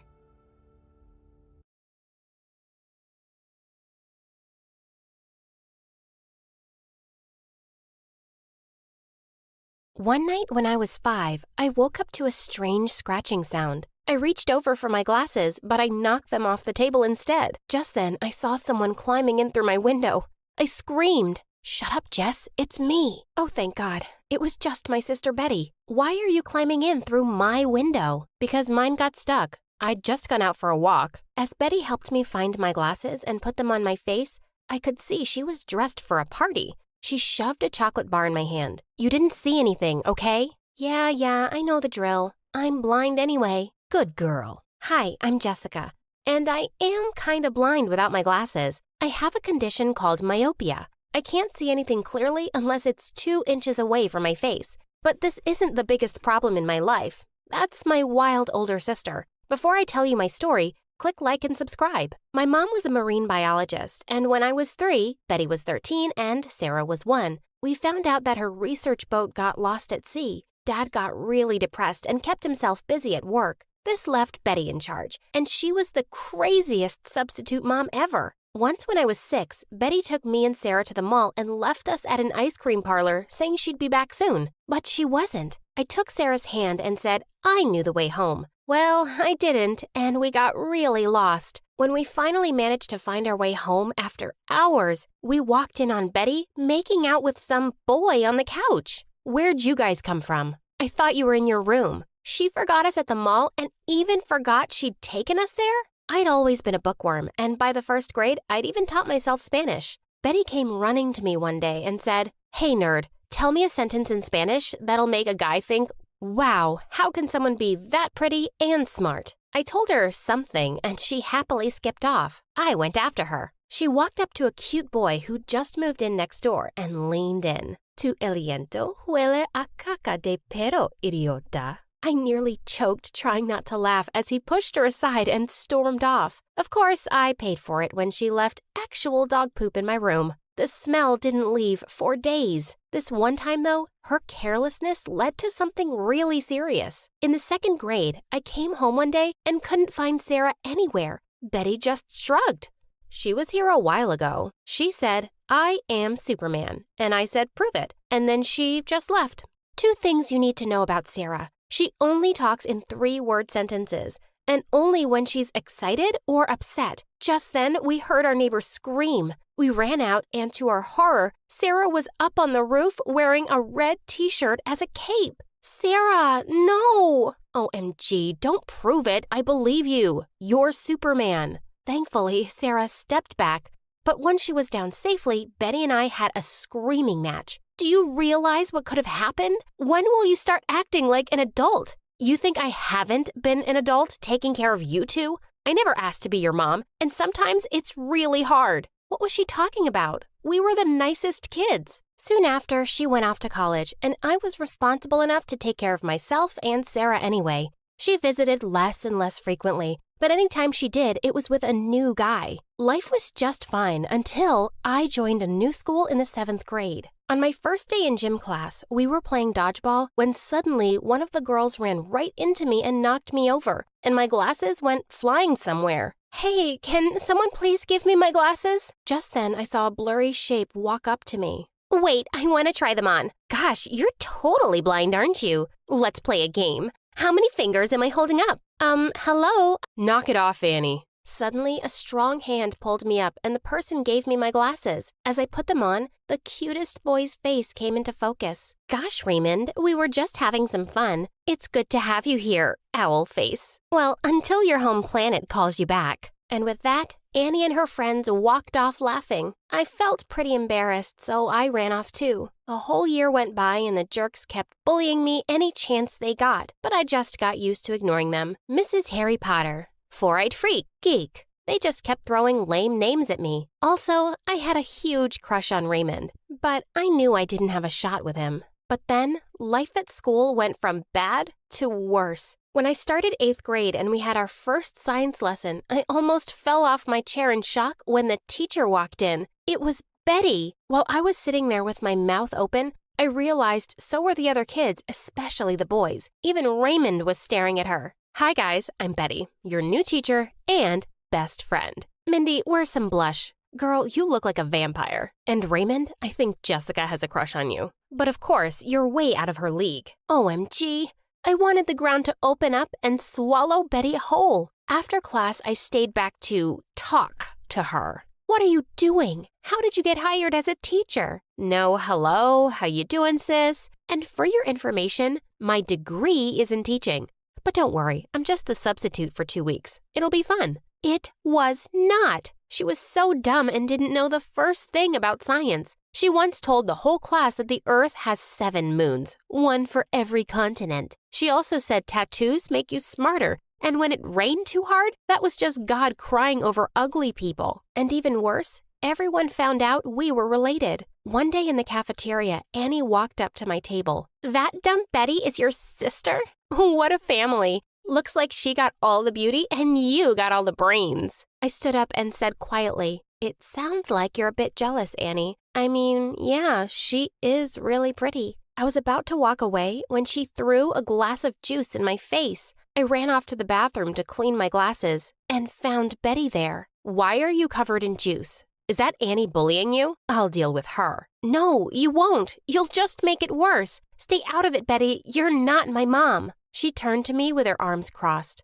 Fine, but let me tell you, the only way to deal with a bully is to fight back in a way they understand. She's only picking on you because of her own insecurities. Don't be her punching bag. It's easy for you to say. You've probably never been bullied. Oh, yes, I have. And you think I don't know the things people still say about me? I just don't care, Jess. I like myself, just as I am. And with that, she walked out. A week later, Sarah's class was having a bake sale for charity, and I decided to go help her out during recess. But when I got there, I saw her table was already surrounded by Annie and her gang. Why don't you talk, dummy? Is it because you sound as stupid as you look? I'm not paying for your stupid brownie till you sing a nursery rhyme for me. Come on, let's hear it. I barged right in and grabbed the brownie from Annie's hand. Get away from my sister or else. Annie and her friends started laughing. OMG, another sister. And this one can't speak? Wow, what a trio. The mute, the dumb, and the blind. She's not mute. She just doesn't want to talk to you. And Betty is amazing and wise. And you'd have to get a ton of plastic surgery to be as pretty as her. And I freaking wish I was blind right now so I wouldn't have to see your mean, stupid face. For a second, Annie looked completely shocked. Then she stepped toward me and said, Well, we can fix that. She snatched the glasses off my face and snapped them into 2. I lunged straight at her blurry figure. As we wrestled on the ground, we bumped into Sarah's table and it collapsed. That's enough. As soon as we heard the principal's voice, we both pushed each other away. The principal was about to drag us both off to her office for suspension when I suddenly heard Raymond say, Ma'am, we all witnessed what happened, and only Annie and her friends are at fault here. When everyone joined in to say the same thing, the principal let me go and drag the others away. I still couldn't see a thing, but I could just feel Annie's fury. Raymond taped up my glasses for me, and boy, my heart was just racing. As we helped Sarah set up her table again, Raymond said he had an idea and ran off. A few minutes later, we saw him come over with the whole football team, and he said, Boys, attack. Within seconds, the jocks had finished all the brownies, and Sarah raised a good deal of money. And with a sudden boost of confidence, I just turned to Raymond and asked him out. He said yes. Later that afternoon, as Betty was leaving school, I ran after her and gave her a big bear hug. Thank you. You were right, and I stood up to Annie, and it was awesome. She hugged me back and smiled down at me. Whoa, let's get you some new glasses. Then we'll go home and you two can tell me all about it. You'd think we'd had enough excitement for one day, but we had a shocker waiting for us back home. When we walked into the lounge, a woman with thick glasses was sitting on the couch. I had no idea who she was, but Betty gasped and turned as white as a ghost. Mom? Wait, what? Mom isn't dead? The woman jumped up from the couch and started crying when she saw us. Oh, my babies, you're so big now. And wait, your dad said I was dead? He said your boat was lost at sea and you were never found. Where were you then? Suddenly the woman, Mom, turned red. I think you girls should sit down for this. As we all sat down in shocked silence, Mom said, I guess your dad tried to protect you by not telling the truth. You see, I left because I fell in love with someone else. He died last year, and But Betty jumped up from the sofa before she could finish. You what? You just abandoned us and left me to be a mom at 13? How could you be so selfish? I swear, I thought of you guys every single day, but your dad and I weren't happy. I did it for love. Look at us. As Betty angrily looked at Mom's picture with her lover, her face suddenly changed. Okay, he's much hotter than Dad, I get it. But we can't forgive you just like that. Leave, now. Mom started crying and begging for forgiveness, but Betty opened the door for her to leave, and she left. Mom then never stopped trying to contact us. I felt sorry for her, and honestly, I missed having a mom and wanted to give her a second chance. Sarah and I tried convincing Betty to forgive Mom, but she refused to listen. Until one day, Dad said, I wasn't a good husband for your mom, and when she left, I kept her away from you by law. I made a huge mistake. I want your mom back. I want us back. Forgive me, my daughters. Now the three of us were mad at Dad, and we didn't talk to him for weeks. Until one night, Betty opened the front door with Mom behind her. I think it's time to have our mom back. We ran to Mom and hugged her. I'm so sorry I left you guys when you were so little. I put my hand through Betty's. Well, we had a pretty cool mom growing up. Long story short, our missing mom is back in our lives. We're slowly getting to know her, and she and I have myopia and a lot of other things in common.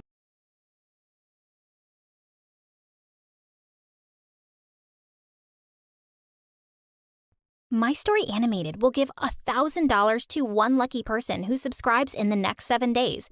Tell your friends, your sister, brother, and mom to subscribe now. Hi, my name is Bree, and I was never very good at school, like ever. It was just always so hard. Even if I tried, I could hardly ever focus with all the noisy kids and the screaming teachers, and I hated the piles of homework. You see, it's not like my parents ever helped me with it. In fact, they just made it really difficult to study because they were the loudest people on earth. They'd do nothing but watch TV, play music, or have parties. It took me 2 tries to pass first grade. Mom told me back then that I was special and needed more time than other kids. She paid the 2nd grade teacher to let me pass even though I failed every test and never turned in any homework. She gave her $1,000 and promised free haircuts at her hair salon. My parents also lied to their friends about me. Bree? Oh, she's so smart. Smartest one in her class, in fact. It's a good thing we enrolled her in that private school on the other side of town. They really focus on gifted kids there. It's one of the best schools in the country. Almost guaranteed she gets into college. They lied and lied and lied. But one day, the truth came out. I accidentally heard my parents talking. Why can't she be smart like our friends' kids? She's nothing but an embarrassment. No, honey, she's not. She's special. She just needs time. Listen to me very carefully. She's not special. She is dumb. And for the first time in my life, I knew Dad was right. When I got to the 5th grade, I found out it was much harder than every other year before. I would sometimes cry at night into my pillow because I found everything so difficult and just felt so dumb. And it didn't help at all that my cranky old teacher, Miss Anderson, was so mean. I was 12 when I started in Miss Anderson's class and failed the first try. I can't believe I'm going to have you in my class again. Start working harder, Bree. Being pretty won't get you anywhere in life. Well, at least that's one nice thing everyone agreed on. I was really pretty, and thanks to Mom's beauty salon, I always looked perfect at school. I could see other girls eyeing me enviously, but they didn't know that I envied them. I would trade my looks for brains any day. I was running a little late on the first day of my second time in 5th grade, and Miss Anderson wasn't in the classroom when I walked in. All the kids chanted together, "Good morning, Miss Anderson." The new dummies thought I was the teacher.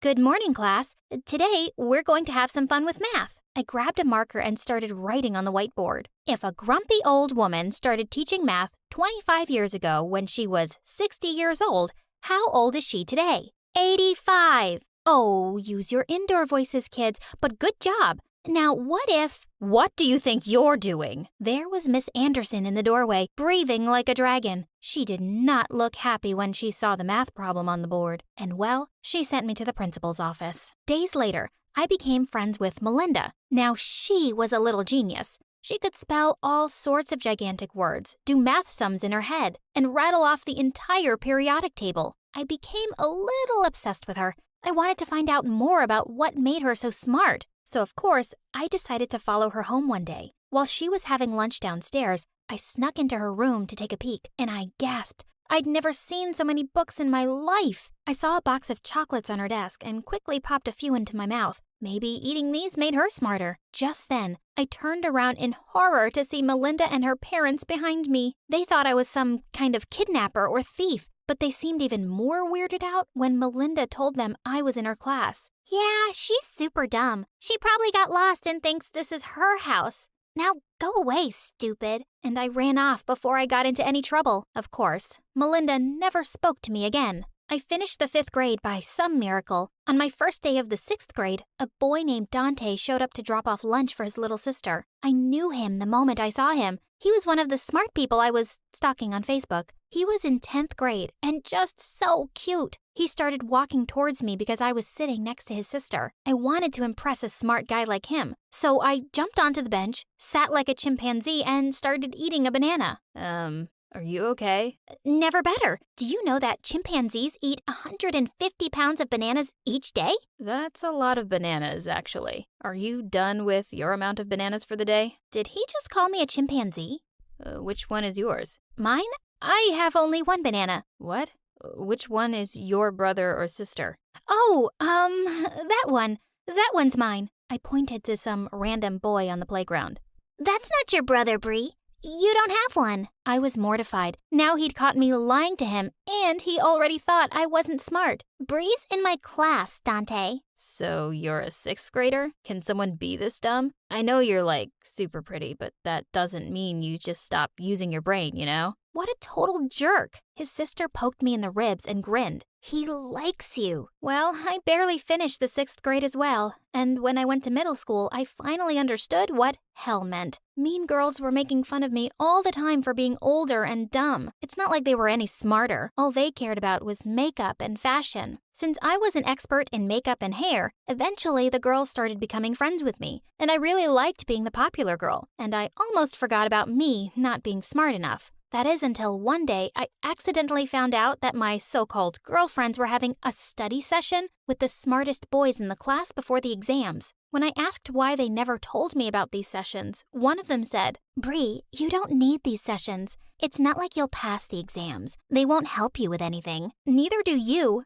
You just go there to make out with the boys. Yeah, it's amazing to kiss and be kissed while studying. But you will never experience that, dummy. I was so mad at her that I threw a book at her, but sadly, it missed. That day, I went home determined to study hard, harder than any other time. But my parents didn't respect my new study habits. They were as loud and obnoxious as ever. One day, before I was studying for a big test, they threw a huge party and invited all their friends. I tried to focus in my room, but the beat was pounding in my ears. Can you guys please keep it down? I'm trying to study. What for? You're not going to graduate anyway. Mom elbowed Dad to shut up, but he was a jerk and got even louder. Once when I was in the 9th grade, I was studying in the library and a boy at the table next to me got up and scraped his chair across the floor. It was so loud that I screeched and I instantly covered my ears. He came to me and said, "What's wrong?" You didn't hear that? The chair was so loud, it hurt my brain. He looked at me for a second and said that I might have a condition similar to his. and it's called hyperacusis. What? Hyperacusis is oversensitivity to sound. You hear things much louder than they really are. I'm sure it affects your concentration too, just like me. After some tests, it turned out that he was right. I was really happy because it meant that I wasn't actually stupid. I just had trouble focusing because of my condition. So from that day on, I made sure to always cover my ears with headphones when studying. I studied really hard for a math exam and was sure I'd get a high grade, but I only got a D. Oh, so you actually thought that headphones would help you with anything? That's the dumbest thing I've ever heard, even from someone as dumb as you. Stop it. I keep telling you, she's not dumb. She's special. And that day, I just snapped. Both of you, just cut it out. Dad, I thought my intelligence was my biggest problem, but having you as a father is the worst thing that has happened to me. And Mom, I'm not special. Do you need to believe I'm special to love me? I'm your daughter. You should accept me and love me just as I am. And with that, I stormed off. The next day, I left my parents for good. I was old enough to move out, and I got a waitressing job after school. And well, I really loved it. After my shift, I'd often sit at the cafe with my headphones on and do my homework. One day while I was studying, I looked up to see a handsome guy sitting in front of me. It was Ethan. He came to the cafe regularly, and I had such a crush on him ever since he told me that he was some data analyst. Hey, you didn't hear me with those headphones on, and you look really busy with your chemistry homework. Which grade are you in? Oh my God, he'd seen what I was working on. This was so embarrassing. I'm almost about to graduate high school. You must think I'm really dumb now, huh? He took my hand and my heart fluttered. No, I think it's amazing you're putting yourself through school. The only thing that matters is that you're educating yourself. And there's no time or age limit on it. Also, will you go out with me? Our first date was on Christmas, and I wished Ethan Happy Christmas, but he said he was Jewish, so I said, Happy Jewish then. Ethan burst out laughing, thinking I was joking, and I realized what I'd said only after I got home, and I cringed so hard. So from that moment on, I kept reading a lot of stuff before meeting him, and I kept a notebook with me to write down all his comments, so I could mention them again to show him I was smart. A year later, Ethan proposed to me, and I said yes. He invited all his smart, intelligent friends to the wedding. And it was so intimidating, especially the smart female colleagues. I just started crying while dancing with Ethan in front of everyone, but they all thought it was happy tears. For the next 2 years, we kept trying to get pregnant, but it didn't happen. Ethan told me not to worry about it,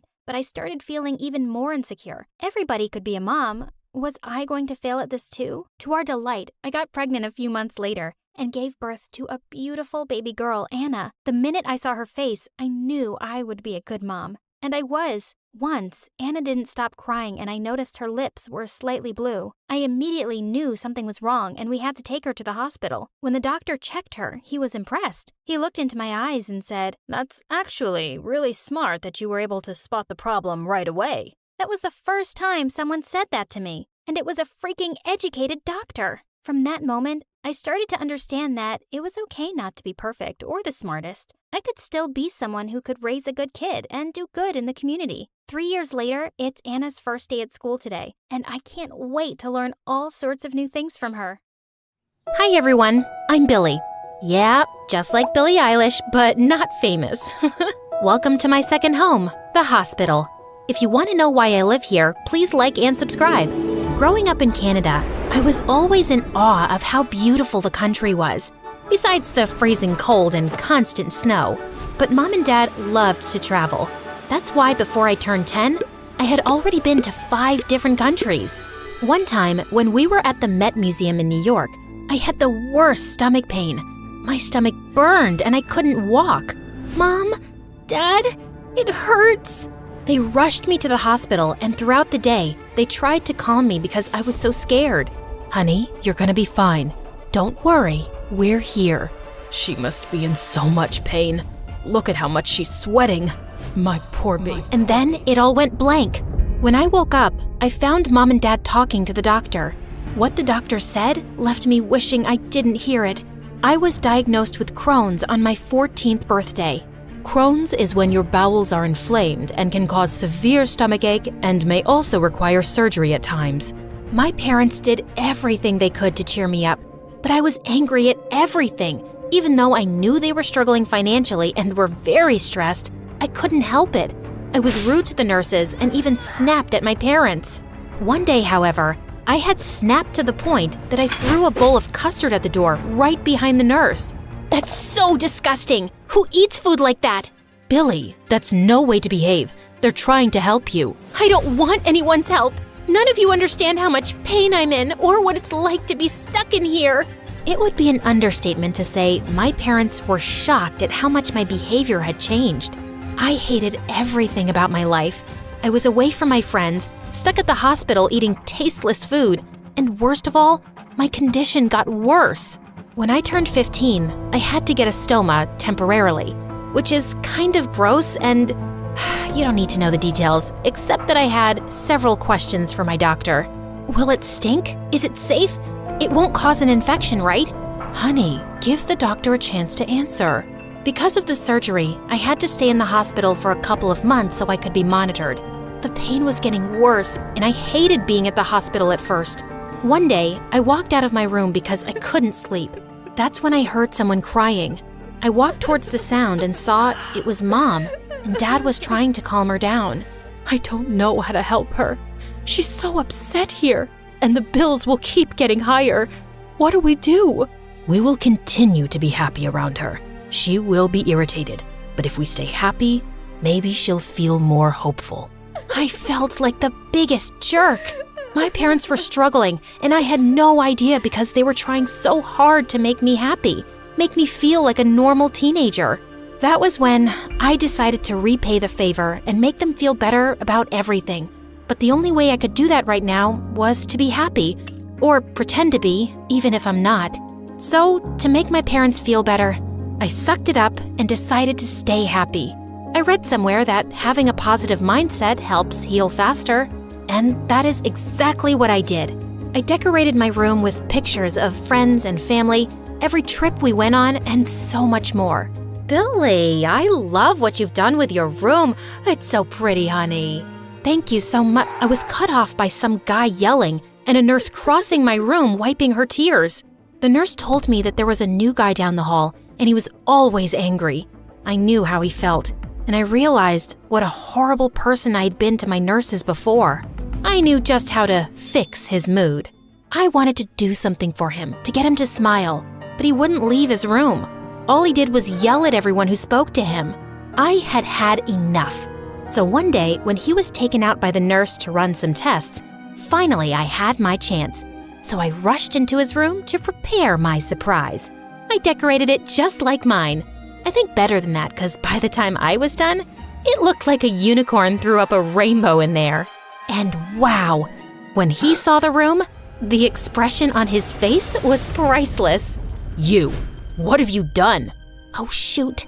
I ran away from him, but to my horror, he was running after me too. He only stopped when I did, and he began yelling at me and telling me how irritated he was. But you've got to admit, this is probably the most fun you've had in the past couple of days. You're very annoying. Stay out of my room. I hate hospitals. Rude. Since that day, I steered clear of the guy, whose name I learned was Steele. Silly name. And he seems to get bent out of shape much easier than his name suggests. He stayed away from me too. And every time he saw me, he would glare and walk the opposite way. One day, one of the nurses came to check up on me. She told me how bad she felt for Steele. Why would you feel bad for him? He's so rude. Oh, sweetie, who wouldn't be? It was his birthday last week. He was so excited to see his friends, but none of them showed up, even after they promised him. And his parents had to work. Poor guy. Oh, shoot. Now even I felt bad for him. My parents helped me get him a cake. I didn't want to go to his room after he asked me not to, so I asked a nurse to bring it with a note. Happy birthday, jerk boy, from the sick girl down the hall. 5 minutes later, I saw someone's shadow under my door, walking up and down the hallway. And then I heard a knock. Hey, sick girl. What do you do when you can't sleep? Wow. Took you 6 rounds up and down the hallway to ask me that? Just stare at the stars, I guess. He just rolled his eyes at me. I brushed past him and dragged him with me to my favorite spot. We went to the courtyard and sat on the bench looking at the stars. I'm sorry. It's just that I hate missing out on everything. Why do I have to be sick? Why can't I just have a life like every other kid my age? It's just not fair. I was like that too at the beginning. But then I realized how much my parents continue to do for me, and what I'm trying to say is, you shouldn't just pay attention to what you don't have. I mean, look, you got to meet an amazing person like me right here. You really couldn't have asked for anything better. How are you this positive? How do you distract yourself from all this pain and stuff? If you wait to be happy until everything is fine, you'll waste your whole life. So, I gave myself a purpose, a mission. What mission? I haven't told anyone before. Oh, well, you don't have to tell me. No, it's okay. I need motivation to work harder on it. So here goes. I'm starting a foundation dedicated to help parents of kids who are sick, so they don't have to worry about bills. Wow, that's actually pretty amazing. I can help if you want, and would love to join for real once it's up and running. Yes, I need all the help I can get. Pretty soon, the both of us began hanging out often and working on plans and ideas for the foundation.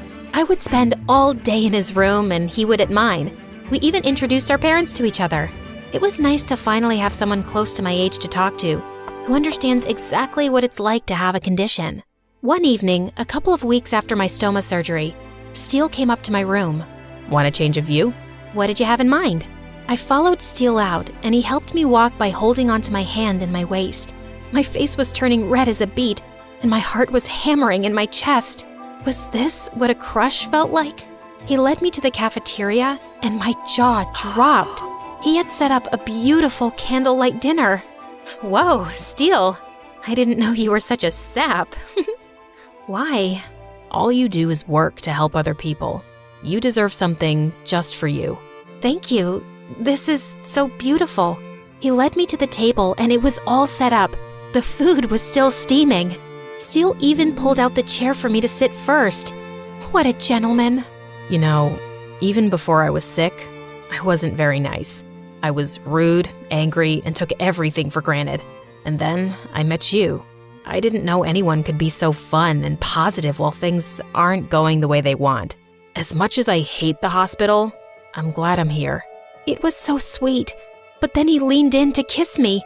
I put my hands against his chest. Steele, we can't kiss. You could get sick. The look on his face broke my heart. So I held his hand in mine instead, and he smiled. The next day, I woke up with the biggest smile. Yesterday was like a dream come true, a fairy tale. Just then, the doctor and my parents walked in to talk to me. Honey, guess what? You get to go home, finally! What? You're all good now. You'll just have to come for a checkup in a few months, but other than that, you're fine. You can leave here today. Isn't that great, sweetheart? It is. It's amazing. While Mom and Dad were taking care of all the last-minute paperwork, I walked over to Steele's room. He gave me the tightest hug as soon as he saw me. Steele, I have some news. I'm being discharged today. I leave in a couple of hours. That's great news, Billy. Why aren't you excited about it? Because once I leave, I won't be able to visit you. I'll be moving back to Canada. Oh, is there... For the first few months, I thought every other person I saw on the street was Steele. Everywhere I looked, there he was. I felt like Cupid had hit me with a bucket of love with Steele's name on it, but I pushed it aside. There was nothing I could do. As the years passed, life got in the way, and eventually, we both lost touch with each other. I got extremely busy with completing high school, trying to get into a university, and with the foundation. I put all of my focus on getting it open. After organizing talent shows and competitions as fundraisers and to get some awareness on it, I got some attention and eventually got to meet the CEOs of the biggest organizations who wanted to help me out with my own foundation. But I was in for a shock when I spoke to them. So, from all the donations and money you make, we will get 40% of the cut, and you can decide how much you want to keep and give the rest to the families. I'm sorry, but did you just suggest that you and I take the majority of the money that is supposed to go to struggling families? Of course. I don't agree. That is not the goal of my foundation. You're just a child. This is how it works. I have nothing to lose if you deny this offer. It's just you who will struggle. I was fuming with rage when I stepped out. I ranted about it for days to my parents. I had to take matters into my own hands. I worked hard for years at university and internships. And finally, at the age of 22, I opened my very own foundation. It became known globally. I was one of the youngest CEOs in the world, and I was on many magazine covers as well. I'm not gonna lie, that was fun and it made me feel great. But it wasn't the fame I was after. It was the families I got to help out. Many people showed up to donate and help out, and one day, my assistant ran up to my office to inform me that we had gotten one of the biggest donations ever, a whopping $100,000. He's here right now, and he wants to work with us as well. Isn't this exciting? Can I show him in? 100,000? Yes, of course. I can't wait to meet this angel of a person. I'm an angel now? I thought I was the jerk boy. It was Steele. I couldn't believe my eyes. 6 years later, and he was finally here. So I'm perfectly healthy now. Do you think we could pick up where we left off? Maybe I take you out somewhere that doesn't serve hospital food?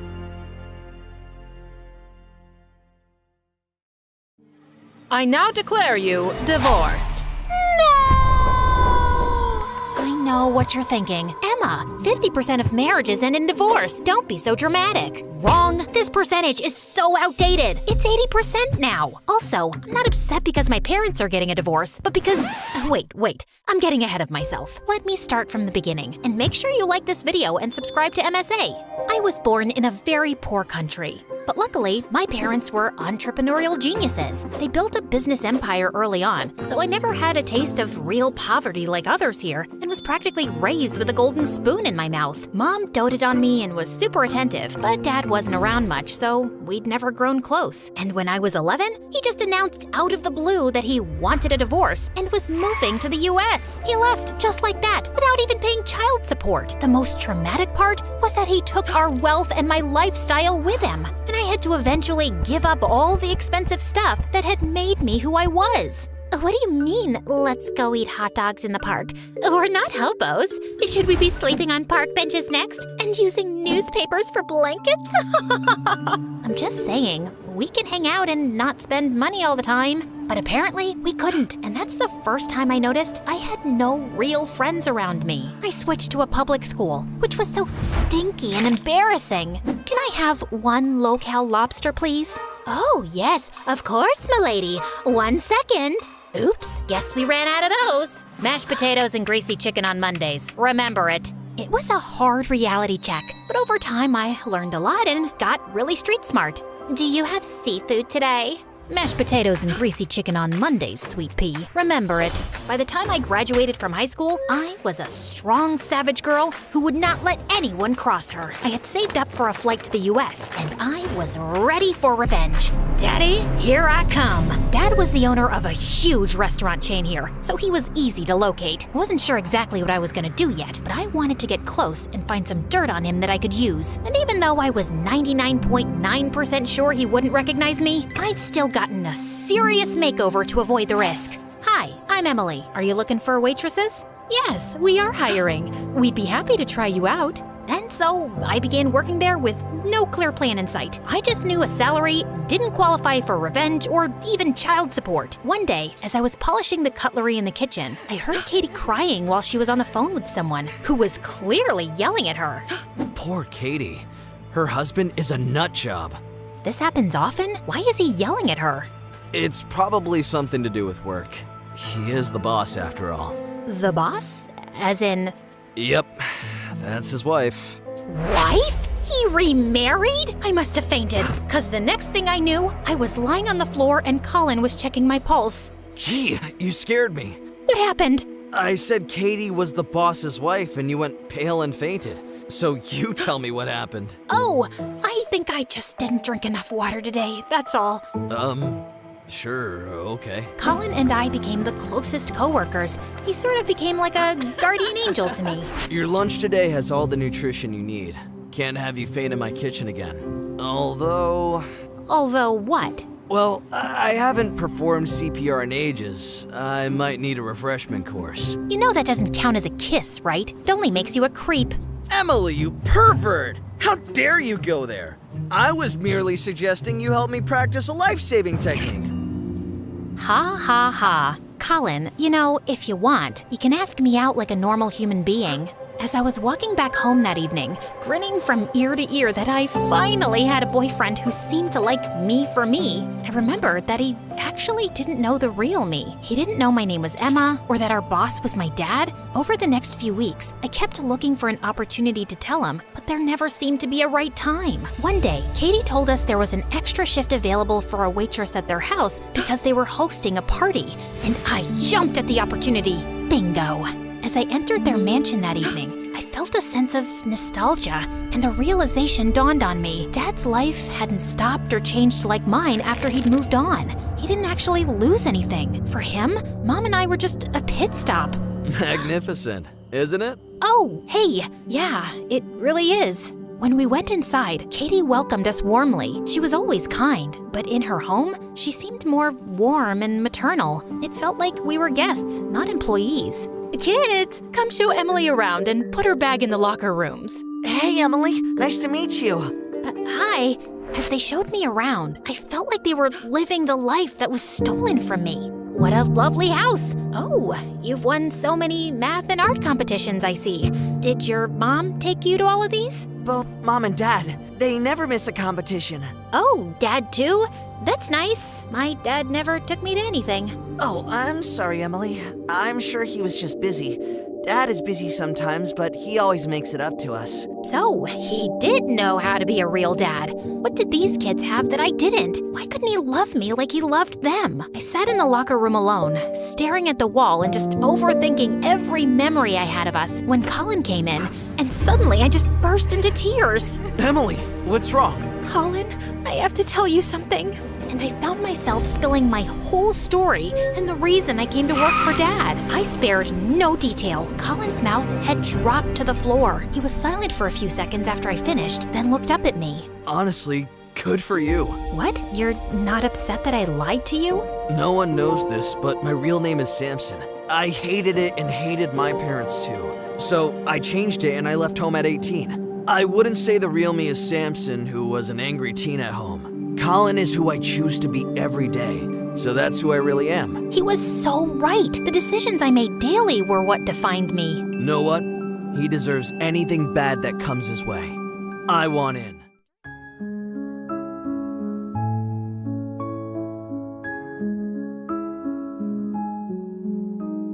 Silent moonlight above,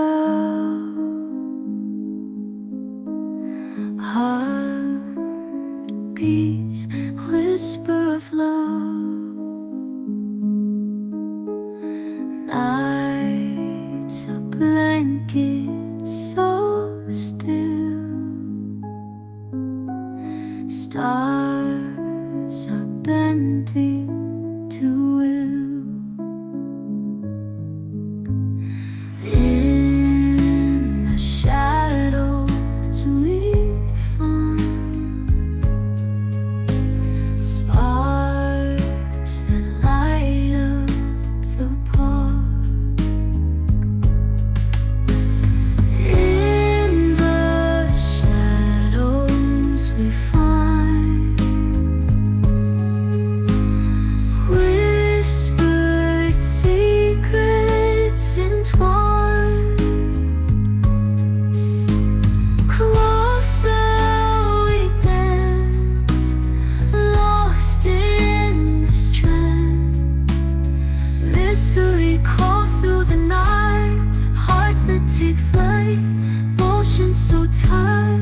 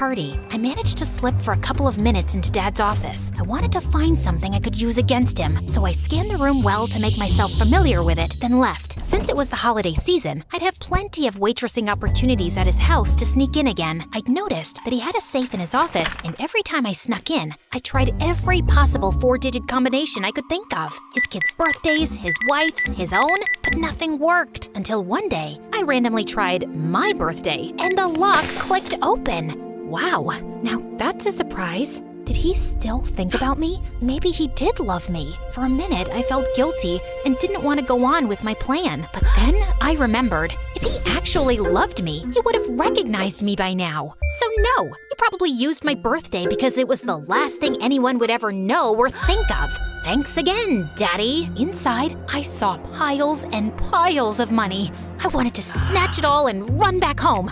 But I knew that only works in movies. Instead, I started stealing small portions. I did not feel any guilt. Dad was plain awful to everyone around him, including his own wife. Then one day, he surprised us with a visit at the restaurant. What are you doing here, dear? Well, it's my restaurant, isn't it? I'm here to check if everything is running smoothly. That's what I'm here for. Why can't you let me run the restaurant without constantly trying to control everything? Listen here, pretty face. I know you got bored as a housewife and you want to play manager, but I have real work to do here. So why don't you go for a stroll as I check everything out? No, this is I wasn't asking. Katie stormed out of the restaurant on the verge of tears as he continued to check everything up close. Everyone was terrified of him, especially me. You over there! Me? This was the first time he had spoken to me directly in years. Yes, what's your name? I felt sweaty and tongue-tied, but then I felt Colin moving and standing behind me. He put his hand on my shoulder to let me know he had my back. Emily, sir. Emily. Are you new here? Been here a few months now, sir. Just then, 2 shady-looking men walked into the restaurant and saved me from the investigation. Dad left me alone and followed them into a small room at the back of the restaurant. Sometime later, the head cook was called in too, and when he walked out, he looked flustered. An hour later, Dad and the shady men came out of the room, shook hands, and then all of them left. What's that all about? I'll try to find out. Later that night, I just couldn't fall asleep. My dad had looked me in the eye, talked to me, and he didn't recognize me at all. How do you recover from that? The next day, Colin came rushing to me, looking ready to burst. Emma, we got it. Really? What did you find out? Yesterday, he made a deal to import illegal seafood. He wants to use that in dishes without disclosing it to customers. The head chef and sous chef are in on it. I overheard them talking. Bingo! I knew he'd be up to something crooked. Now we have to think of a plan to expose him. I wanted to teach him a lesson, and also see if he would flee and leave his new family when things got rough for him. But later that day, his kids came in for lunch, and they had prepared holiday gifts for the staff. My gift had a special drawing of me. No one else had one. Oh, thank you. It's lovely. The kids love you, Emily. They keep saying how you treat them like normal kids, not the boss's kids. When she said this, I had a flashback to my own childhood. A lonely, spoiled kid with no real friends. No one treated me like a normal kid when he was around. Just a few days later, when I was working at his house again, Dad came barging into the kitchen furiously. He had discovered that someone had been stealing from his safe. Count your days, whoever you are. Did you think that a house this big doesn't have security cameras? Once I get the tapes, it's over for you. OMG, security cameras! My face turned green and I felt nauseous. What's wrong with you? Don't you dare puke in my kitchen! I'm kind of sick, sir. How often do you come to my house? I've come a few times. Maybe you stumbled into my study, found something you liked. Answer me! Excuse me, sir? Stop grilling this poor girl. She would never do it. How can you be so sure? Because I've asked her to grab me things from my room 1,000,000 times, and she'd never touched any jewelry or clothes. So if she wanted to steal, she would have stolen 100 different things by now. Everyone was staring at the 3 of us confused, but not as confused as I was. Nothing that Katie said was true. Why was she defending me? Katie, these kinds of people don't deserve your kindness. We'll wait for the tapes in the meantime.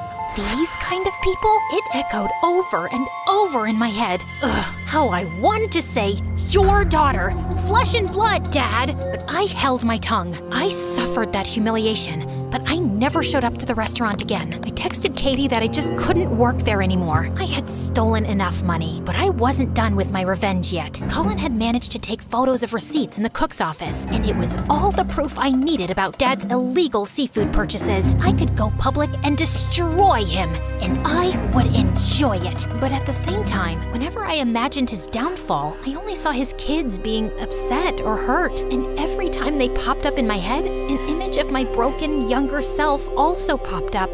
Colin, I want him to suffer badly, but I feel if I go through with this, I'll be putting his family through what Mom and I went through, and I would feel guilty forever. I don't know what to do. Baby, just by considering their feelings and future, you are already 100 times better than your dad. It's your decision. Do what feels most right to you. And after much consideration, I decided to put the matter into someone else's hands. I asked Katie to meet me at a diner that night. Hello, Emma. Uh-oh, that's a bad start. I figured out your identity shortly after hiring you, and I wondered why you had chose to work for us. Now I know. You stole that money from us to get back at your dad. But don't worry, I destroyed the tapes. But then, why did you defend me? Emma, once I figured out who you were, I dug into his history and found out everything about you and your mom. Your dad is a jerk. He deserves this. Why are you with him then? For the money? You deserve so much better. The kids deserve so much better. I don't care about the money, but I don't want my children to go through what you guys went through. I want to wait until they're older before getting a divorce. He is a mean husband and partner, but I can't deny that he is a great dad to the kids. I understand, but in case you change your mind, take this. Do as you please with this information. Katie's eyes grew wide as she realized I'd handed her proof against Dad. I didn't know about this. Thanks, Emma. A few months later, I saw on the news that Dad was in prison and his restaurant license had been taken away because he was importing illegal food. And the same day, I got a text message from Katie. Thanks again, Emma. I needed it.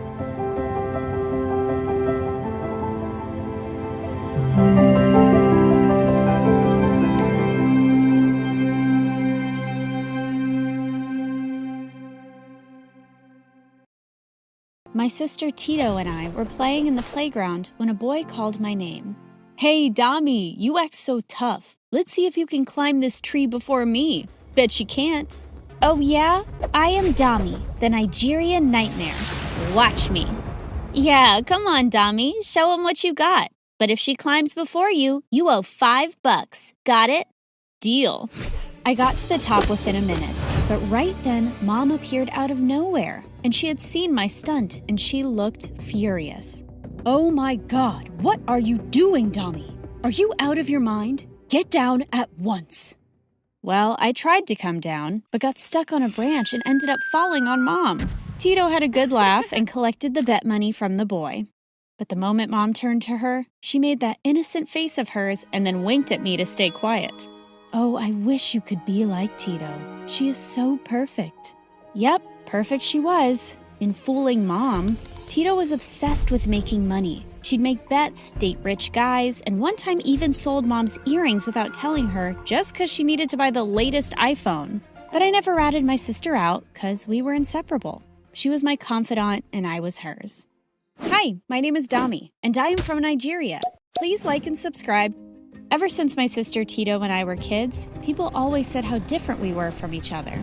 While she looked like a Barbie, I may have looked like G.I. Joe. Her hair was so shiny that people on the streets begged to touch it. Mine looked like a bird's nest, and at times I could barely comb it. However, the most important difference according to Mom was that Tito was perfect and I wasn't. My Tito would be the perfect bride. Any man to marry her would be so lucky. A rich one. Mom, I want a rich one, please. Let's see if we can find a rich one for you. But Dami, I don't know how I'll get you out of the house. With all your hobbies like a boy, Dami, no girl climbs trees, fights, and definitely doesn't have short hair. You need to behave like a proper lady so some guy will fall in love with you and marry you. Yuck. Marry boys? Mom would always be talking about these things, but thank God Dad was different. He loved Tito and I equally and gave us the freedom to be ourselves. Don't worry about Dami. No boy will be choosing her. She will be the one to choose a boy for herself. One time when I was 12 and Tito was 15, we were walking home from school together. On our way, a really cute guy bumped into Tito, and the two started talking as if they had known each other forever. It was so boring, standing on the side being Tito's sidekick while the guy asked for her number and complimented on how pretty she was. Just then, I saw a crowd excitedly watching something on a TV at a storefront. When I joined them, I saw they were cheering for two girls in a boxing match. Who knew girls could box? Fascinating. When we reached home, Mom kept asking why we were so late, but all I could think about was the boxing match. That night, I watched tons of videos about women's boxing, and in a few days, I was practicing around the house. And it really drove Mom mad. She hated the idea of women being boxers and forbade me to even think about it. No daughter of mine is going to be a boxer. Got it? Fine. She could stop me from pursuing boxing as a profession, but she couldn't stop me from practicing at home.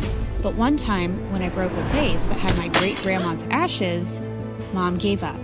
Oh my God, just take her to some boxing academy. Please don't practice at home. Ever again. Yippee! Dad and I were ecstatic. Dad got me into a boxing academy, but since I was the only girl in that place, boys weren't keen on letting me practice in peace. As if it would scare me off. One time as I entered the gym room, I saw some boys practicing boxing on the punching bag. When I asked for a turn, they just laughed at me. Oh, little girl, your fragile fingers will hurt. Leave this to the boys. Why? Are you scared I'm gonna do better than you? I guess if I were you, I'd be scared too, little boy. The boy looked pissed, but moved aside to let me practice on the punching bag. It was my chance to show them what I had. I totally destroyed the punching bag. After that day, no one ever called me a little girl. I had been in the academy for just over 6 months when my dad got an amazing job in the city. Now my academy was just a 2-minute walk away from my new home. We were all so happy about living in the big city. We had heard so much about it, and I was excited to live in it. Tito was excited for a different reason. I love the city. Did you notice how rich the guys are here? I am sure I'll find a rich guy, make him fall in love with me, marry him, and live my best life. God, Tito, can you think of anything other than boys and getting married? Why not focus on studies? With the grades you are getting, how will you finish high school? I don't need to finish high school when I have a rich husband, duh. We had only been in the city for 6 months when I got some surprising news. Tito was getting married. Tito's boyfriend, Econ, was the son of one of the richest men in town. He and Tito looked totally in love. Well, Tito a little more than him. I wasn't a fan of Econ because he was going to take my sister away from me, but seeing Tito over the moon made me happy. Soon my house was swarmed with wedding activities. Just a day before Tito's wedding, I was so fed up and went to a local restaurant to get some air. When I walked in, I saw Tito's boyfriend and I decided to say hello. As I got closer, a girl passed me by and hugged Econ. And then they both kissed. What the heck? This dude was cheating on my sister. I so wanted to punch him, but the moment he saw me, he smirked. The audacity. Gonna tell your sister I'm cheating on her? Yes, and she is so gonna dump your sorry butt, you cheater. Oh, please. Your sister is so in love with me, she won't believe you. Get used to it. We are going to be in-laws, at least temporarily.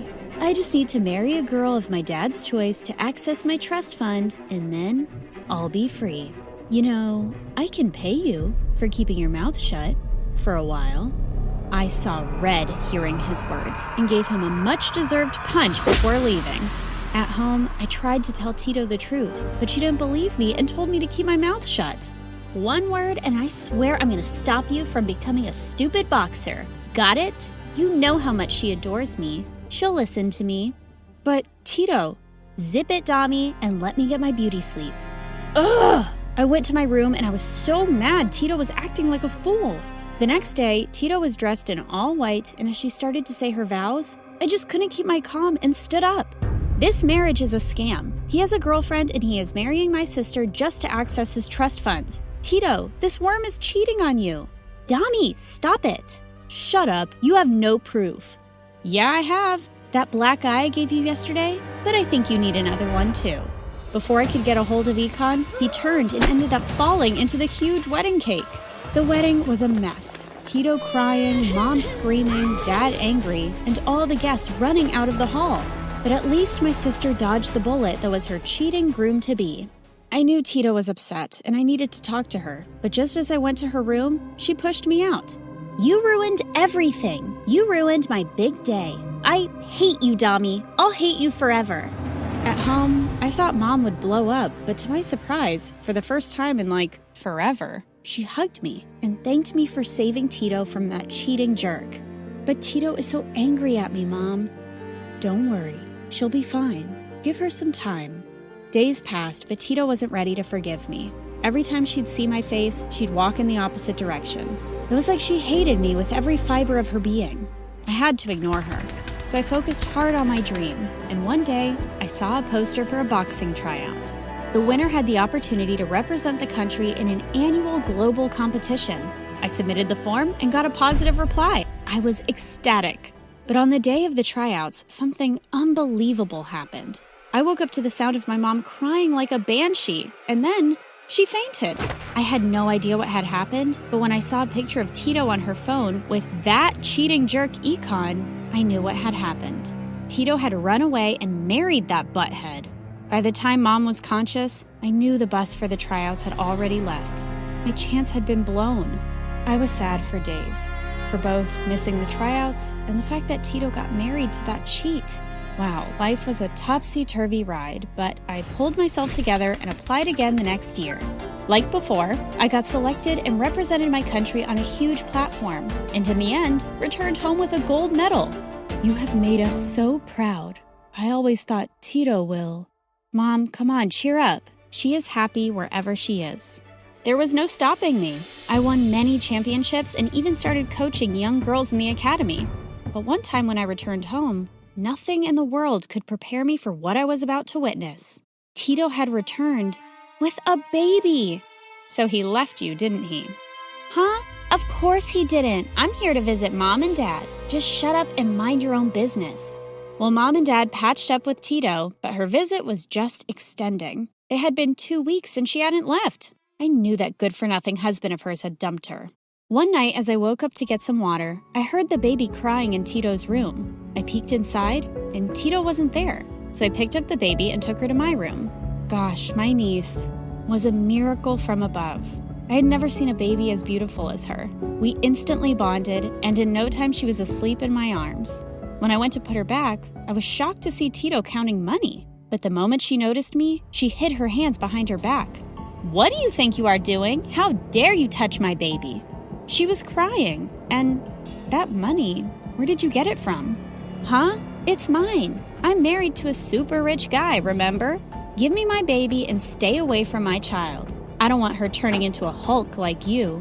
Look at yourself. There's nothing girly about you anymore. Tito, tell me, are you in some kind of trouble? I can help you. Shut up. I don't need your help. I'll never need your help. Get out of my room now. Something was sure fishy with Tito. I knew my sister too well, even when she was being a jerk to me. So the next day when she left the house with her baby, I followed her. She kept walking and finally stopped near the seaside. What was she up to? As I was lost in my thoughts, I saw her husband. The moment Tito saw him, she threw money in his face. But instead of being angry, the jerk smirked. Here's the money you asked for. I can't believe I had to steal from my mom and dad because of you. Just leave me alone now. Don't ask for my daughter's custody. We are done with you. Just as I thought, that cheat was blackmailing Tito. Wow, that's a lot of money. Now that my trust fund is empty, I am glad I got you to bring in some cash. That sister of yours is making quite the money. On second thought, I'll hold on to my baby girl. Having her with me guarantees my supply of money. All of a sudden, he started to run, and that's when Tito let out a scream. Instantly, I lunged and grabbed him by the collar, and Tito came in time to take the baby safely away. I always knew you were trash. This was long overdue. Saying that, I gave the jerk a much-deserved black eye. Once Ecom was taken away by the cops for blackmailing Tito for money, my sister came running to me with my beautiful niece in her arms. Dami, how did you know? I followed you. You looked worried. I had to find out. I'm so sorry, Dami. So sorry for being a jerk, for not listening to you. For not admitting that I made the most foolish mistake ever by trusting Econ. For... Can you forgive me, Dami, please? Tito, shh. The baby is asleep.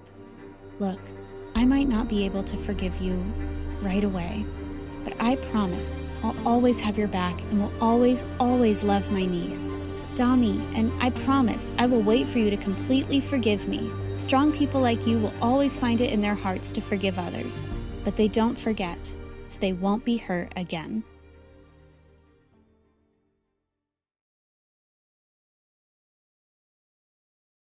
Hi, my name is Eve, and my story animated will give $1,000 to one lucky person who subscribes in the next 7 days. Tell your friends, your sister, brother, and mom to subscribe now. You see, I was born to a crazy single mother who had absolutely no idea about who my dad was. She was an ex-model and mostly hung around rich men who could meet her expensive demands.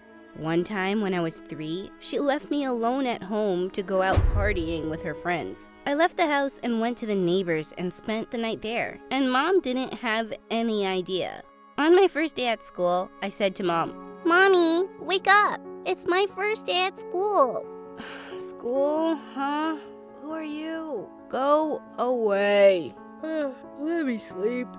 Yeah, I dropped myself to school on the first day and every other day because she always woke up in the afternoon. It was pretty much like I was raising her and not the other way around. Well, that was pretty much her routine until my 10th birthday. She suddenly barged into the house with a big box in her hand. Surprise!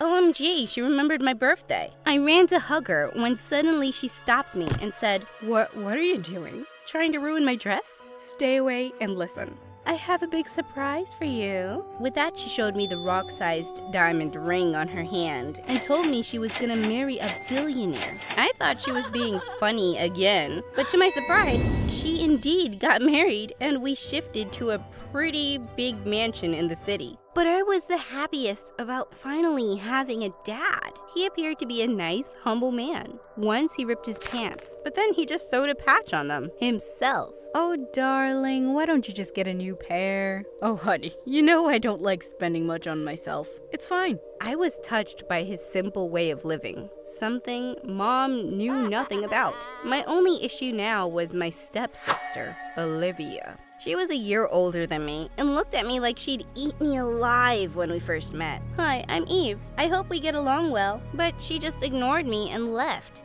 What was wrong? For days, I thought she was mute, until one morning I heard her shouting at the top of her lungs. I told you that woman was after your money, but you never listened to me. She was talking about my mom. I rushed downstairs to see what was happening. She took all the money and jewelry and everything else she could get her hands on. What? Mom had run away, leaving me behind? I was devastated and burst into tears, but then my stepdad hugged me. Oh, sweetie, don't cry. You're gonna stay here with us. Oh my God, you're so sweet. You're gonna stay here until I get back every single penny of all the $20,037,576.03 that your freaking mother stole. What? He was keeping me as a mortgage for his money? What a psycho! I tried to talk my way out of the situation, but he was such a cheap creep. You know my mom would never come back for me. She doesn't care for anyone but herself.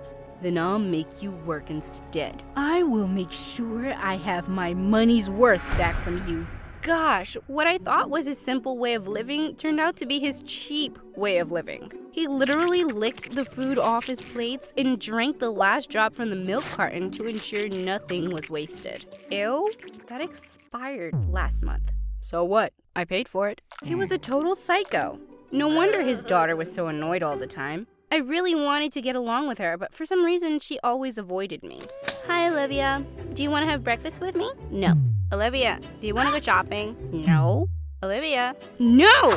But I didn't even say anything. Whatever. Now I was just worried about all the work I'd have to do to repay Mom's debt. I felt like Cinderella, only this time it was the stepfather. But then I had an idea. Every time he'd ask me to do something, I'd make sure to cause trouble. Once he asked me to clean the house, and I picked up the most expensive vase that he owned, and boom. Oops! I'm sorry. It slipped. He went completely nuts and started shouting like a mad dog. Are you kidding me? That was so expensive. Forget cleaning. Go do something else. He made me switch hundreds of different chores before he finally realized that there was nothing I could do without endangering his precious things. And now I was free to do whatever I wanted, except for leaving the house, which wasn't too bad. But I missed going to school. My stepdad had hired a teenage schoolboy, Tim, to tutor Olivia and me at home in order to save the expensive school fee. Tim was 2 years older than me and such a cutie. I had a huge crush on him. The next few years, I spent all my time learning from him, and we grew quite close. On my 14th birthday, he even bought me a cake. My first birthday cake ever. I was so happy that I hugged him. Eve, I have a surprise for you. Let's go out and celebrate. Go out? You know I can't. Stepdad'll kill me if he finds out I'm missing. No one will know, I promise. I'll get you back before he returns. Trust me. I could have jumped from Mount Everest if he asked me to with that look on his eyes. So that evening, we sneaked out of the house and he took me to a special place to surprise me. Open your eyes, Eve. The zoo? He brought me to a zoo on my birthday to surprise me. What was he thinking? How do you like it? Yuck!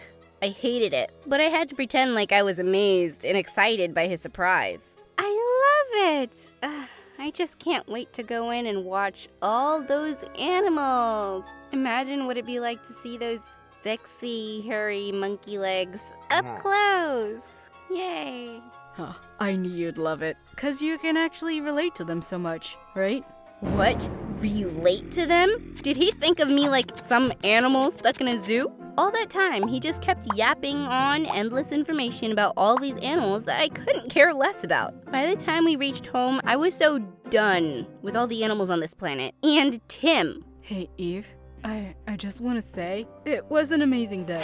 Yeah, whatever. This was it. I could no longer stand this weird place and the stupid people in it. I climbed up the window and packed all my stuff. But while I was climbing down the window, I heard some weird noises. I thought I was gonna get caught, but what I saw next shocked me. It was Mom climbing out of the window below me.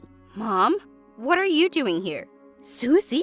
What are you doing here? You forgot my name? What's wrong with you? But I still recognize you after all these years. That's something. Oh, my baby. No. Mom, stop. We both fell to the ground in the bushes. What are you doing here?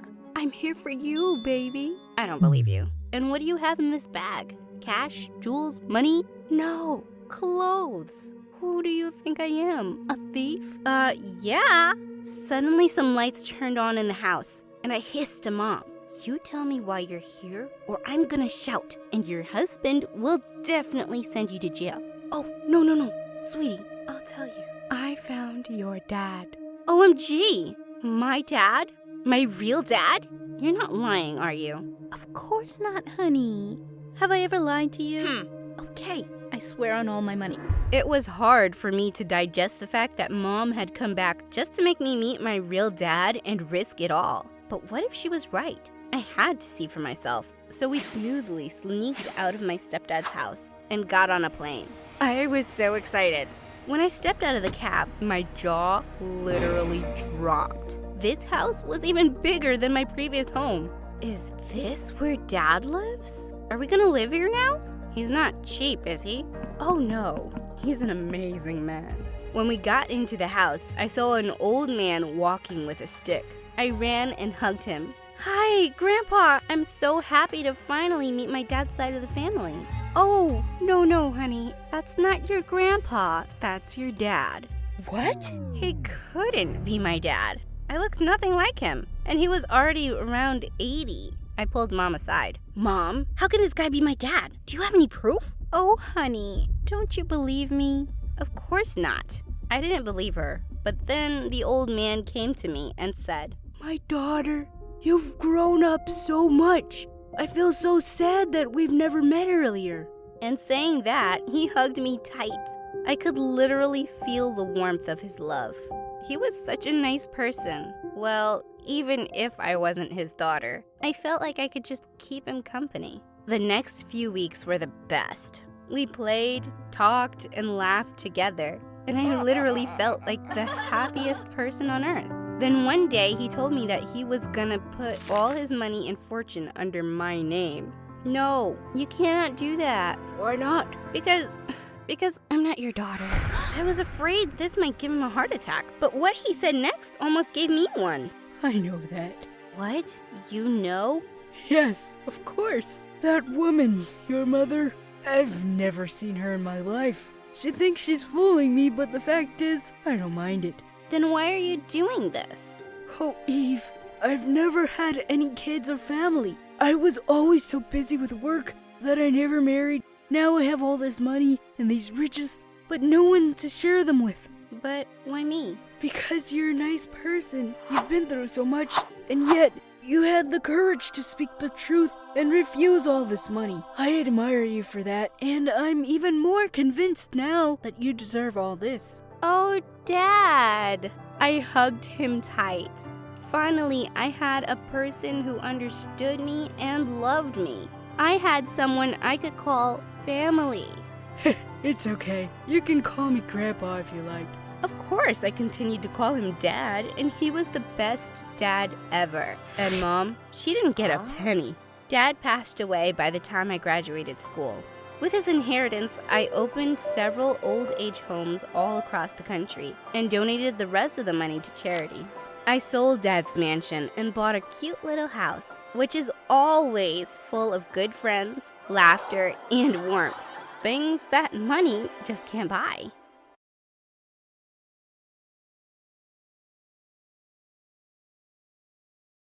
Hi, I'm Blair from Salem, and this is my wacky Halloween story. Don't forget to like and subscribe. I had a good life growing up. Dad loved me to pieces. Even though I never stuck with a hobby for too long, he still paid for the best classes and equipment. Life was good, but there was only one problem. Dad ran a funeral home, and people at school thought I was a freak. I heard Dracula buys his beds from Blair. Is that why you're so weird? Are you, like, possessed or something? No, but you look like you're full of poop. As a result, I didn't have any friends, but when I was in the 10th grade, my life completely changed. Dad's sister, Aunt Mary, came to live with us, and she was the most fabulous-looking woman I'd ever seen. She had a daughter my age, and I was thrilled to finally have a friend. But she took one look at me and wrinkled her nose like I was dog poop. What are you wearing? You look poor. Dior instantly became the most popular girl in school. Nobody cared that she also lived in the house with the funeral home in the basement. Aunt Mary had worked at a fashion magazine, so Dior thought she was qualified to rate people's outfits every day at school. 5, 7, 2. Ugh, minus. Who made you fashion police? You should be arrested for that crime against fashion. I ignored her and went to gym class, but when I went back to the girls' showers, my clothes were gone. Dior was in the back of the school, holding my outfit over a dumpster. Trust me, I'm doing you a favor. And she set my clothes on fire. You've gone too far, you witch. I tackled her to the ground and pulled her hair. We fought like cats till the teachers pulled us apart and took us to the principal's office, where we were given 2 weeks of detention. At home, Aunt Mary blamed me for everything. It's not your fault, John. This is what happens to motherless girls. I tried to provide for her by spoiling her rotten. She's an impulsive girl and doesn't stick to one hobby. The house is full of stuff she's only used once. Must have cost a fortune, and she doesn't appreciate any of it. This is why she's starting fights with Dior, who was just trying to help her. You're right, but what do I do? I have the funeral home to take care of. But I'm here now. I'll take care of everything. Thank you, Mary. Here, buy whatever you need. I couldn't believe Dad was giving up so easily. Did he also think something was wrong with me? Your reign is over, Princess. Mom and I are the queens here now. No, Dad loves me and he'll see right through you two. But things just got worse. I came home one day to find all my things boxed up in the living room. What the heck is going on?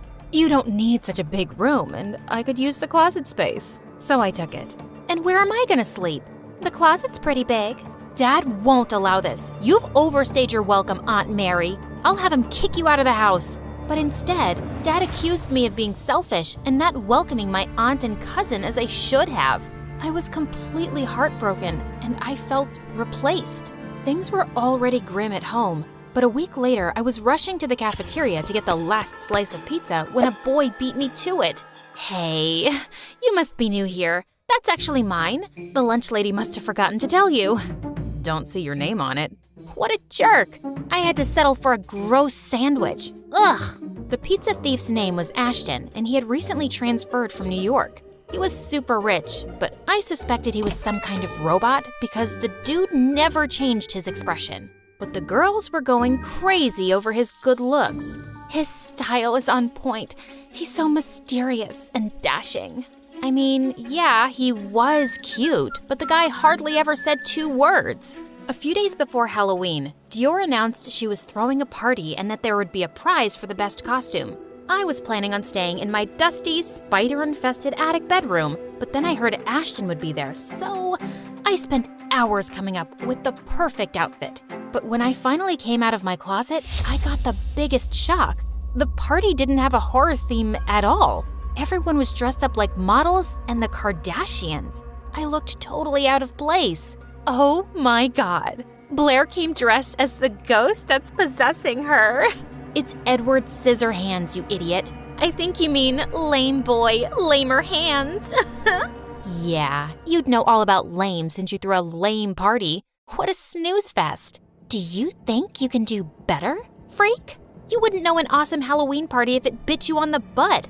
Where are the bats, the witches, the skeletons? Where's the scary stuff?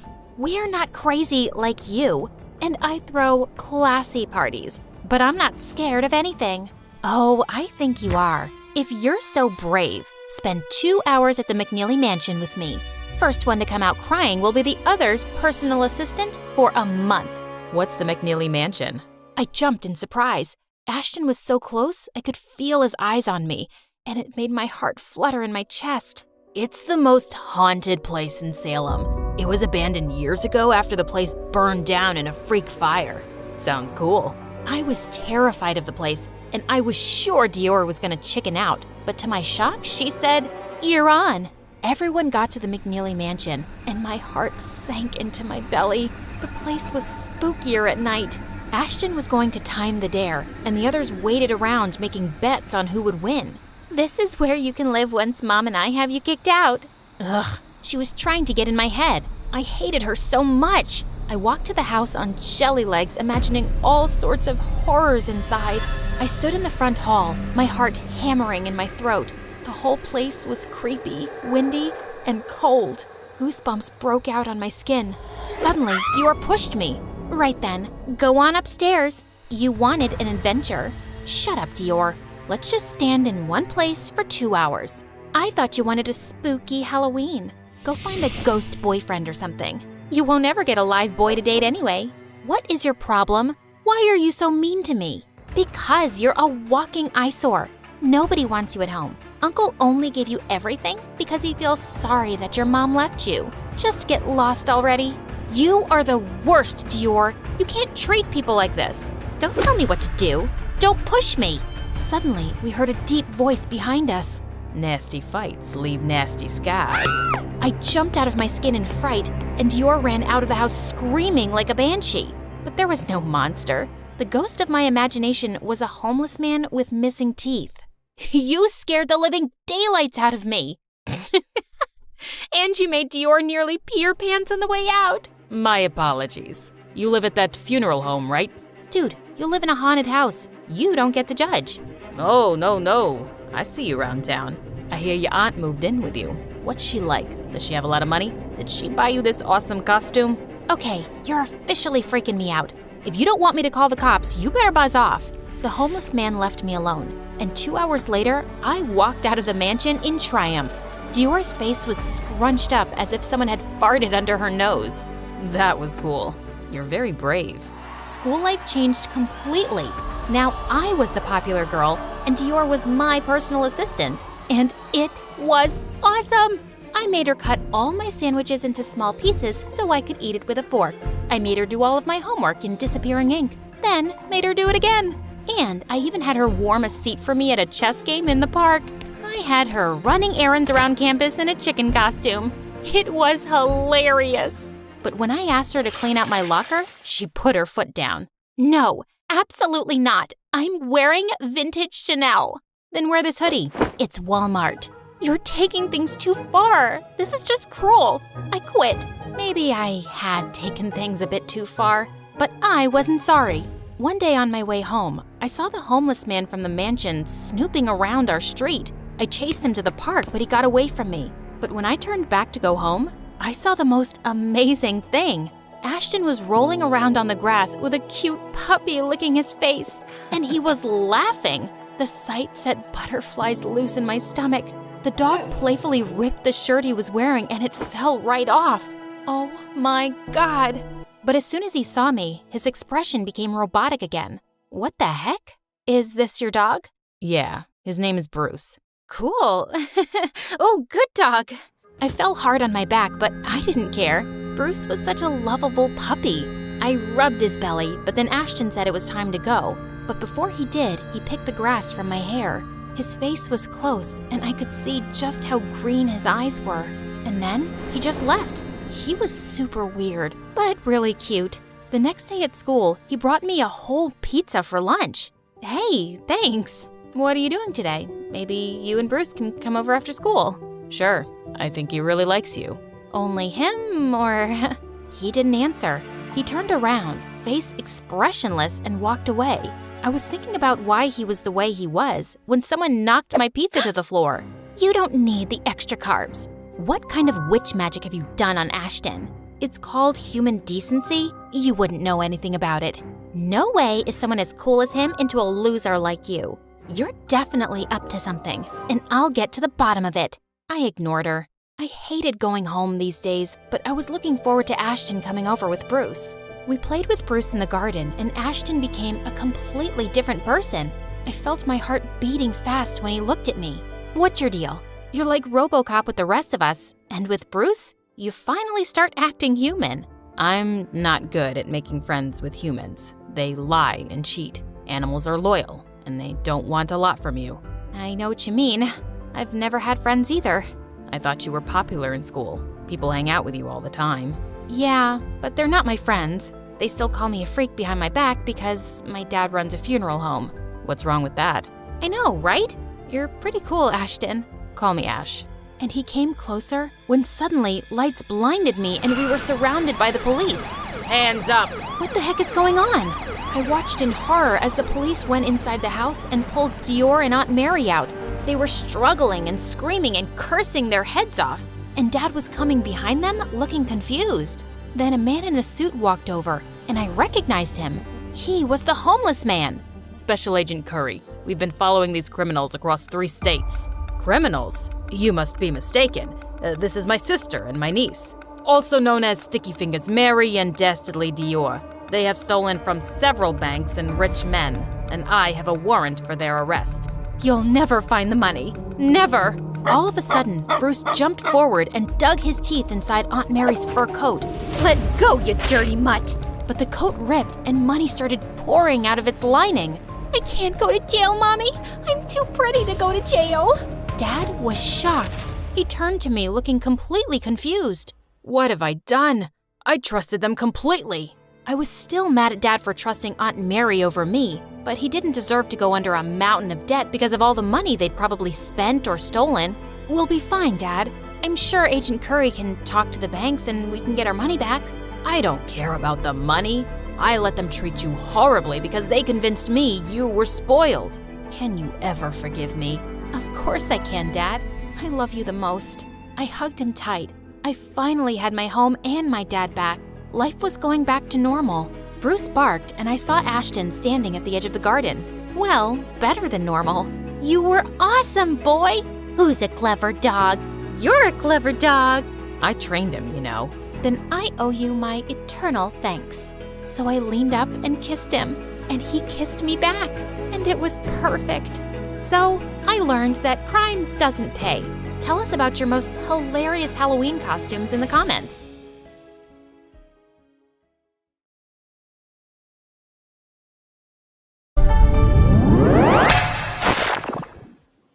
could not believe it was finally happening. I was going to meet my mom.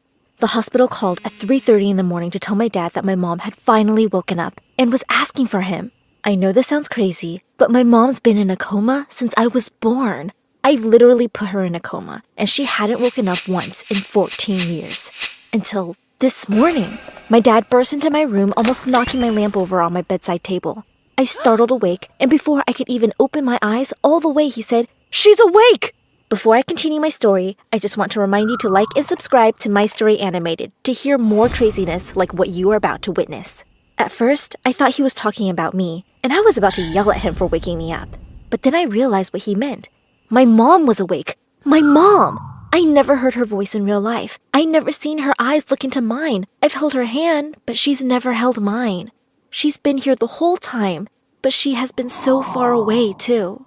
She had had a complicated pregnancy with me. I was a stubborn fetus, I guess you could say. I decided that I wanted to come early, which caused a lot of issues for her, and she was rushed into surgery to get me out. She never regained consciousness after she was put under anesthesia, and because of her family's beliefs, my father never took her off the meds that kept her alive.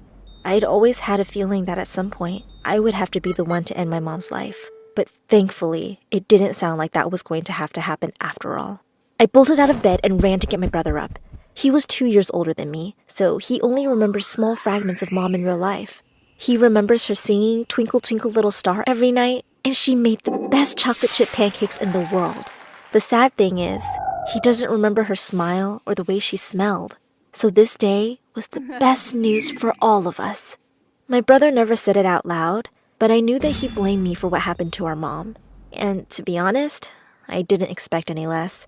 He was nice to me growing up, but I always felt like there was something between us that wouldn't allow us to get closer. He hadn't forgiven me. Did you know the longest time someone has been in a coma was 19 years? Terry Wallace was in a coma for many years before he woke up on June 11, 2003. The ride to the hospital seemed to last forever, and we all rushed in as soon as my dad got the car in park.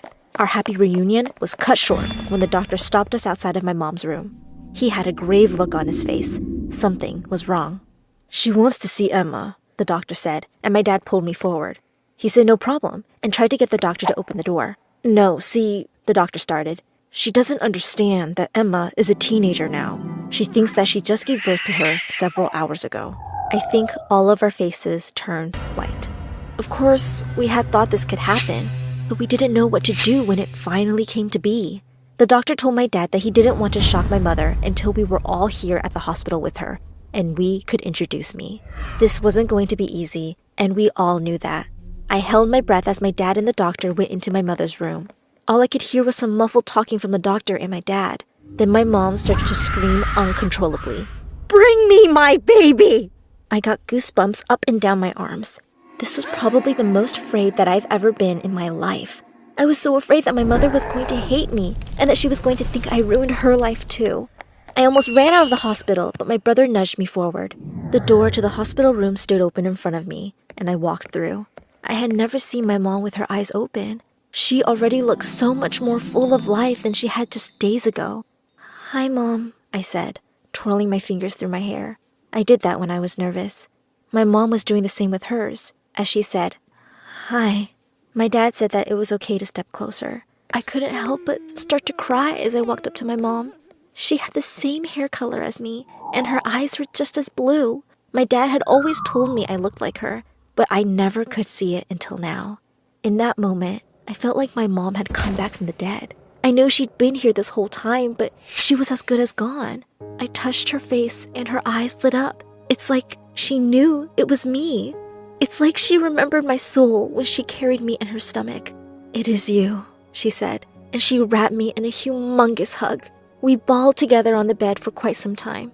Then my mom pulled away from me and wiped her tears. "It's so nice to finally meet you. The last time I saw you, you were on a black and white screen," she chuckled, talking about the sonogram. "I've grown since then," I giggled, and wrapped my hand around hers. Since Mom had been in bed for so long, most of her muscles were weakened.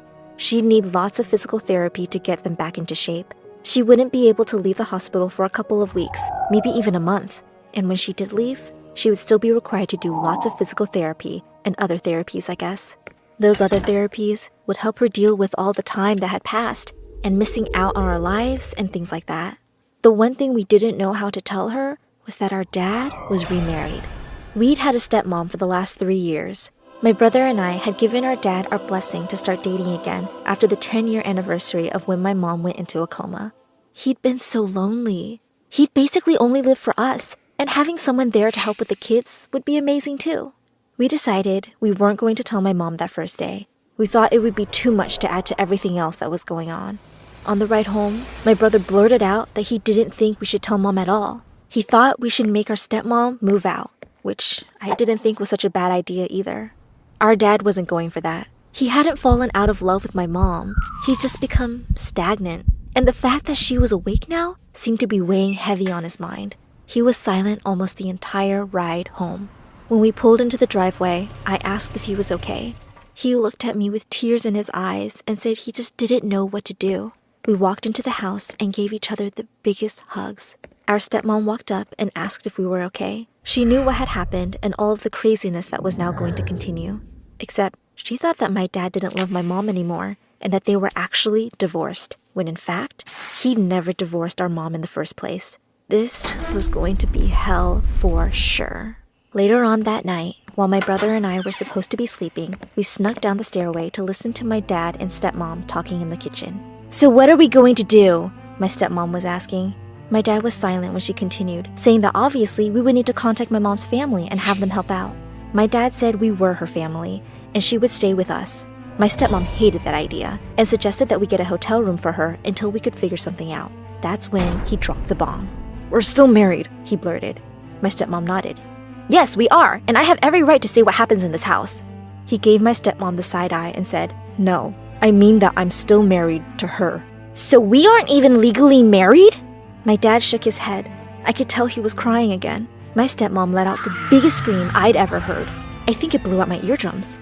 With ears ringing, my brother and I rushed down the stairs when my stepmom was slinging horrible words at my father, her face in a red rage. Her things were packed within a few hours, and she was off to her sister's house. I could tell my dad was hurt, but he looked almost relieved as well. By the end of the week, my mom was ready to come home. We set up the guest room for her, but we were surprised when she came in the house and went directly to the master bedroom. My dad didn't say anything, but my brother spoke up. He told her to put her things in the guest room, and she looked hurt. "It's okay, Mom. You can sleep in the master bedroom tonight," I tried to assure her. "Tonight? It's my bed, my house." She looked confused and worried. Then she asked where our stepmom was. We told her she left, and I don't know if I saw relief on her face or terror. We all helped her get settled in the bed, and she took a nap while we discussed how we were going to introduce my stepmom to my mom. However, not long after, our stepmom came to the door and knocked loudly, waking my mom up. My brother answered the door, and in a hushed tone, he told her to be quiet. Just as the door shut again, my mom was on the landing of the stairs. "Everything okay?" she asked, and came down the stairs, coming face to face with my stepmom. "Mom, this is Lisa," I said, stepping forward. Lisa crossed her arms as my mom put her hand out. Realizing that Lisa wasn't going to shake her hand, my mom put hers back at her side. She offered Lisa to come on in, and Lisa snidely replied, "I don't need to be invited into my own home." I guess it just shows the type of person my mom is, but she didn't reply with something nasty and rude. She graciously smiled and offered Lisa some tea. Then she said, "We can all call this place home." Lisa scoffed. That's when my mom almost lost her cool. Instead of flipping out and yelling at Lisa, she stirred the sugar in her tea and quietly said, "You're not the one who had their entire life ripped away from them, so I don't know what you're so upset about." "You're taking my husband away," was all Lisa could muster. My mom reminded Lisa that she had actually taken her husband away first. She also said that it was extremely upsetting that Lisa got to watch her children grow up a little while she lay unconscious in a hospital bed. That's when Lisa jumped up and spilled hot tea all over my mom. I quickly sprang into action, as did my brother. I grabbed a towel to help my mom dry off. Luckily, the tea had some milk and sugar in it, so it wasn't scalding, and my brother pulled Lisa away, shoving her out the door while simultaneously screaming for our dad. He ran down the stairs like lightning. "What is it? What's going on?" he asked. We explained what happened, and my dad took off out the door after Lisa. I helped my mom up the stairs, and we got her in the shower to get the tea off of her. Then we heard shouting outside. My stepmom and dad were back. All we could hear was Lisa screaming that my dad lied to her, and there was nothing he could do to get her to forgive him. I was hoping she would leave, but she came into the house and shoved herself into the master bedroom right past my mom. I asked Lisa if she could have some respect for my mom who was changing, but she snarled at me and started stuffing a bag full of clothes. "I'm out of here. Don't bother calling me," she said to my dad as she quickly left again. Over the next few days, my dad tried calling her, but she wouldn't answer.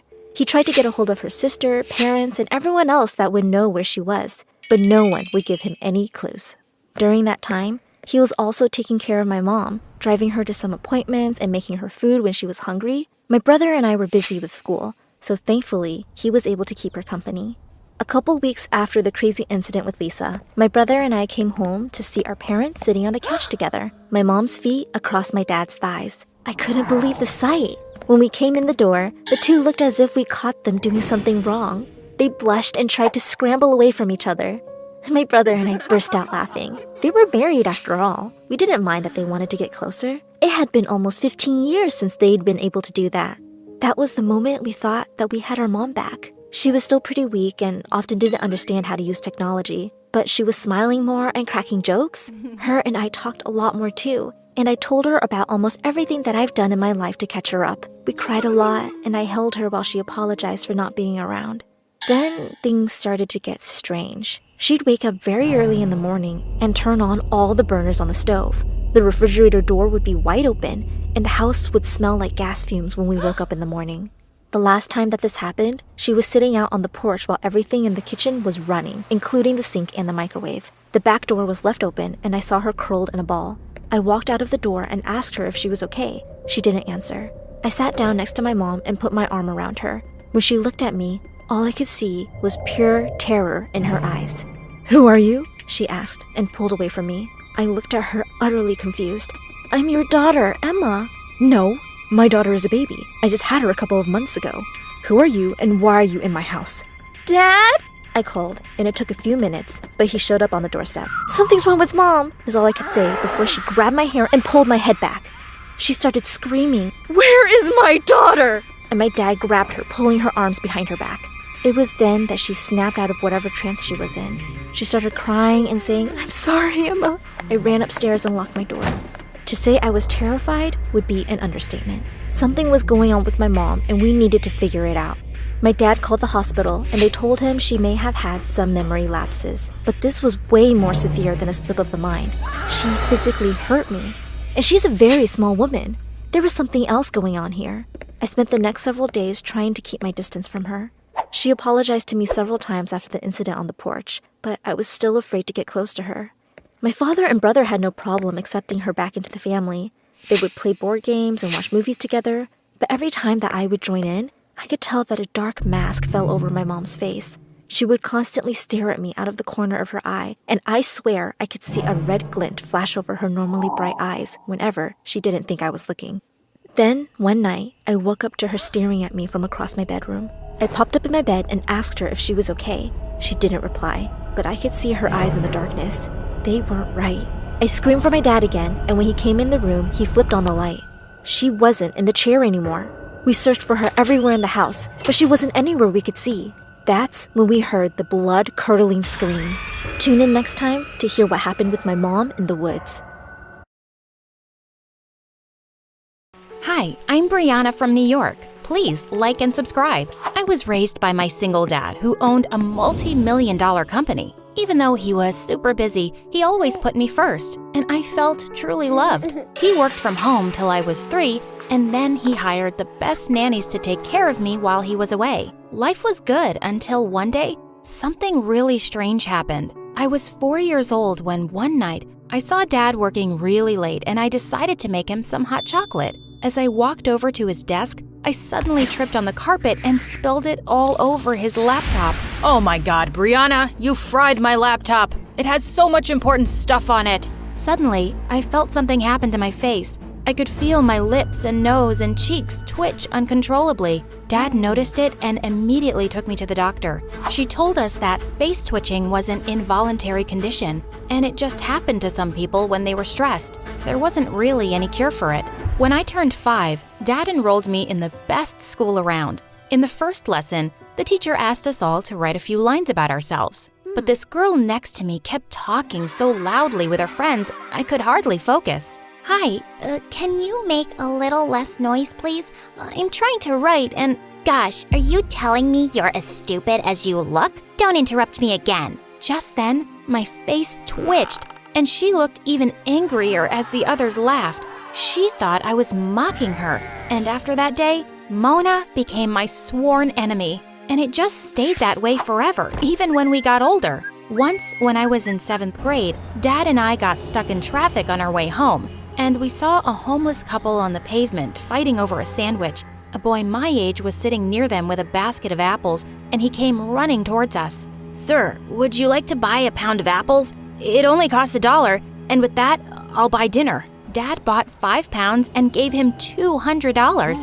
The boy's face lit up and he skipped off happily. Poor kid. He should be in school, but his parents can't afford it. Dad, why don't we do that? Let's send him to school. Please, can we? He smiled and nodded. A week later, Dad enrolled him in my school, and when the teacher introduced him to the class, I found out his name was Jack. He didn't seem to recognize me, and I never brought it up that I'd seen him before, or that my dad was the one who helped him. I didn't want him to feel embarrassed, but the rest of the kids were brutal, especially that Mona. Hey, Jack, why do you walk to school every day? Where's your car, man? Come on, guys. Can't you see how poor he is? His pants are 2 sizes too small for him, and all he eats for lunch are apples. I wanted to punch her face, but Jack didn't even react and walked away. I asked Dad to get him new clothes, and the next day, Jack looked so much happier. One day at the end of class, the teacher asked Jack to collect everyone's assignments. As he was walking through the aisle, someone stuck a leg out and he tripped and landed hard on the floor. I rushed forward to help him, but Mona got there first and threw a whole bottle of ink on him. That was it. I grabbed her bag and threw everything out of the window. She screamed and pulled my hair. I turned around and slapped her face. As we wrestled, we went crashing into a poor kid's solar system project, sending planets flying everywhere. We both ended up in detention, but it was worth it. The next day, I saw Jack walking towards me in the hallway, and I felt nervous. It was the first time we'd be talking. As he got close, my face started twitching. He stopped and abruptly turned away.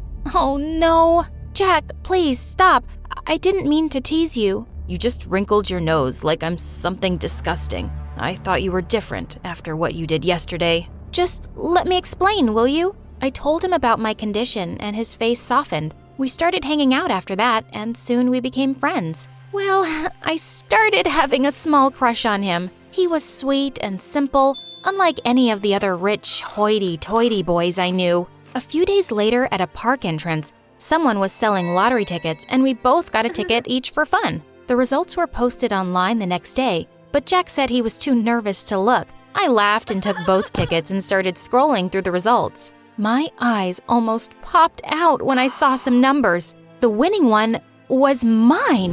OMG, I just won the $10 million lottery. I didn't really need it, but this money could change Jack's life. So without another thought, I switched our tickets. Oh my God, Jack, you've won freaking $10 million.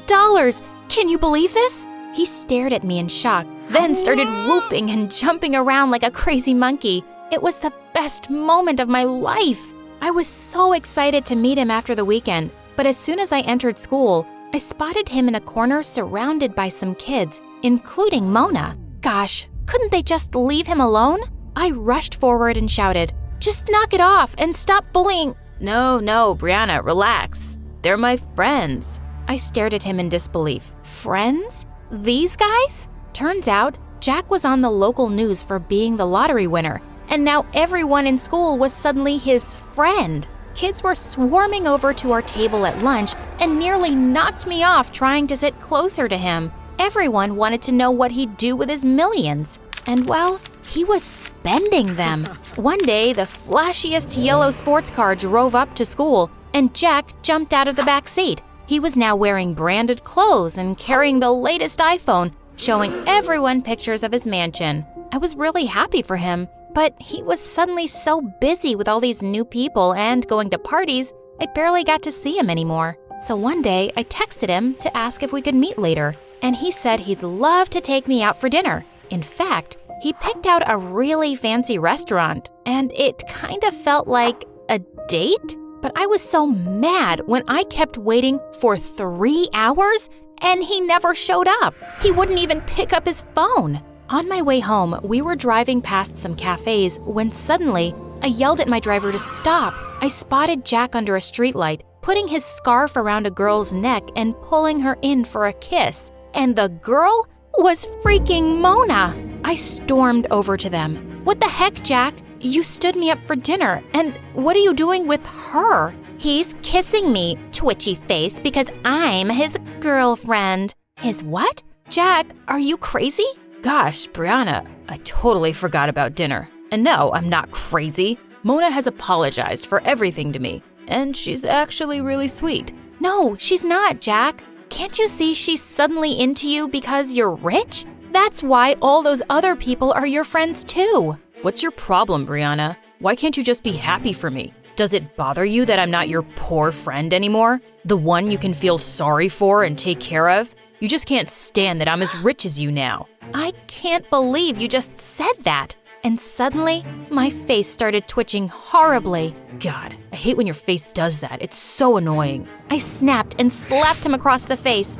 I don't even know who you are anymore. And with that, I ran back to my car with angry tears down my face. I was heartbroken, and I told Dad everything that had happened that night. I'm so sorry, sweetheart. And I'm sad to hear Jack's turned out this way. He'll soon realize he's lost the best friend he ever had. Well, it didn't look like it would be anytime soon, because he and Mona were now the hottest new couple in school. I could hardly stand to look at those two. But thankfully, the next few weeks, I was too busy working with my science club members to see much of them. Some professors from Harvard were coming to judge our projects, and we had a chance of winning a spot in a super exclusive summer program. When it was my turn to speak out at our presentation, I started off really confident. But just then, I spotted Mona and Jack in the auditorium pointing and making faces at me. I tried to focus, but I felt so flustered. My face started twitching and I forgot all my words. I turned to leave and I tripped and crashed straight into our project.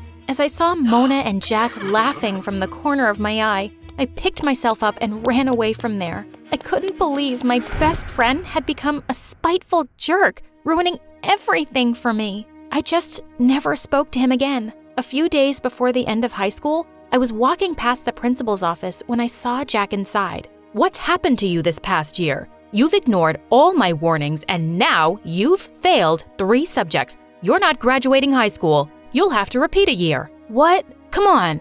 Surely we can find another solution. How about I pay you 10 grand and you make my bad grades go away? Get out of my office, Jack. I quickly walked off before he could see me. He was so smart, but he'd just been wasting his time over stupid things. And Mona publicly dumped him the same day when she found out because she said she didn't want to be with a loser anymore. I graduated high school with flying colors, and of course, Dad came to attend. Oh, hello, sir. I wasn't expecting to see you here. Well, I was hoping to see you graduate along with my daughter, Jack. Your daughter? What's her name? Brianna. What? Brianna is your daughter? Yes. In fact, she's the one who insisted I send you to school all those years ago. You have a lot to thank her for, son, including that lottery ticket you think you won. I was gathering my stuff from the locker when suddenly I found Jack standing behind me. What do you want? Brianna, I know what you did. What kind of crazy person gives away $10 million?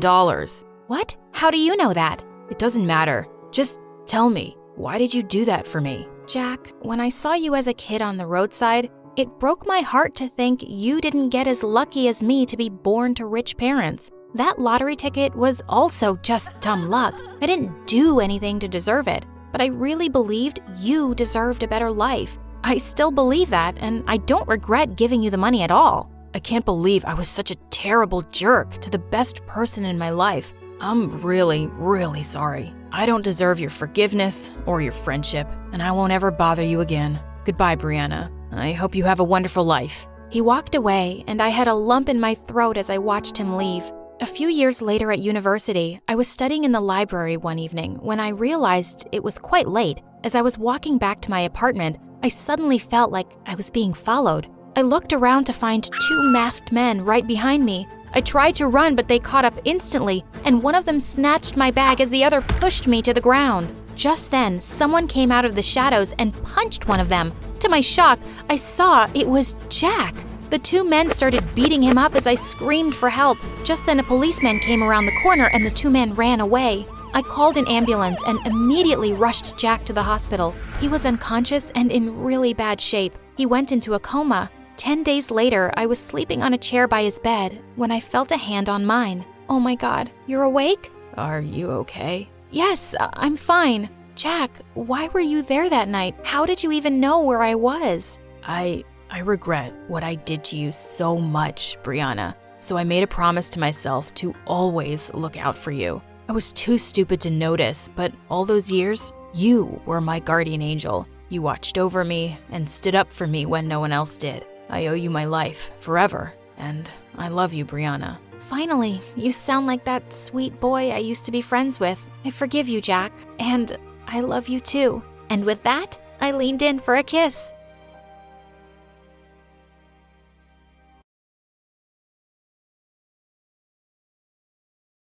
Hello, my name is Jill. Before I tell you my story, please like and subscribe.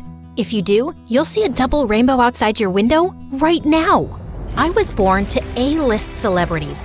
Dad was a famous singer and music producer, while my mom was a top actress and model. My parents loved staying in the spotlight, but I hated it. When I was 5, they took me to an amusement park for my birthday. We were always surrounded by bodyguards, but that day, I requested them to wear some hats and spend some time alone with me. And they did exactly that. But sadly, their disguise didn't work. Barbara, John, one picture with your daughter. Look here, please, one shot. Mom! Dad! In order to avoid the crazy cameras, I bolted in the other direction and got separated from my parents. It took them hours to find me. After that day, I avoided going out in the public eye, and soon my parents decided to send me to a quiet town called Cyprus, where no one would recognize me. I stayed there with my aunt, who was an angel, and life went back to normal. Well, it was almost normal, except for my weird neighbor Daniel. He was a total bully and would find the weirdest ways to pick on me. Stop, Daniel! Give me back my books! Nope, not gonna happen. You're gonna have to jump higher than that. Short pants. I threw a shoe at him and it went flying past him, hitting May, my best friend and partner in crime. She was the only one who knew about my family, and together, we would always overpower Daniel. He hated that. Daniel, cut it out, or I'm telling your mom if you keep doing that. May and I were tight as a wolf pack. She was my biggest cheerleader, and growing up with her, I made some of my best school memories. Even when I became the student body president, she remained my #1 person. As for Daniel, he just got more annoying over the years. On the first day of senior year, I was happily welcomed by May at my locker. Hey, bestie! How was your summer trip to Paris? Shh, don't say it too loud. I don't want other people to hear and get suspicious. Right, sorry. I wouldn't want people finding out you're a prodigy daughter of top celebrities. Absolutely not. That would be the worst thing that could happen to me. I would have to move again, and I like this place, so I don't want to leave. Oh no, I don't want you to leave either. It would make me so sad. May and I laughed about it while walking down the hallway, when the book in my hand suddenly got snatched. Daniel! I was beginning to wonder if Satan called you back. Wow, sarcasm. Did you learn that from this book? Oh, no, wait. It's a love story? Ugh, are you gonna try and put a spell on me to make me fall in love with you? You wish. Now give that back. Okay, I'll give it back on one condition. Not again, Daniel. That's my aunt's book. I really don't want you playing around with it. I won't, if you promise to meet me after school in the library. Fine, whatever. Please don't make this lamer than it already is. The day finally passed, and May and I headed to the library. But as we entered, all the lights were switched off, and I just knew it was just another dumb prank Daniel was playing on me. Furiously, I turned to May, who looked equally annoyed. May, will you just head home first? I need to end this once and for all with him. What do you plan on doing? Oh, don't worry. He's gonna get everything he's given me, tenfold. Okay, call me if you need me. I'll finish him off for you. May went home, but just as I reached the school hallway, I saw Daniel standing with my book in his hand. As he turned around slowly, I noticed that he wasn't so bad to look at. Almost too handsome. It made me gag in my head when it crossed my mind, and I snapped back to reality. But Daniel had already noticed me drooling. That look on your face says you fell for me. If I had to choose between kissing you or kissing a worm, I would pick the worm. Who said anything about kissing? Or was that something you were thinking about? Whatever. Let's just get to the point. Just give me my book so I can leave. What's the rush? You haven't heard my condition yet. What do you want from me? I don't want to keep going in circles with you. Just then, Daniel pulled a picture out of his pocket that made my jaw drop. It was a picture of me with my parents, smiling away into the camera. Where did you get this? That's the wrong question. You should ask, what do I think about this picture? And what am I going to do with it? What is it that you want? Money? An autograph? Fame? Whoa. Nothing of the sort. I just simply wanted to know if it was true. Are you really the daughter of these A-list celebrities? Yes, I am. These are my parents. Wow. This is so crazy. I've pretty much known a celebrity my whole life. Now, how will it sound if I date one? What do you mean? So, here's the deal. I'll keep my mouth shut if you agree to date me. What? Have you gone completely crazy? Not crazy, but smart. I just think it'll be great for my reputation to date a hot, popular girl like you. High school will be over in a year and we'll all go our own way. But I want to be remembered as the guy who dated the most popular girl in school. Also, you can't tell anyone about this deal, especially May. She's a blabbermouth, and I want people to believe you're dating me for real, or the whole thing's off. I just stared at Daniel as he went on and on about his ridiculous idea. Dating him would be like social suicide since he was the most hated guy in school, thanks to his crazy pranks. But what choice did I have? Fine, but it's only for 3 months. I can't date you the whole school year because you're afraid you'll end up falling in love with me? Oh, shut up. For the next 3 months, Daniel became my fake boyfriend. We went on dates together to the movies and to the park for picnics, and I even met his family. He would pick me up from home and we'd go to school together, and he would drop me off at home after. The weirdest part was that while we hung out and we were talking to each other more, I started to notice that he was a lot nicer and sweeter than I thought. Why do you hide your identity? I just want to live a normal life. I hate being the center of attention. Thankfully, my parents agree. Dating Daniel wasn't bad at all. But the one sad thing was that May hated our relationship. I wanted to tell her about the deal, but I remembered Daniel's warning about not telling anyone, especially her, and I couldn't risk it. Jill, this is crazy. How could you date him? He's a total bully. Have you forgotten how he made our lives hell? I know, but I've come to realize that he's a nice guy, and he likes me too. So this way, he's off our backs now and not teasing us anymore. That's a good thing, right? Stop justifying your dumb actions by making up nonsense. I can't watch this. May didn't speak to me for days after that, and every time I tried calling her, she would say she was busy or not answer my call at all. In all these years of our friendship, this was the first time we'd gone this long without talking to each other. Meanwhile, Daniel and I got closer, and soon our 3 months were over. On the last day of our deal, Daniel invited me to my favorite restaurant and planned a whole surprise for me. And when I saw him in that black tux, my heart started beating faster than a bullet train. He looked amazing. Wow. Cheesy much? I've got to live up to my reputation, right? Always taking you by surprise. Well, yeah, makes sense.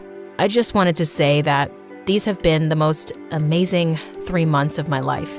And I'm glad I found that picture. Yeah, about that. How did you get that picture? Does it matter?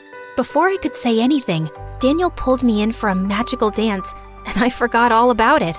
And when he dropped me back home, I could feel myself falling for him, hard.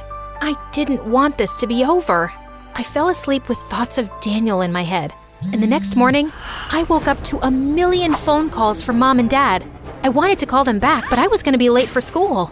And just as I entered, the entire hallway was full of students cheering my name and shoving pens and papers in my face. asking for my autograph. Suddenly, someone pushed me and I fell to the ground, and people went crazy taking my pictures. Just then, Daniel rushed to my rescue and took me to the library where May was already waiting for me. I am so sorry, Jill. I don't know how this happened. What's happening? I'm kind of freaking out. Don't freak out, but everyone knows your identity now. The school is surrounded by the media. What? How did this happen? Daniel, you did this? No, it was me. I've always liked Daniel, but he always paid you more attention. And I got insecure and I told him everything about your family.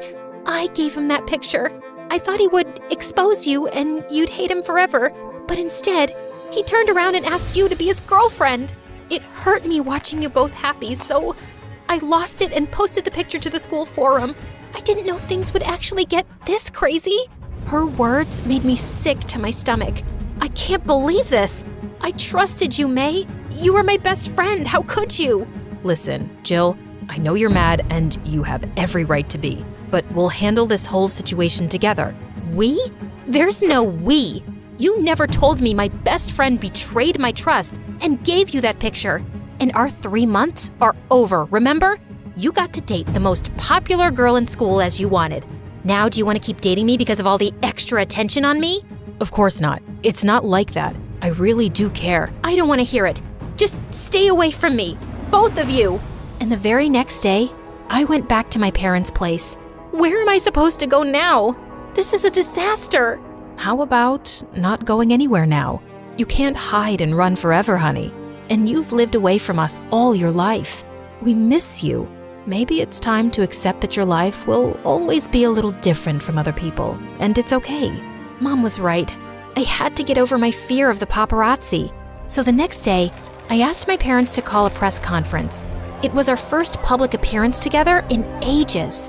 I've been running away from media attention my entire life, and I can't do that anymore. But I'm not a celebrity like my parents.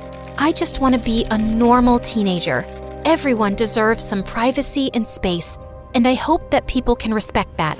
The press conference video was received very well online, with many celebrities supporting my statement and calling out the paparazzi for making famous people miserable with their constant hounding. It felt good to take this step and not run away again. I could handle things better now. A few days later, Mom told me I had a visitor, and I went downstairs to find May in the lounge. What are you doing here? Jill, can we talk? No, please just leave. I know I'm the last person you want to talk to, but please don't punish Daniel for what I did. He genuinely loves you. And why should I believe you? Haven't you fooled me enough? Okay, don't believe me, but you owe him a conversation. I don't owe him anything. And why don't you date him if he's so amazing? You two suit each other, a couple of liars. But he doesn't love me, you idiot. He loves you. And I was a fool for trying to ruin that. He's been miserable the past few weeks. Just one conversation, please? Before I could say anything, Daniel had already appeared from behind with a bunch of lilies. This is an ambush, and I could sue you. You know what? I will sue you. Fine by me. Listen, Jill, I'm sorry for the whole stupid deal, but you have to believe me. I've always loved you. I always annoyed you to get your attention. The deal was just a way to get you to date me. I couldn't care less about being popular. I know it's twisted, but it's true. Why couldn't you just tell me all this and ask me out like a normal person? I know. I didn't say I'm not stupid, but I'm really crazy about you. His words melted me as he inched closer. I could feel my heart beating faster. Could we maybe start from the beginning? And I ask you out like a normal person? No conditions? Well, only one. Can I kiss you already? He did, and it was perfect. And me? You still have a long way to go before I forgive you. But let's just start by grabbing some coffee.